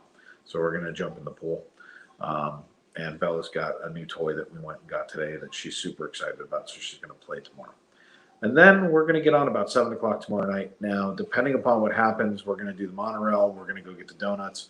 I'm either going to be in a sugar coma or I'm going to want to push the monorail home. I'm not sure which. We're also going into mouse gear because we still have one thing to pick up for our Loki. Where's that t-shirt at? It's away. Never mind. You guys don't get to see it. It says Loki. None for you. And then we may or may not stream fireworks. It depends upon where we're at in the day. So we may do Epcot Forever again tomorrow night. Chances are we will, but let's see how it goes. Yeah, well, you can't wear a shirt apparently that says follow us on. If it didn't have the follow us on YouTube, it wouldn't have been an issue. Where is it? Presidential tour. So wearing shirts like yours is forbidden. Here's what the problem is. It wasn't, and let me just show it to you. I wish I had mine downstairs. It wasn't this shirt, this part of the shirt. Which I love our new logo. Okay, yeah, and I love this logo. So it's not this part. It's this part. They had a problem with this, where it says follow us on YouTube. And so many people came up to you. I had, well, the truth is I've had a ton of people come up to me with and without them. Yeah. But the shirt, it really did help. I'm not going to tell you it didn't. It absolutely did. It was a great idea. I'm a marketing person, so from a marketing standpoint, it worked very, very well. We're not sure about other theme parks. We're going to give it a whirl at like SeaWorld. I'm going to give it a shot at every theme park until they told me I can't. Theme Park Lifestyles did make us a card, like an ID card, which we will.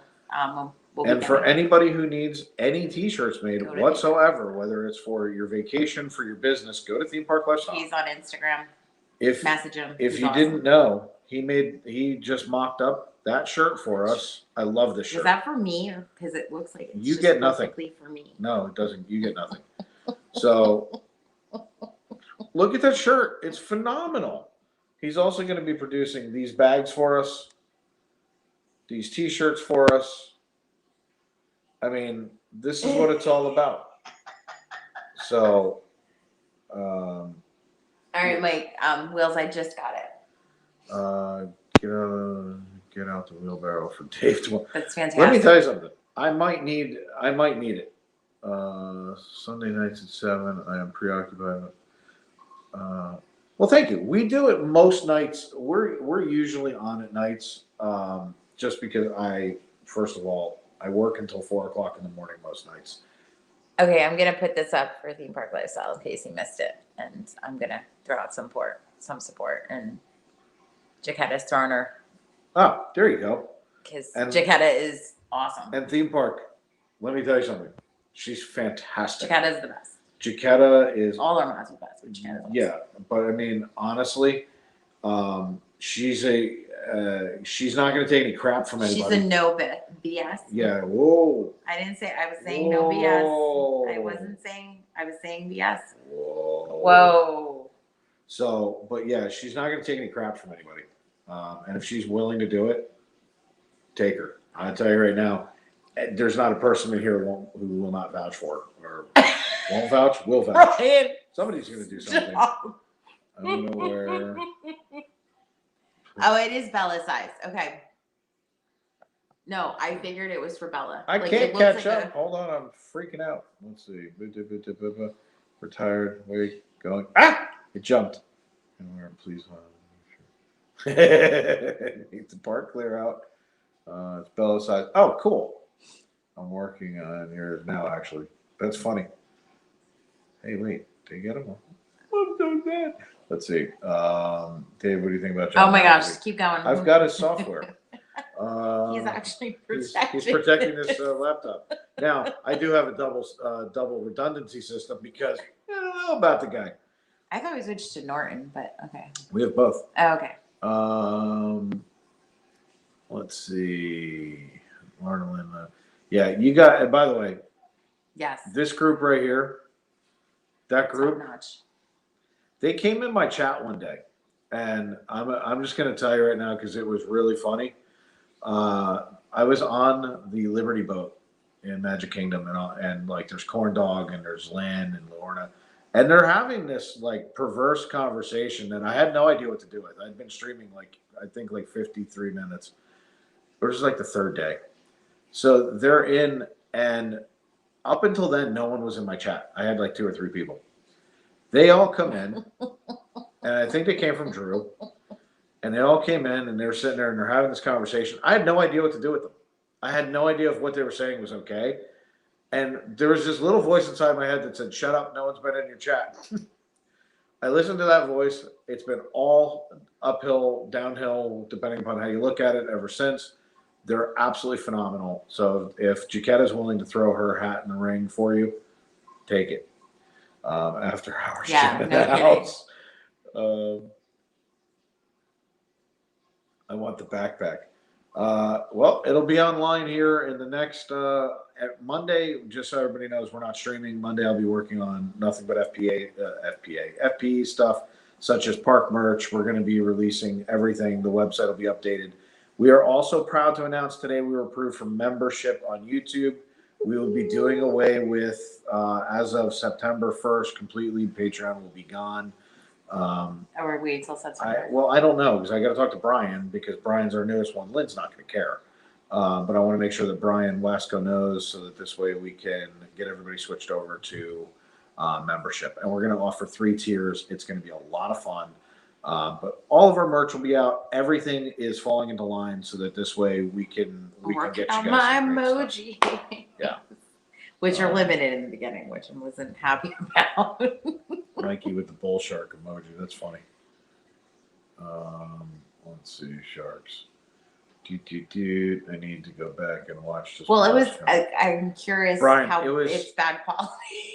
Brian, first of all, it was a horrible stream, but it was hilarious. Like you used to miss what we will call the Trinity. Trinity meaning 3. Corn Dog Jimmy is hilarious, and when he and Lynn get going, Forget about it. you've never seen a conversation like this that's acceptable in chat because they keep it above board, but barely, and it's hilarious because they're hysterical. And the truth is, I miss Corn Dog to death. Like I want to get everybody back in here, and I know everybody's bounced between the chats, and we're late at night, and it doesn't meet with the UK times, but I can't wait to get them back in because they're a lot of fun. Totally. So Adam just volunteered for a theme park. We're terrible too. So watch out because he'll come in your channel and want to cook. wait, is this a cooking channel house? Look. Yeah, I know. So let's see. One day he's gonna come in. I'm gonna literally be cooking, and he's gonna be like, "Oh, Well, let me put it this way, Theme Park Lifestyle. You know to add us because if we come in, we'll mod for you too. So if you want to add us, you'd have us. Well, not that we carry any weight whatsoever because we suck at modding. But Jen's actually good at it. I'm horrible. If I come in and it's me, you're screwed. Yeah. Just let Jen do it, and me for the most part. When I come in, I'll sit there and say, "Hey, so what are you doing?" Like I have no idea how to mod. I'm really bad at it. Ask one little spark. And that's why they know it's me. I suck at modding. And I'm like the mod sometimes where I'm on Ninja, and if somebody does something, I just like delete Yeah, comment. I throw them in timeout. I'm like, yeah, I'm not standing for that. Thanks. But yeah, you've got two great mods with Adam and Jaquetta, so you're well on your way. Do you think? God, I hope not. I hope not. If I'm they like start a selling, Coke Zero girl. they sell Pepsi. I may actually cancel my annual pass. I am Coke Zero through and through, and Yeah, Patreon doesn't like my money.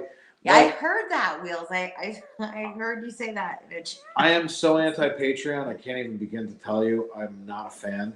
Well, because they take a percentage, and then when it goes over it, they take more. And it's like, at least you know what you're getting through the other. That. It has to do with the fact that I don't feel like there's a benefit to the people who are coming in. And you know, there's 85 platforms. I don't want that. I want it to all run universally. That's why we're running everything through Linktree now, so that it's one link. It makes life easier. Everyone knows how to find exactly what we're doing. But with YouTube memberships, we're going to be on YouTube. I'm not on Patreon. I don't stream there. I stream on YouTube. So, you know, I'm way happier with that. I just thought Theme Parks fantastic. Jaquetta, what happened to Peter Pan Man? Uh-oh. Corn Dog has been busy. Yeah, I thought so, because I've seen him in. He actually stopped by my Instagram account earlier under his real name, and I had to think about who the hell it was for a second, because he totally threw me off, and then I was like, wait a second, I know who that is. Yeah, that's what I kind of figured, because it was open back up again. He was doing his thing. Well, what's funny about this is we should get Theme Park, DC, Adam, and Jen all together to do a Disney cook-off. Ooh. Like what Guy did, where everyone was in their own house. I bet you we could do this, and we could live I'm stream gonna call Guy Fieri too. We could totally do that. Let's see. Well, you're good with Jaquetta. I'm a flipping drunk. And then some. Let's see. Dave and Jen, I wrote earlier that there are streamers who are even on smaller level have zero interaction. Well, thank you, Brian. We appreciate that. We do. And the truth is, I could be vlogging. And by the way, it takes me about 2 hours to shoot a video, about an hour to edit, and I've been on for 3 hours now. I wasn't getting the interaction. I didn't get comments. I didn't get anything out of it. I didn't like doing it. Had I not have met Chasing Dreams with Mike, I probably would have thrown in the YouTube towel, which would have really sucked for me, because I truly enjoy this more than anything. I love being able to talk to you guys. We've made a lot of good friends. We've met a lot of good people that we've actually met up with, and they've been great. I can't say enough for how much this has changed my life. I truly enjoy it. Sometimes I go into these two. Yeah, look, I have the same issue. There's a lot of times we'll go in, and there's also a lot of times, if you guys notice, I'm hesitant to say things because I'm not trying to hijack someone's stream. I don't want to go in and be like, hey, everybody, or hey, host, or whatever. And then everyone's like, look, it's Florida Park, which happens a lot. And I feel bad because that's not the goal. My goal is to try and say, like, there are some channels I don't know the host, and I'm trying to reach out to them and just kind of say, look, I'm supporting you. And if you guys ever notice when I'm in and it's not Explorer Gen, I'm always saying, and if you're here, hit the like button, consider subscribing. I'm always going to be in that mode to help someone grow. That's what I feel I should do. So I'm kind of weird about it. That's why I'm not on it that much, because I try not to make it about us. I make my voice on if I know the people. Yes. If I know people like the mods in the chat. Or Presidential Tourist, it happened yesterday or the day before at 9:14 in the morning. I saw the ferry boat a few hours later. There was nothing wrong with it. There was no damage. We were almost on the boat, actually. Had we have waited before, yeah. Had we have waited 20 more minutes, we would have been on the General Joe Potter, and there was nothing wrong with that boat. I have video of it. I videoed the front of it. I videoed the back of it. I didn't see anything wrong with it at all. Theme park, contact Jen for my email. The best way to get him to, well, actually, if you're depending how you're streaming. What's that? Yes. So reach out to him and do that. Or I can just send him like how. Yeah. Adam will take care of it. Well, I modded Adam on the air. Let's see, the boat. That's fantastic. Just know that I'm a professional blind taste tester for community. That's fantastic. No biggie. Oh my gosh. I'll see live commanding without a ranch. I'll fight. That's fantastic. So sometimes I barely chat, other times I can't. Hey, look, we have the same issue. You know, if the chat goes well and people are talking, this chat on the Saturday night streams, it doesn't usually stop until the chat stops. When the chat stops going by, I ask if everybody's okay, if whether or not the stream dropped off. Nobody responds. I ask a couple of questions. If that doesn't do anything, I end the stream. David Jenna was actually smart if you break. I would love to tell you that it was done on purpose. I can't tell you that that's true because it's really not. Just kidding, you do follow wheels. Yeah, you do. It's really funny. But all seriousness, let's see. It just got in. I was watching Disney. See, this is what I was talking about. This is exactly what I was talking about when I told you guys that everybody's out watching the fireworks on the West Coast. So, you know, that's exactly what I was telling. That's why we're restructuring the Saturday night show. So, Awani Life, with a letter, geez, I can't even speak. Awani, hello. Hi, how are you? Sorry, it's getting late. But Brian, all seriousness, my body started to tell me I was not okay. I didn't tell anybody what happened when I got home, but I was in bad shape. Like there was a part where I thought I didn't think we were going to be able to go back. So I would love to tell you that it was planned, but it wasn't. When the thought of Jen and Bella leaving, and I was in that hot park, I was like, "You're coming," and I think I was starting to get confused. I wasn't processing things correctly. My judgment was absolutely skewed. Jen had to almost pretty much tell me that's what we were doing. I think it's funny. I made something we could have gotten in the park though, which was kind of funny. It really kind of was. But it was better. You know, don't stop. It's fantastic. Yeah, I legit, I pushed it too far. I did it the night before. When I did the 2-part challenge, I didn't have a drink with me. I actually left it in the car when Jen dropped me off. And I was like, "Oh, he has a Powerade." And I looked down like, "No." Actually, Presidential Tourist, I videotaped. We saw one at Tomorrowland. MK yesterday. Yeah, they went out with an EKG and a IV in their arm. So I watched. I mean, we saw the after effects. There's a lot of cast members in one place too, like in the scared. It's not good, and I wasn't straight, and it wasn't that long after I saw you, because we came through China. We were over by the ball when I decided I just couldn't do it.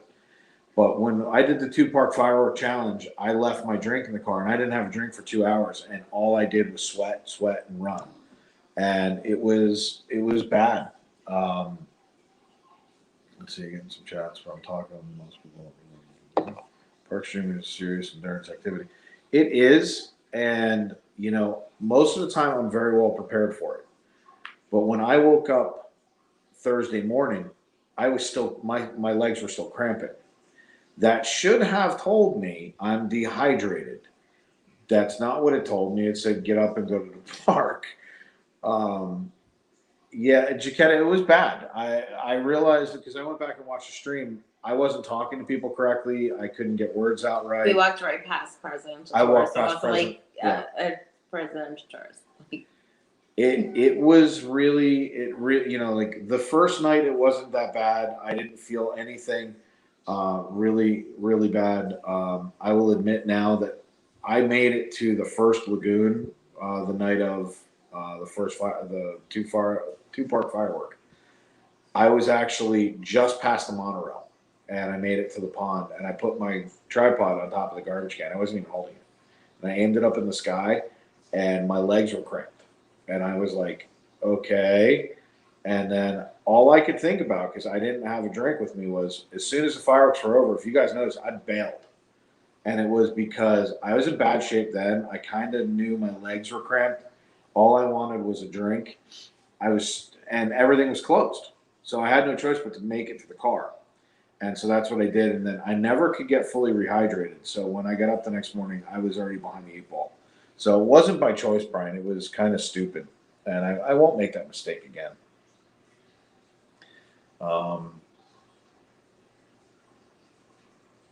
Don't be scared. You guys need to come hang out with us and live stream with us the first time. We'll take you through it. I'll give you a hard time about it too. Oh, Edwin, it was fun. Don't get me wrong. It was just, had I have brought my Gatorade with me, I probably never got behind the 8 ball, but I did. I forgot it. So therefore, I got behind the 8 ball very quickly. And like Presidential Tour says, he had 4 bottles of water that day. We had 6. We had 3 bottles of Gatorade, 3 bottles of water. I still could not catch up because as fast as I was drinking it, it was going out of me through sweat. I was just, you were there. You know how hot it was at that point. That one point, it was bad. It was brutal. So it's no joke, And like we were talking about, there just wasn't enough shade. They didn't have tables covered with umbrellas, so you're standing out on these black metal tables, just roasting. I mean, it was just bad. It was stupid. Yeah, I mean, it really was bad. And when I went back and I watched the video, and by the way, I even reached out to 2 people and apologized to them. One of which was Orlando Mike, because I don't know if you guys ever saw the picture with me and Mike, but if you ever really want to laugh, go look at it. It's on Orlando Mike's Instagram. I made a face because I look like I'm pissed off at the world. And the truth is, I wasn't mad. I just didn't feel well. And I guess it was showing, and I just couldn't tell. Because you guys couldn't see my face. You were seeing what I was seeing. But it was not good. And looking back at it, it's funny. But, oops. So let's see. My kids would say, better hydrate. Megan Jan, we're still alive. Yeah, we're here. We're still here. You know how late night streams go. We can't stop. What's the link here? What's the link? YouTube. They're talking about amongst themselves. Dave, Blair, film.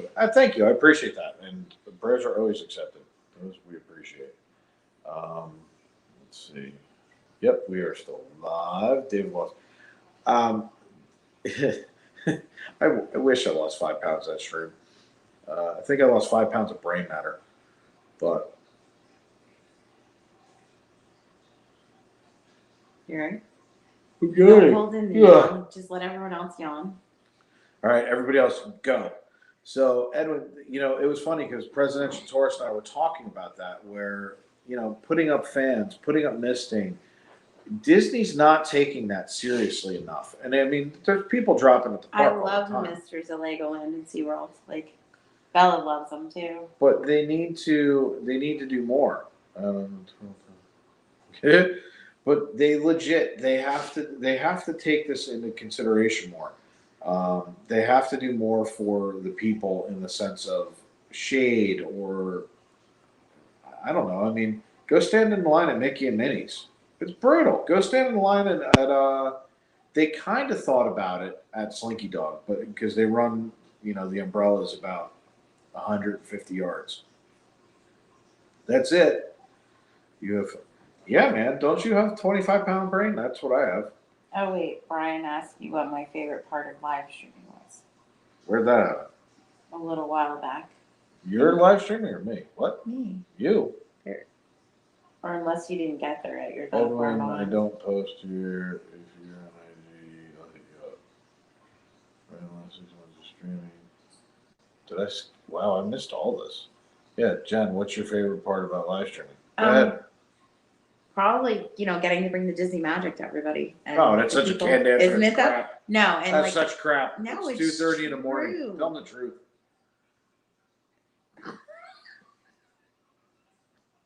That's such crap.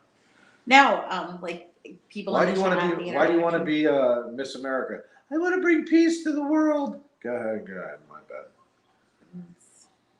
No, it's fun. It's, you just get to go to the parks every day and just have a good time and, show people like, here's this great thing. And people actually want to watch our zines, which is even funnier.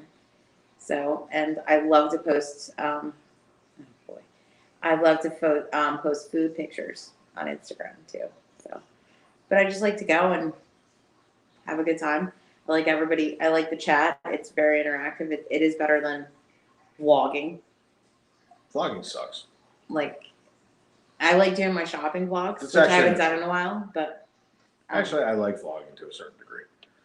but you know, I like people like, oh, let me, you know, showing people like different new merch and new snacks.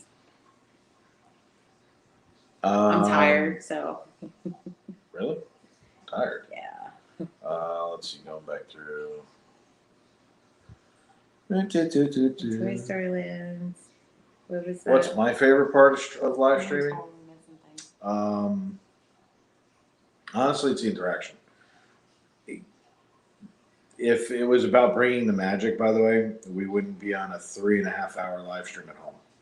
It's not that I don't enjoy doing that, but I was doing it through vlogging and it wasn't the same. Doing it this way is totally different. It means that we all get to have fun. We all get to do the stuff together. You guys get to give us real-time feedback. One of the things that the channel started over was I used to sit there and say, and I still say it a lot, like, where do you want to go? What are we doing next? I want you guys to be able to tell us what you want us to do so that we can go and go on this ride or go on that or try this food or see merch. Excuse me. But, you know, the bottom line is one of the best things about live streaming is watching the channel grow, having fun doing this, meeting new people, and seeing where it goes because you never know what's going to happen tomorrow. One of the coolest nights was the night we met Wheels, and LBV TV was in the chat, and we had 200 and I think it was 50 or 60 people sitting in our chat that night. We had 164 subscribers overnight. Never had anything like that happen. It was incredible. Then getting over 1,000, you know, with you guys has been fun. We've had a great time doing all of the different things that we've done, and it's been incredible. And then going to White Castle because didn't Edwin just say that? Yeah, White Castles are the best. So good. So mad we didn't get those earlier. All right. So, what's your favorite ride in each park? Animal Kingdom's Everest. Let's see, Hollywood Studios, Rise of Resistance. What's the other one? Epcot. I guess I'm gonna say Frozen right now. It's not Test Track. I always forget about Test Track. Guardians of the Galaxy, and the Magic Kingdom. It's Mine Train and Space Mountain. I like the monorail. Okay, you took care of two parks. All right. Oh, actually, I'm lying. The Skyliner.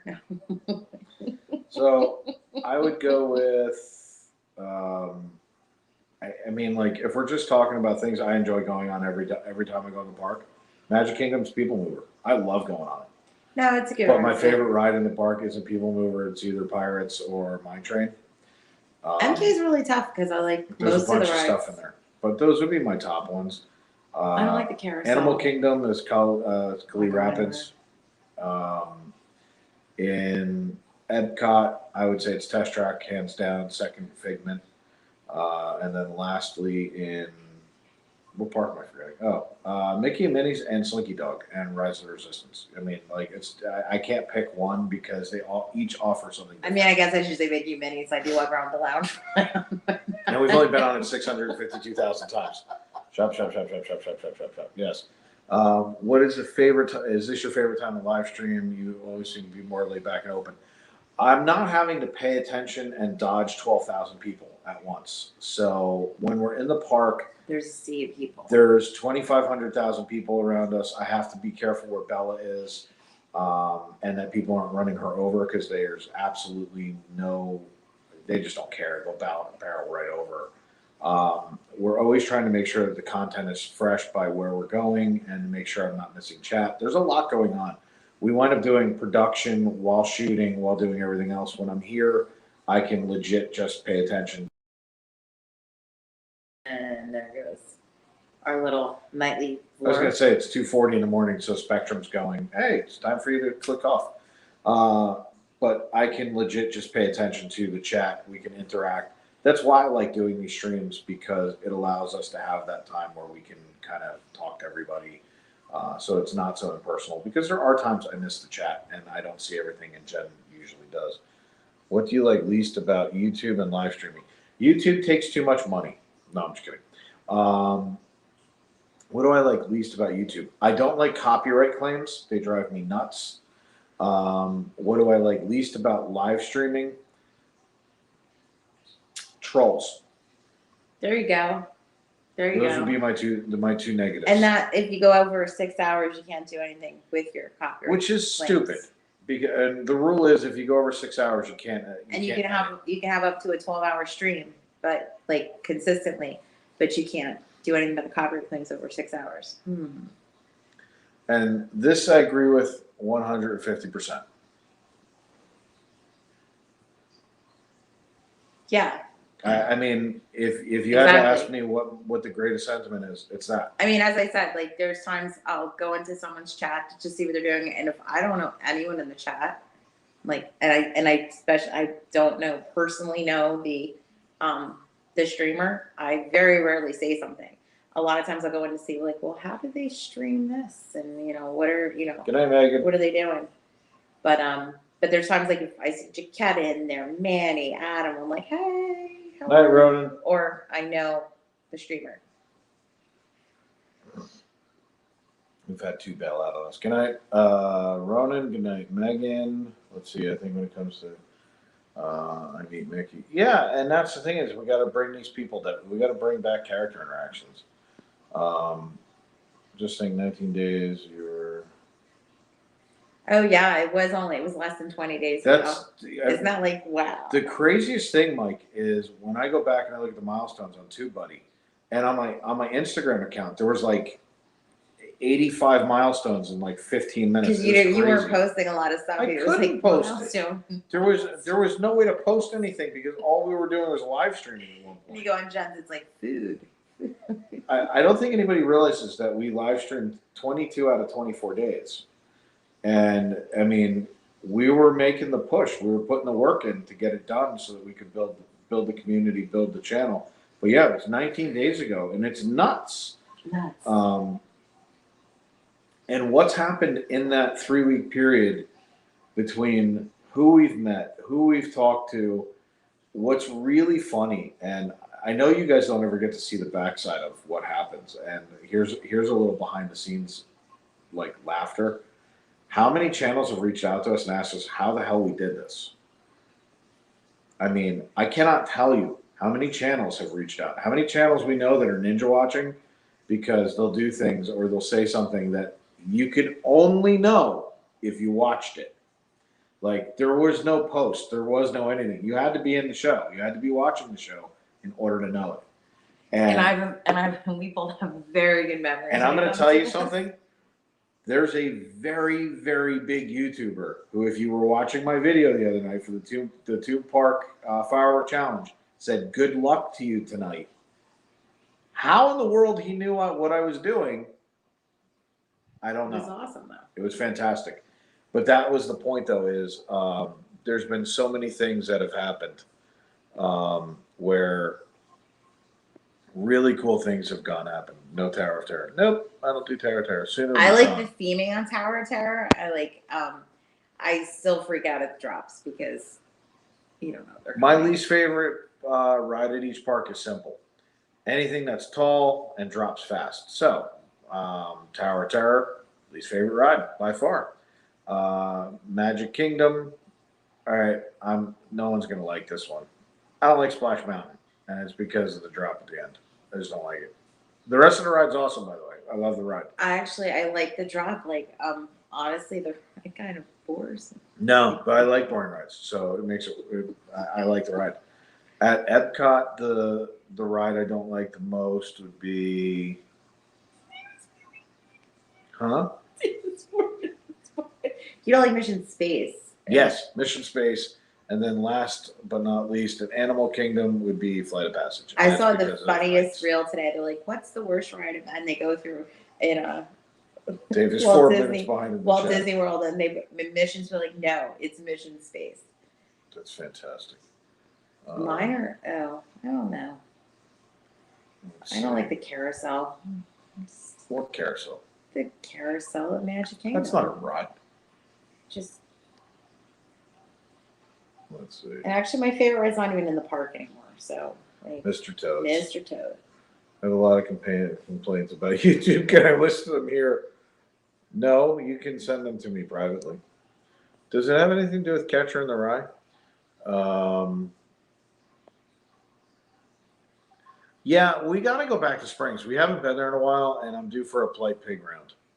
So I need And to it get can there. be a copyright nightmare too. What are they doing with Indiana Jones stunt show? I heard they're changing it. Mike actually probably knows. Would have more insider information. I can tell you that I know that they're rehearsing or they're doing something with stunt people. There's something going on, but I don't know. Can we have more home streams?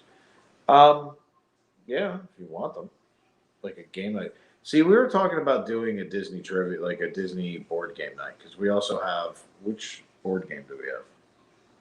Is it Candyland? We have like 2 versions of Disney Candyland. We could play Disney Candyland, which I think would be funny. Plus, I have Xbox 360 Connect with the Disneyland game, so I could Yeah, but technically. somebody does that already. I could walk. I don't care. They're not me. We could go walk around up there and hug Mickey Mouse for real. The guys in trench coats are outside. Horizons. I miss Horizons.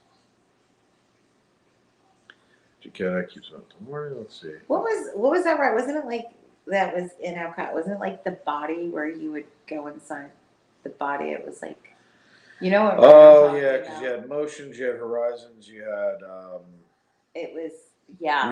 Wheeler's literally typing as I fast remember- as he can right now to get it out. I remember going around the ride. My brother were like, "What is this?" So not the World of Motion. That's the other thing. Let's see. I'm trying to read chat and think at the same time. That's not working. Body Wars. Thank you, Presidential Tourist. See, Yes. see. Like I knew it was body something.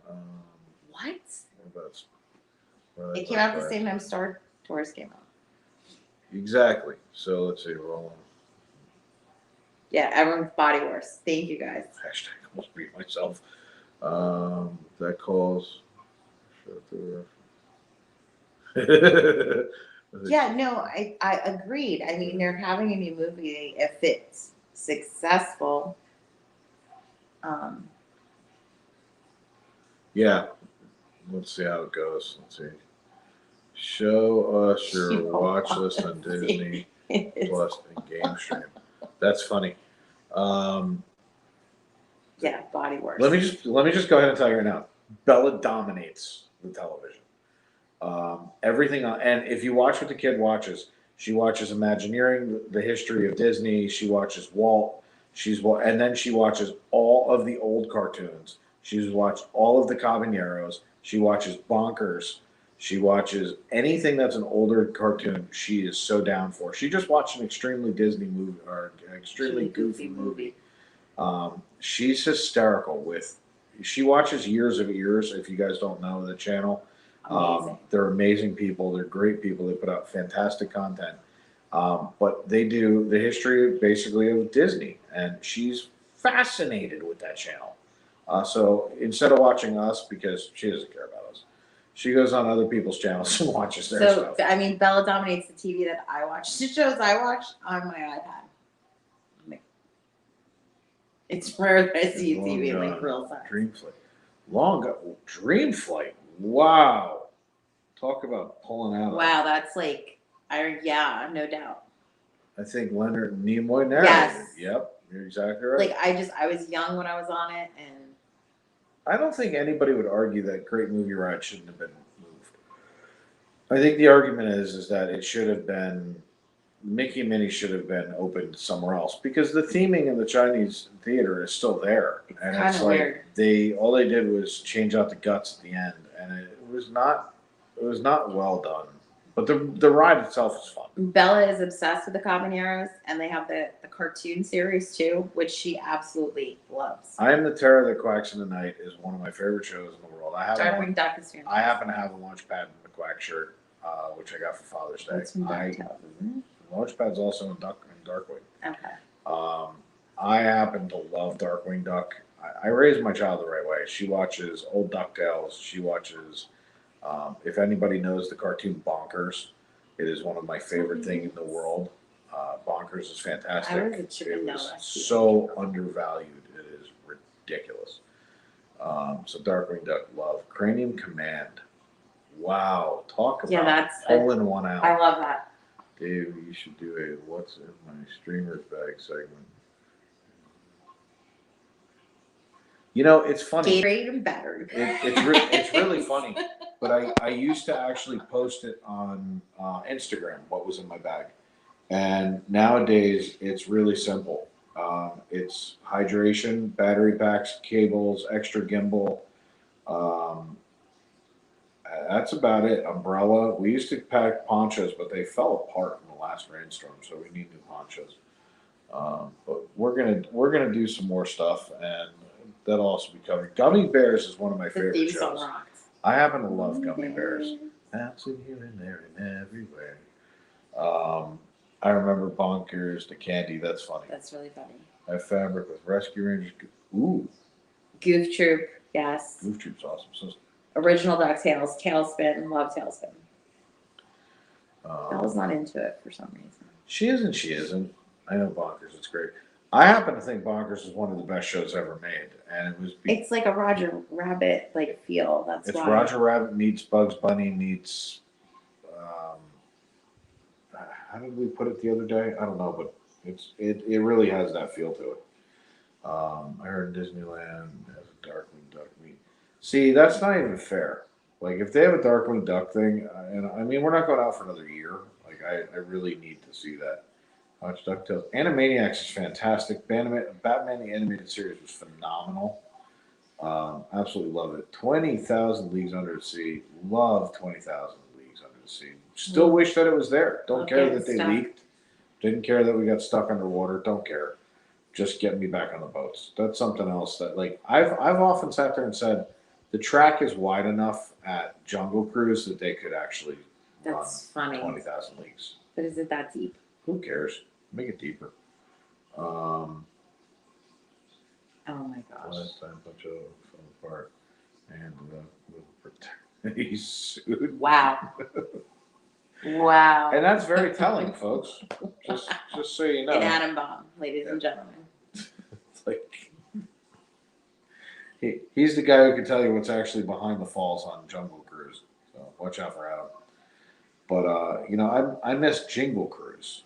Like, I can't wait for that this year. Although Jen and I noticed today it was like with the sun going down already earlier. It was 7:45 and the sun was going down. It was really, really weird. Right, so I hated 20,000 Leagues Under the Sea. Wow.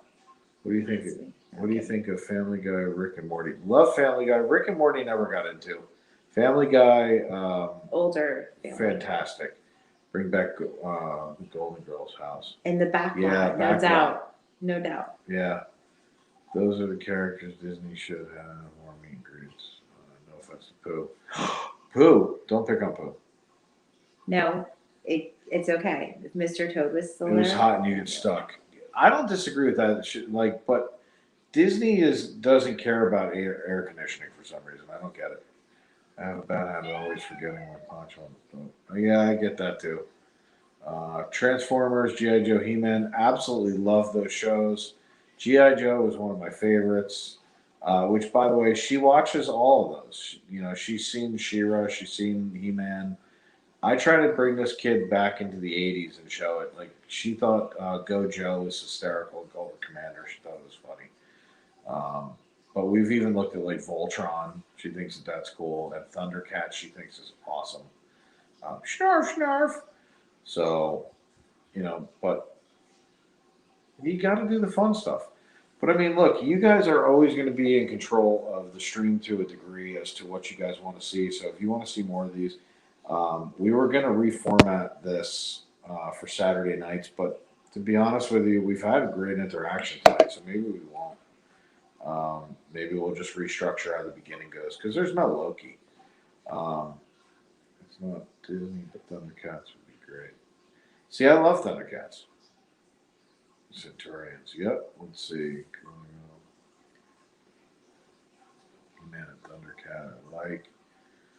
Right, no, I don't. Scary. So let's see.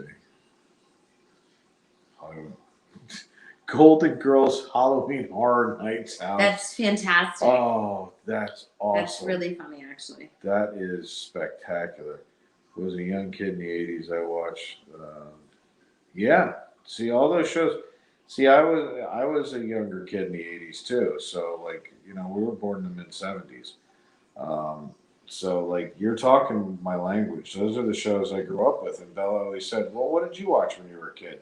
Whatever was on. Thankfully, it's all on television, and I could show it to her, like Airwolf and A-Team and Miami Vice. Like, but you see, and kids today, and somebody realizes they don't know how good they have it because we watched whatever was on the few channels that we had at that time, and if you missed it before VCRs, forget about it. You were done. You were done. All right, so maybe Mike knows the answer to this. I have a question. Do you all know if the ferry boats open with the park in 1971? I'm trying to put my challenge together for tomorrow. Gem and the holograms. Wow. I had the gem doll. Oof. So I don't know the answer to that, but Mike may know. Were they there? I think that they were there in 1971. I believe yes, the ferry boats were yeah, there. and so was the monorail. They were not named what they are now. There you go. Don't challenge Wheeler to a. No, because that had to be a way to get from parking to swim. Just watch out for the gators. Yeah, I kind of thought that they would almost have to be, but back in the day, though, you were probably staying more at the Contemporary than not. Not so 90s character. Who was the Contemporary open yet? It's even boom stuff. So yeah, but that's the point though. Is there was so much Disney history nowadays, and with the different shows, we try and bring Bella up to do and watch some of the older stuff. I don't like a lot of the newer stuff. I don't like the way they're drawn. As a matter of fact, I had this conversation with Years of Years when we saw them on Thursday. I'm not a huge fan of like the new DuckTales. I don't even like the way the new Mickey's drawn. You want to talk 80s nightmares? Sue, Bully Sue. Yep. I know it. Oh, no. Well, I'm good. I know exactly what you're talking about. My brother used to watch it. That's why I laughed. Exactly. So Cargo and I were so on the same page. Never going to happen. I was in them once. I shot a video. It was called How Not to Ride the Skyliner. If you want to waste 6 minutes of your life and laugh, go watch it. It's hilarious. I'm not a fan of like going over water for like the reason of what happens when those things go in. They're just going down. I think the worst part on the Skyliner is when you actually go over the highway and you can hear the cars. It's like, oh. Yeah, Jen was bothered by the cars, and I'm like, Hi. What do you think's going to happen? You're going to fall on top of a car. You're fine. You fall in the water. The person underneath me is not fine. It's not your problem. Your problem isn't what happens then. It's what happens after. So, yeah, I'm not a fan of heights, so Jen we did a split screen live stream. Say that 3 times fast. Split screen live streams. And it was horrific. It was so not any fun. So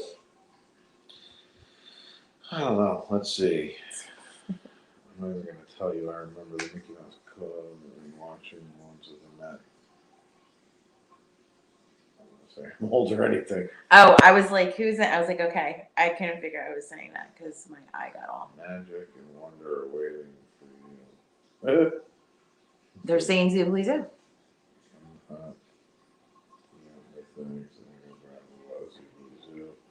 Like watching them from the ground. See, I'm not even interested. I'm not I'm not a heights person at all. So I have no desire whatsoever to go back in them. And then to hear Wheeler tell me that at the highest point they go 90 feet in the air. I have a hard fast rule. I don't go over like the 6th floor. So that's 66 feet. And that weird elbow turn they make. It's like, what? No.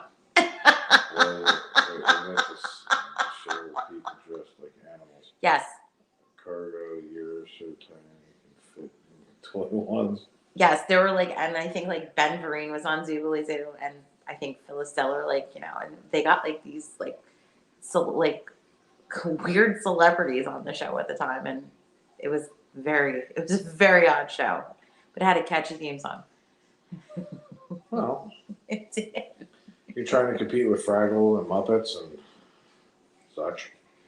So, I don't know. But, see, that's what I'm talking about. Dave, do you think it's convenient that the government shows? Oh my gosh, here we go. Here we go. Just play the Knight Rider theme. I'm not gonna do the part. See, I would love to see like a Nostalgia's 80 park. Like that would be spectacular. But I'm probably one of the few people who would go. Like an A-Team ride, that would be spectacular. I would be so happy with like a Knight Rider ride, an A-Team ride. I would love to see like Airwolf, where I wouldn't ride it because it would be a helicopter ride. It would be cool. Miami Vice ride or Stunt Show. Miami Stunt Show, Vice Stunt Show would be great. Ever watch Sesame Street? Yeah, we don't watch them as much today. We kind of limit Bella's exposure to certain things. So I used to watch Mr. Rogers and fall asleep. I still do that. I love Fred Rogers. Oh boy, we got into the 3 a.m. hour. Yeah, here we go. Starting with the conspiracy theories. Here we go. What is sleeping? Sleeping is what people do when Now they the have chat's nothing like, else to do. I've been around UFOs my whole life. It's fantastic.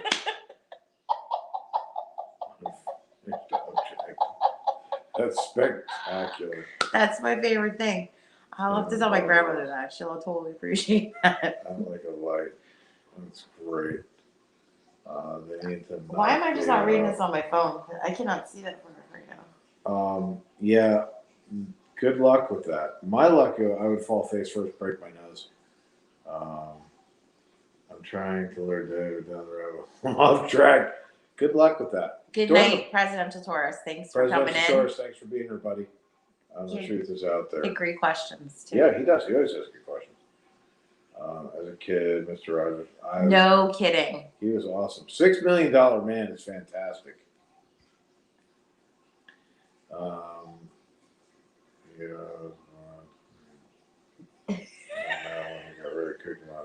He's still Cookie Monster. Let me tell you something.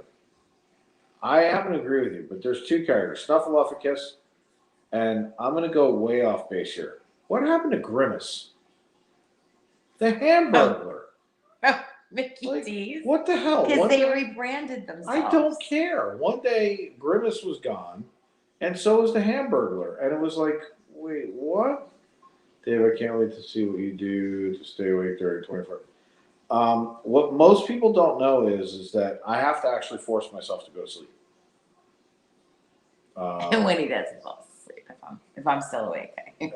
I legit have to force myself to go to sleep.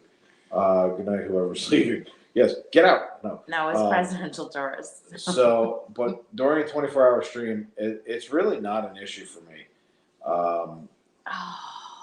Bring back intro profit stuff. I think they redid Sigmund the Sea Monster on Prime. See, and Awani just broke out the female burger character, which was phenomenal too. Yeah, she was funny. Grimace had a grim fate. Exactly. My face is proved. Oh my god, I don't even want to know what that means. Okay, I'm gonna remember the old show, Hug a Bunch. Yep. Yes. Oh yeah. But yeah, it's the 24-hour stream will be easy. I'm not even really worried about the 24-hour stream. My biggest problem is going to be when I go past the 24 hours. I think Dave should sleep hours, then like Bella stream. I'll be awake the whole time. Like, this is one of these things where It will not be, I will be up for 24 hours. I'll be up for over probably 30, 36 hours. And at that point, it will be kind of funny because I will have been up before the stream starts, making sure everything is in line, prepared, ready to go. And then I'll stream straight through. And then we'll finish up. I'll be kind of excited afterwards. I'll be a little punch drunk that we pulled it off. I should also have some idea as to what we raised, which means I'm going to be a little bit nutty and a little bit like out there. So it should be funny. Didn't Disney used to have a 24-hour in the park thing? I don't know.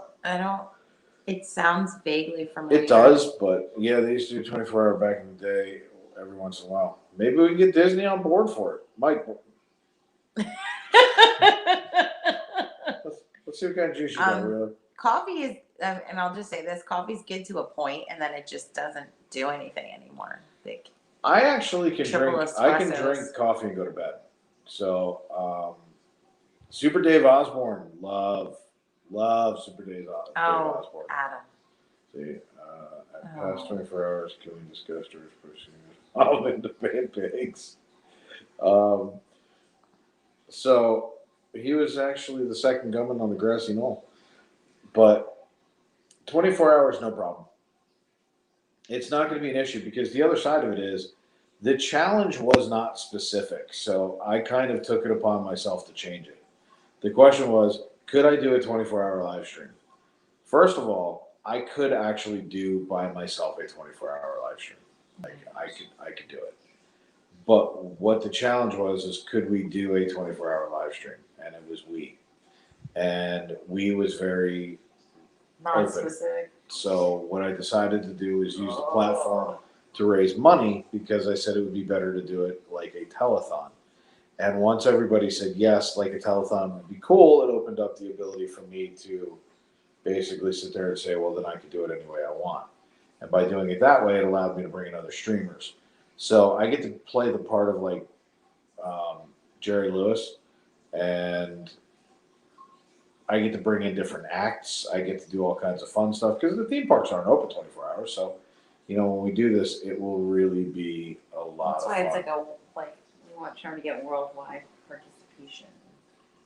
My thought on crop circles, because Adam's going to take a minute while he types it, and I think it would be, which would be really funny. Crop circles are good to eat. Let's see. Super Dave was a great show. It was a fantastic show. Chiquetta's taking a cat nap, so she's gonna bounce out. Chiquetta, we love you. Thank you for Yes, everything Chiquetta, as you're the always. best. Somebody do something. So,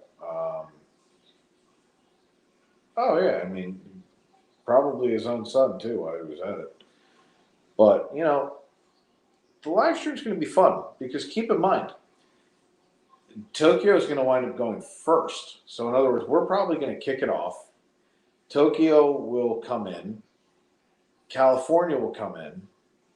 Then Disney World. Followed by Disneyland Paris. Followed by us again. So we're going to be in it 3 times. It's going to be fantastic.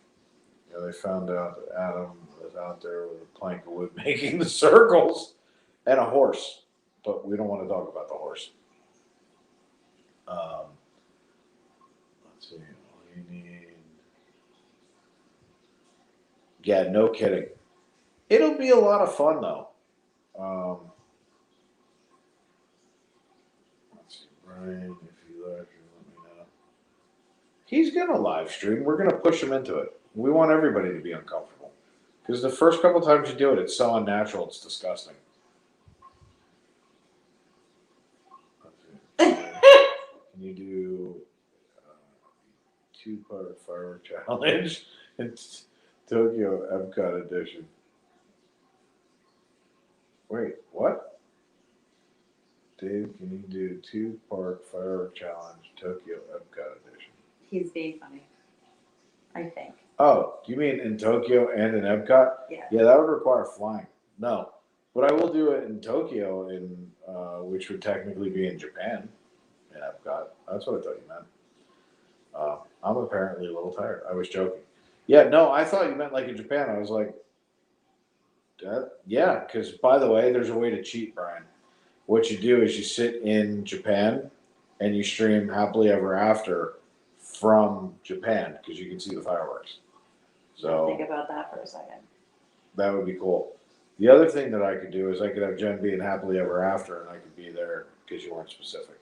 So now I'm getting into specificity. It's not actually Tokyo. I know.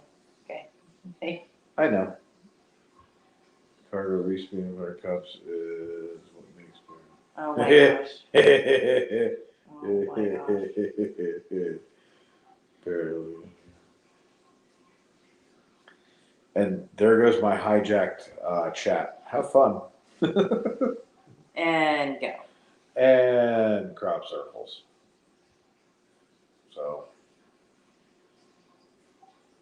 But yeah, we're looking forward to a lot of the things that are coming up. We're going to have a good time with all of it.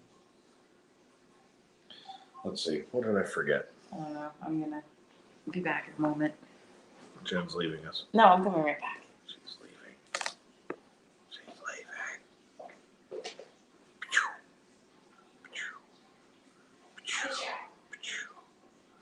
I have all kinds of things I can.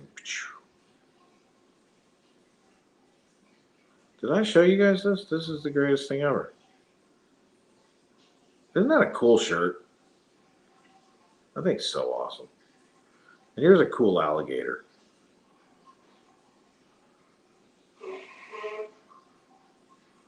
Let's see. Jen, go look at Instagram. Yeah, I heard that Adam is going to ride a horse like Fabio. That would be spectacular. I appreciate you guys for hanging late. I know you're tired. Yeah, look, at the end of the day, we have a lot of fun with it. I love that shirt. I can't wait to get them. I can't wait to get them listed online too. If you showed me, I didn't see it like normal. Oh, I'll tell you what.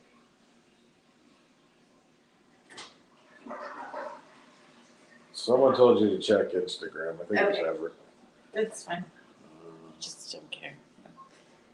Oh, I think I can take my phone off the charger. Yikes. Horse like Gaston. You know what? I'd like to see Adam dressed like Fabio riding a horse like Gaston. That would be spectacular. That would be great. We just need a LeFou.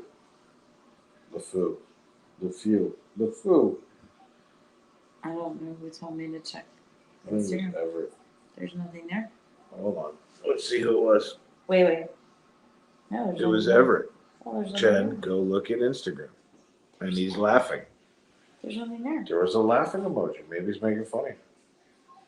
I don't know what to tell you. There's nothing there. There's nothing there. But. Let's see. Wow, that just sprang forward.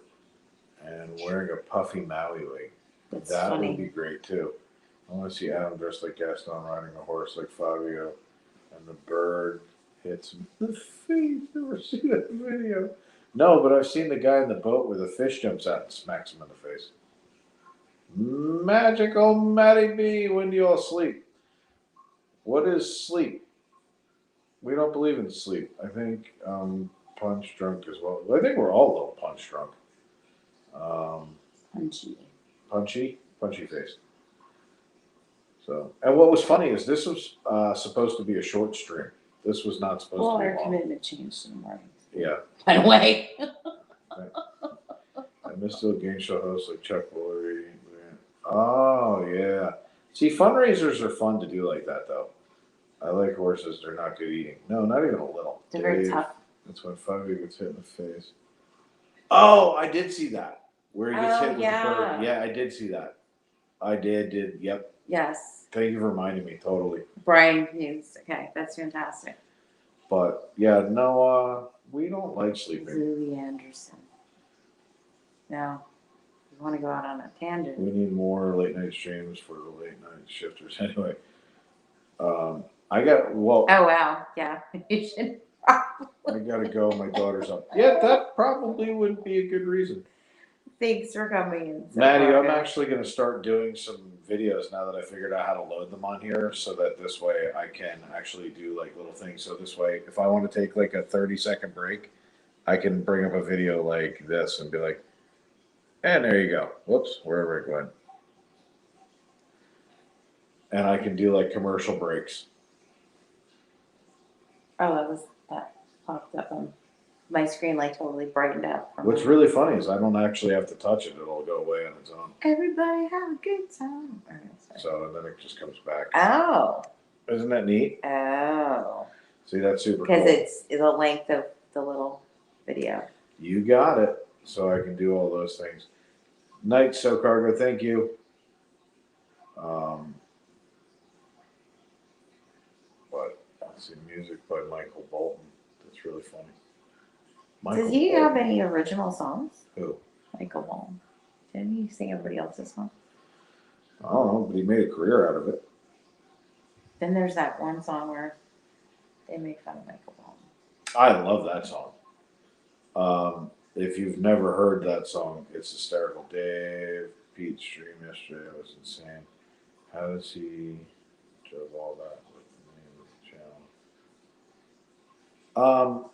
He's got so many screens, it's ridiculous. Ask Wheels and Jonathan. plus I was they're gonna say, mods for Mike and Jonathan are both mods, but he's got Mike in one ear and Jonathan in the other, telling him what to do. No, Pete's got a bunch of screens. If you ever notice, he's constantly looking up. He's got television monitors all around him. He's constantly monitoring things. He impresses me with how he's able to go through it. Plus, I know that Chris on one of his shows actually is keeping him kind of going. He's one of the producers. So, they put together a fabulous show. The biggest thing that we try to do is we try not to copy him. Hey, I actually saw Michael Bolton back in 1992 or 3 at my high school. He played in the field. Don't ask. And David Hasselhoff is a national treasure. In Germany. Every stream. That's fantastic. Brian, yeah. So, we wanted to do something that was a little bit more fun and upbeat, a little faster, but I don't want it to be like we're emulating Pete. Before I knew who Pete was, or I knew who he was, but I never watched the show. I was designing a show for Saturday night that was very much like what he does. And then I saw his show and then went, crap, I can't do that. And so I've got to come up with some other things. And we're trying to figure out how we can reformat a little bit, because I think there's some things that are missed. I would love to do some humorous things. I make videos so fast it's ridiculous. So I want to start making some things where I can do some humorous things, even if they're clips, 10 seconds, 15, could be up to a minute. I would also love to do some skit things because I think it would be really funny. Barry Manilow. That's fantastic. Copacabana, baby. The Copacabana. By the way, that was just for you, Pete, because he's going to pull that out as a clip. Someone's going to tell him about it. He didn't spoken word it. So. Yeah, no kidding.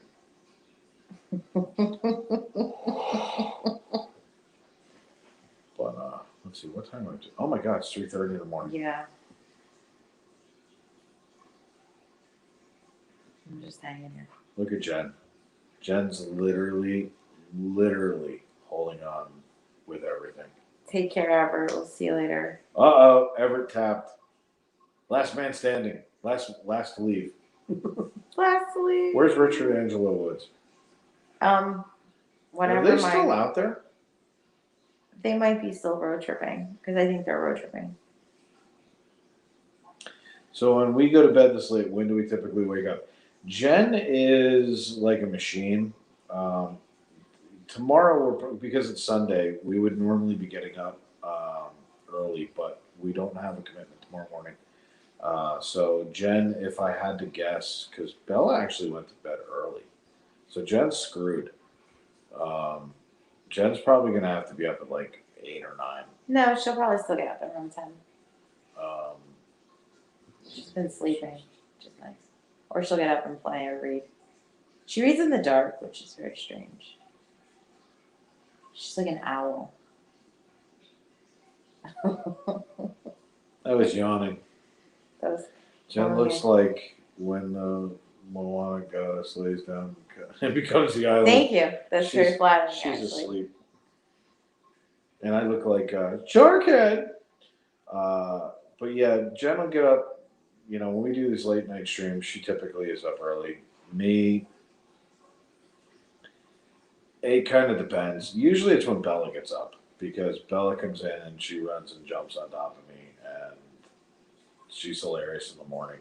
So she gotta come see her daddy. Come be my little snuggle. So, Jimmy Buffett. What about Jimmy Buffett? He was just the first artist I could think of. Jimmy Buffett's awesome. But yeah, who knows?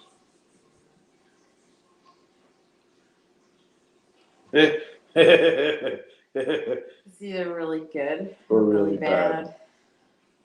That's really either way. It's really funny for me. Yeah, I have to actually go listen to it. I knew what it was. I don't want to listen to it well. That was really funny. But who knows?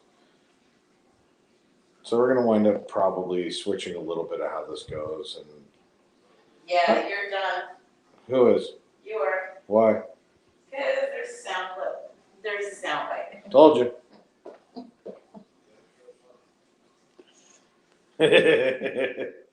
There is a sound bite. And I know all of the words, and I didn't sing one of them, so I had to sing it in the talent show. Oh, it's the middle of the night. You never know what sound clips you're gonna get out of me. Oh yeah. Hey Mike, if you want, I'll do at the end. I'll do the Mickey Mouse Club ending. No, that's not what they're looking for. I'll sing us out. Come on, I'll totally sing us out. We'll have so much fun with that. But It's not the issue. literally, it's Yeah, really it's what's jumping really up and down. funny. I was gonna say the chat goes up and down, and all of a sudden, wow, that just jumped, and then nothing happens because the chat just died. It's like everyone just went to bed. Adam, It's like Adam, what did you do? Black. What did you do?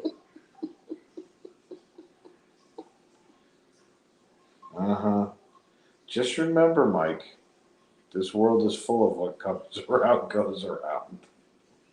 And Jonathan's laughing. They're all dying It's like, now. oh. That's good. It's good You stuff. said it. It was your own fault. Yeah, well, you know what? It's all good laughs. Let's see. Keep alive. I'm here, but the Jimmy Buffett comment threw me off. Be careful. I may start singing that next. That's harmless. Well, I can just talk through it and be like, I blew up my flip flop. Stepped on a pop top. I'll tell you. Come on, you got to jump in. No. You're not wasted again in Margaritaville? Just no. No?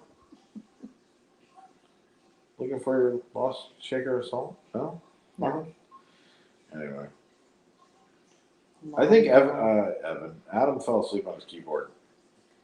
Either that or the three men in the trench coats finally came to get him. Because all of a sudden he vanished. And he's fantastic at, like, passing out midstream. Oh, we're talking about the conspiracies. Yeah, I wasn't talking about paperclip. No. Unbelievable. So anyway, let's see. It's Raining Men. That's fantastic. So let's see. Nobody is a fan of the band. Wow.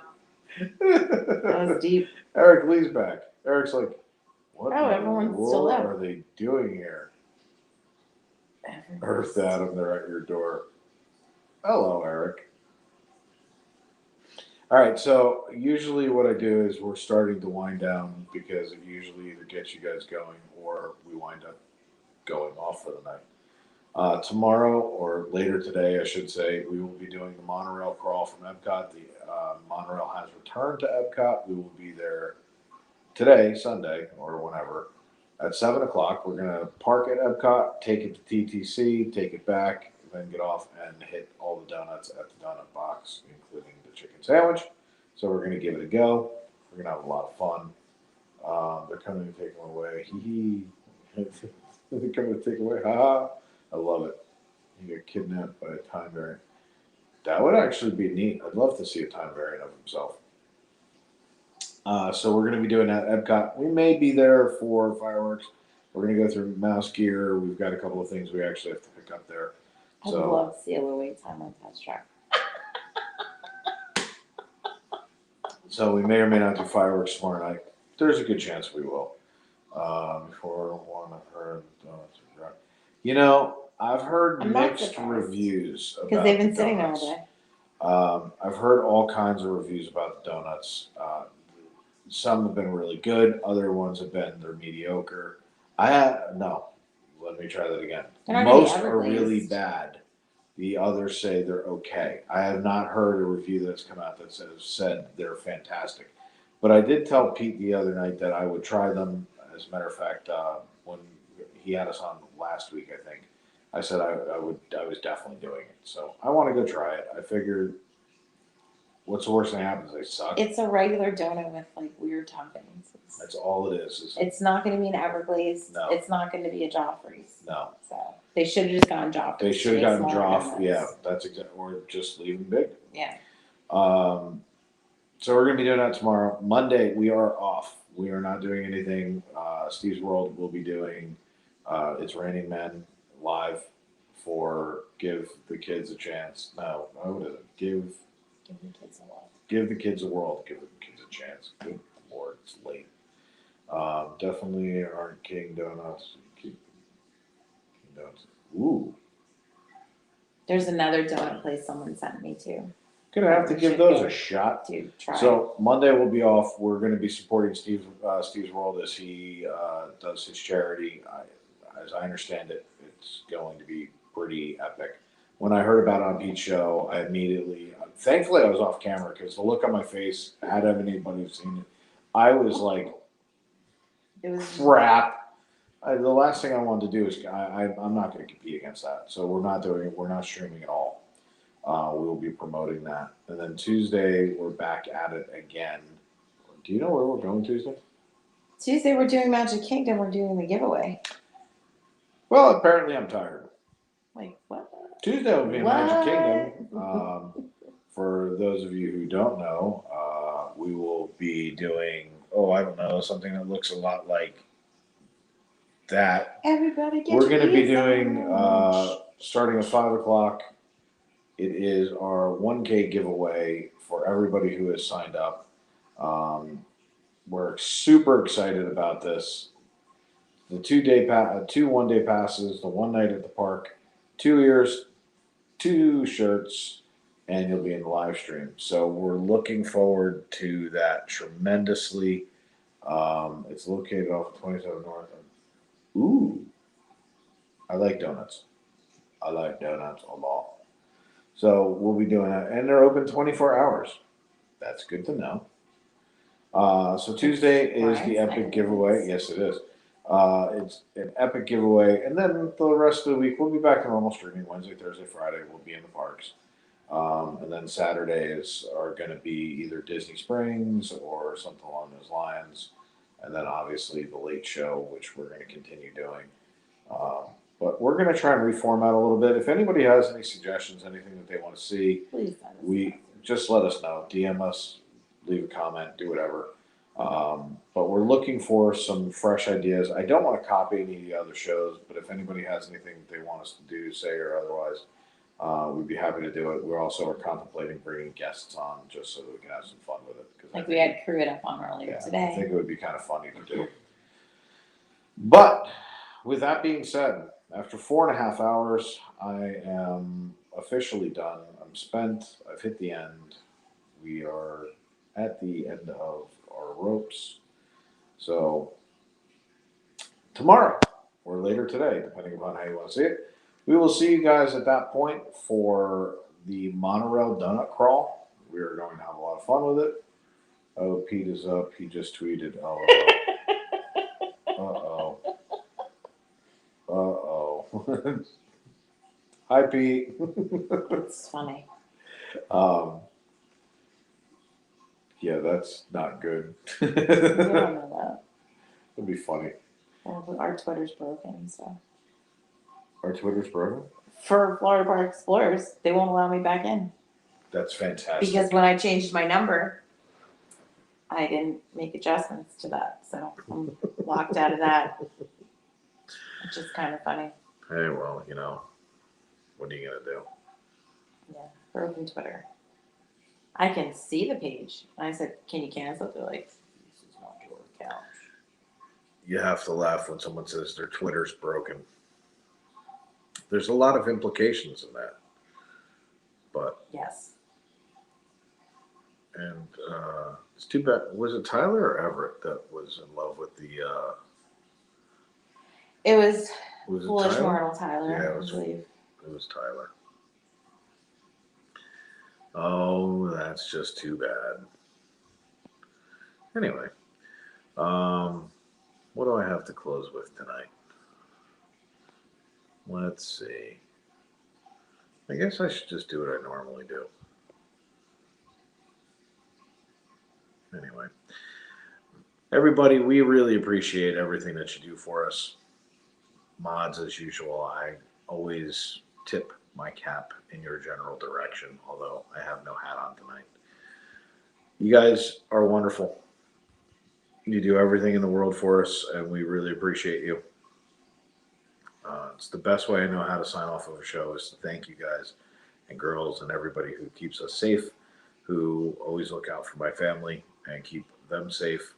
We appreciate you so, so much.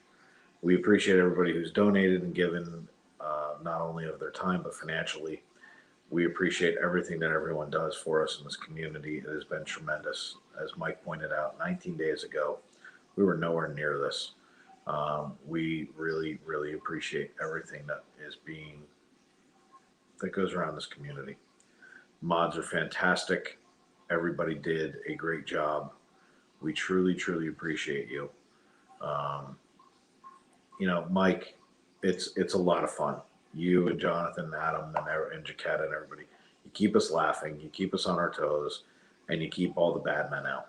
And we really appreciate everything that you guys do. The Batman? The Batman. I know what you meant. The madman. But no, we do. We appreciate every single thing that you guys do every single day. We know that you're doing multiple streams multiple times, constantly jumping around and doing the absolute best. We so appreciate it. Thank you for dropping links. Thank you for doing everything that you guys do. It really does mean the world to us. So with that, the only thing that I can say, because I think it's funny, is there's an alligator. And until tomorrow, when we do the Epcot crawl, this is Dave and Jen. Do not be late. Do not be late. That was fantastic. Like I still have a little wit at this time. The Arendelle Guards. Ooh, that's a good name for them. Let's see. It's not here for you. Everybody's been. Yeah, without a doubt. And Batman. That's fantastic. You guys are awesome. They're like vigilantes. No, look, at the end of the day, it is about everybody who's in the chat. It's about the mods. It's about the channel. It's about the community. And we are so grateful that we have found all of you awesome people and that we can do this night after night after night. It really means the world to us. We have a lot of fun doing it. And we look forward to continue doing it for a long time to come. But again, anything we can ever do for anybody, please let us know. Contact us. Doesn't mean we're going to do it, but hey, reach out anyway. Hey, what do you want? It's 3:30 in the morning. I'm allowed to say whatever I want, I think. Or maybe not. I don't know. Anyway, everybody, Florida Park Explorer saying, thank you guys for literally everything. We appreciate you so much. Here's an alligator. Have a great night. No. Maybe. There you go.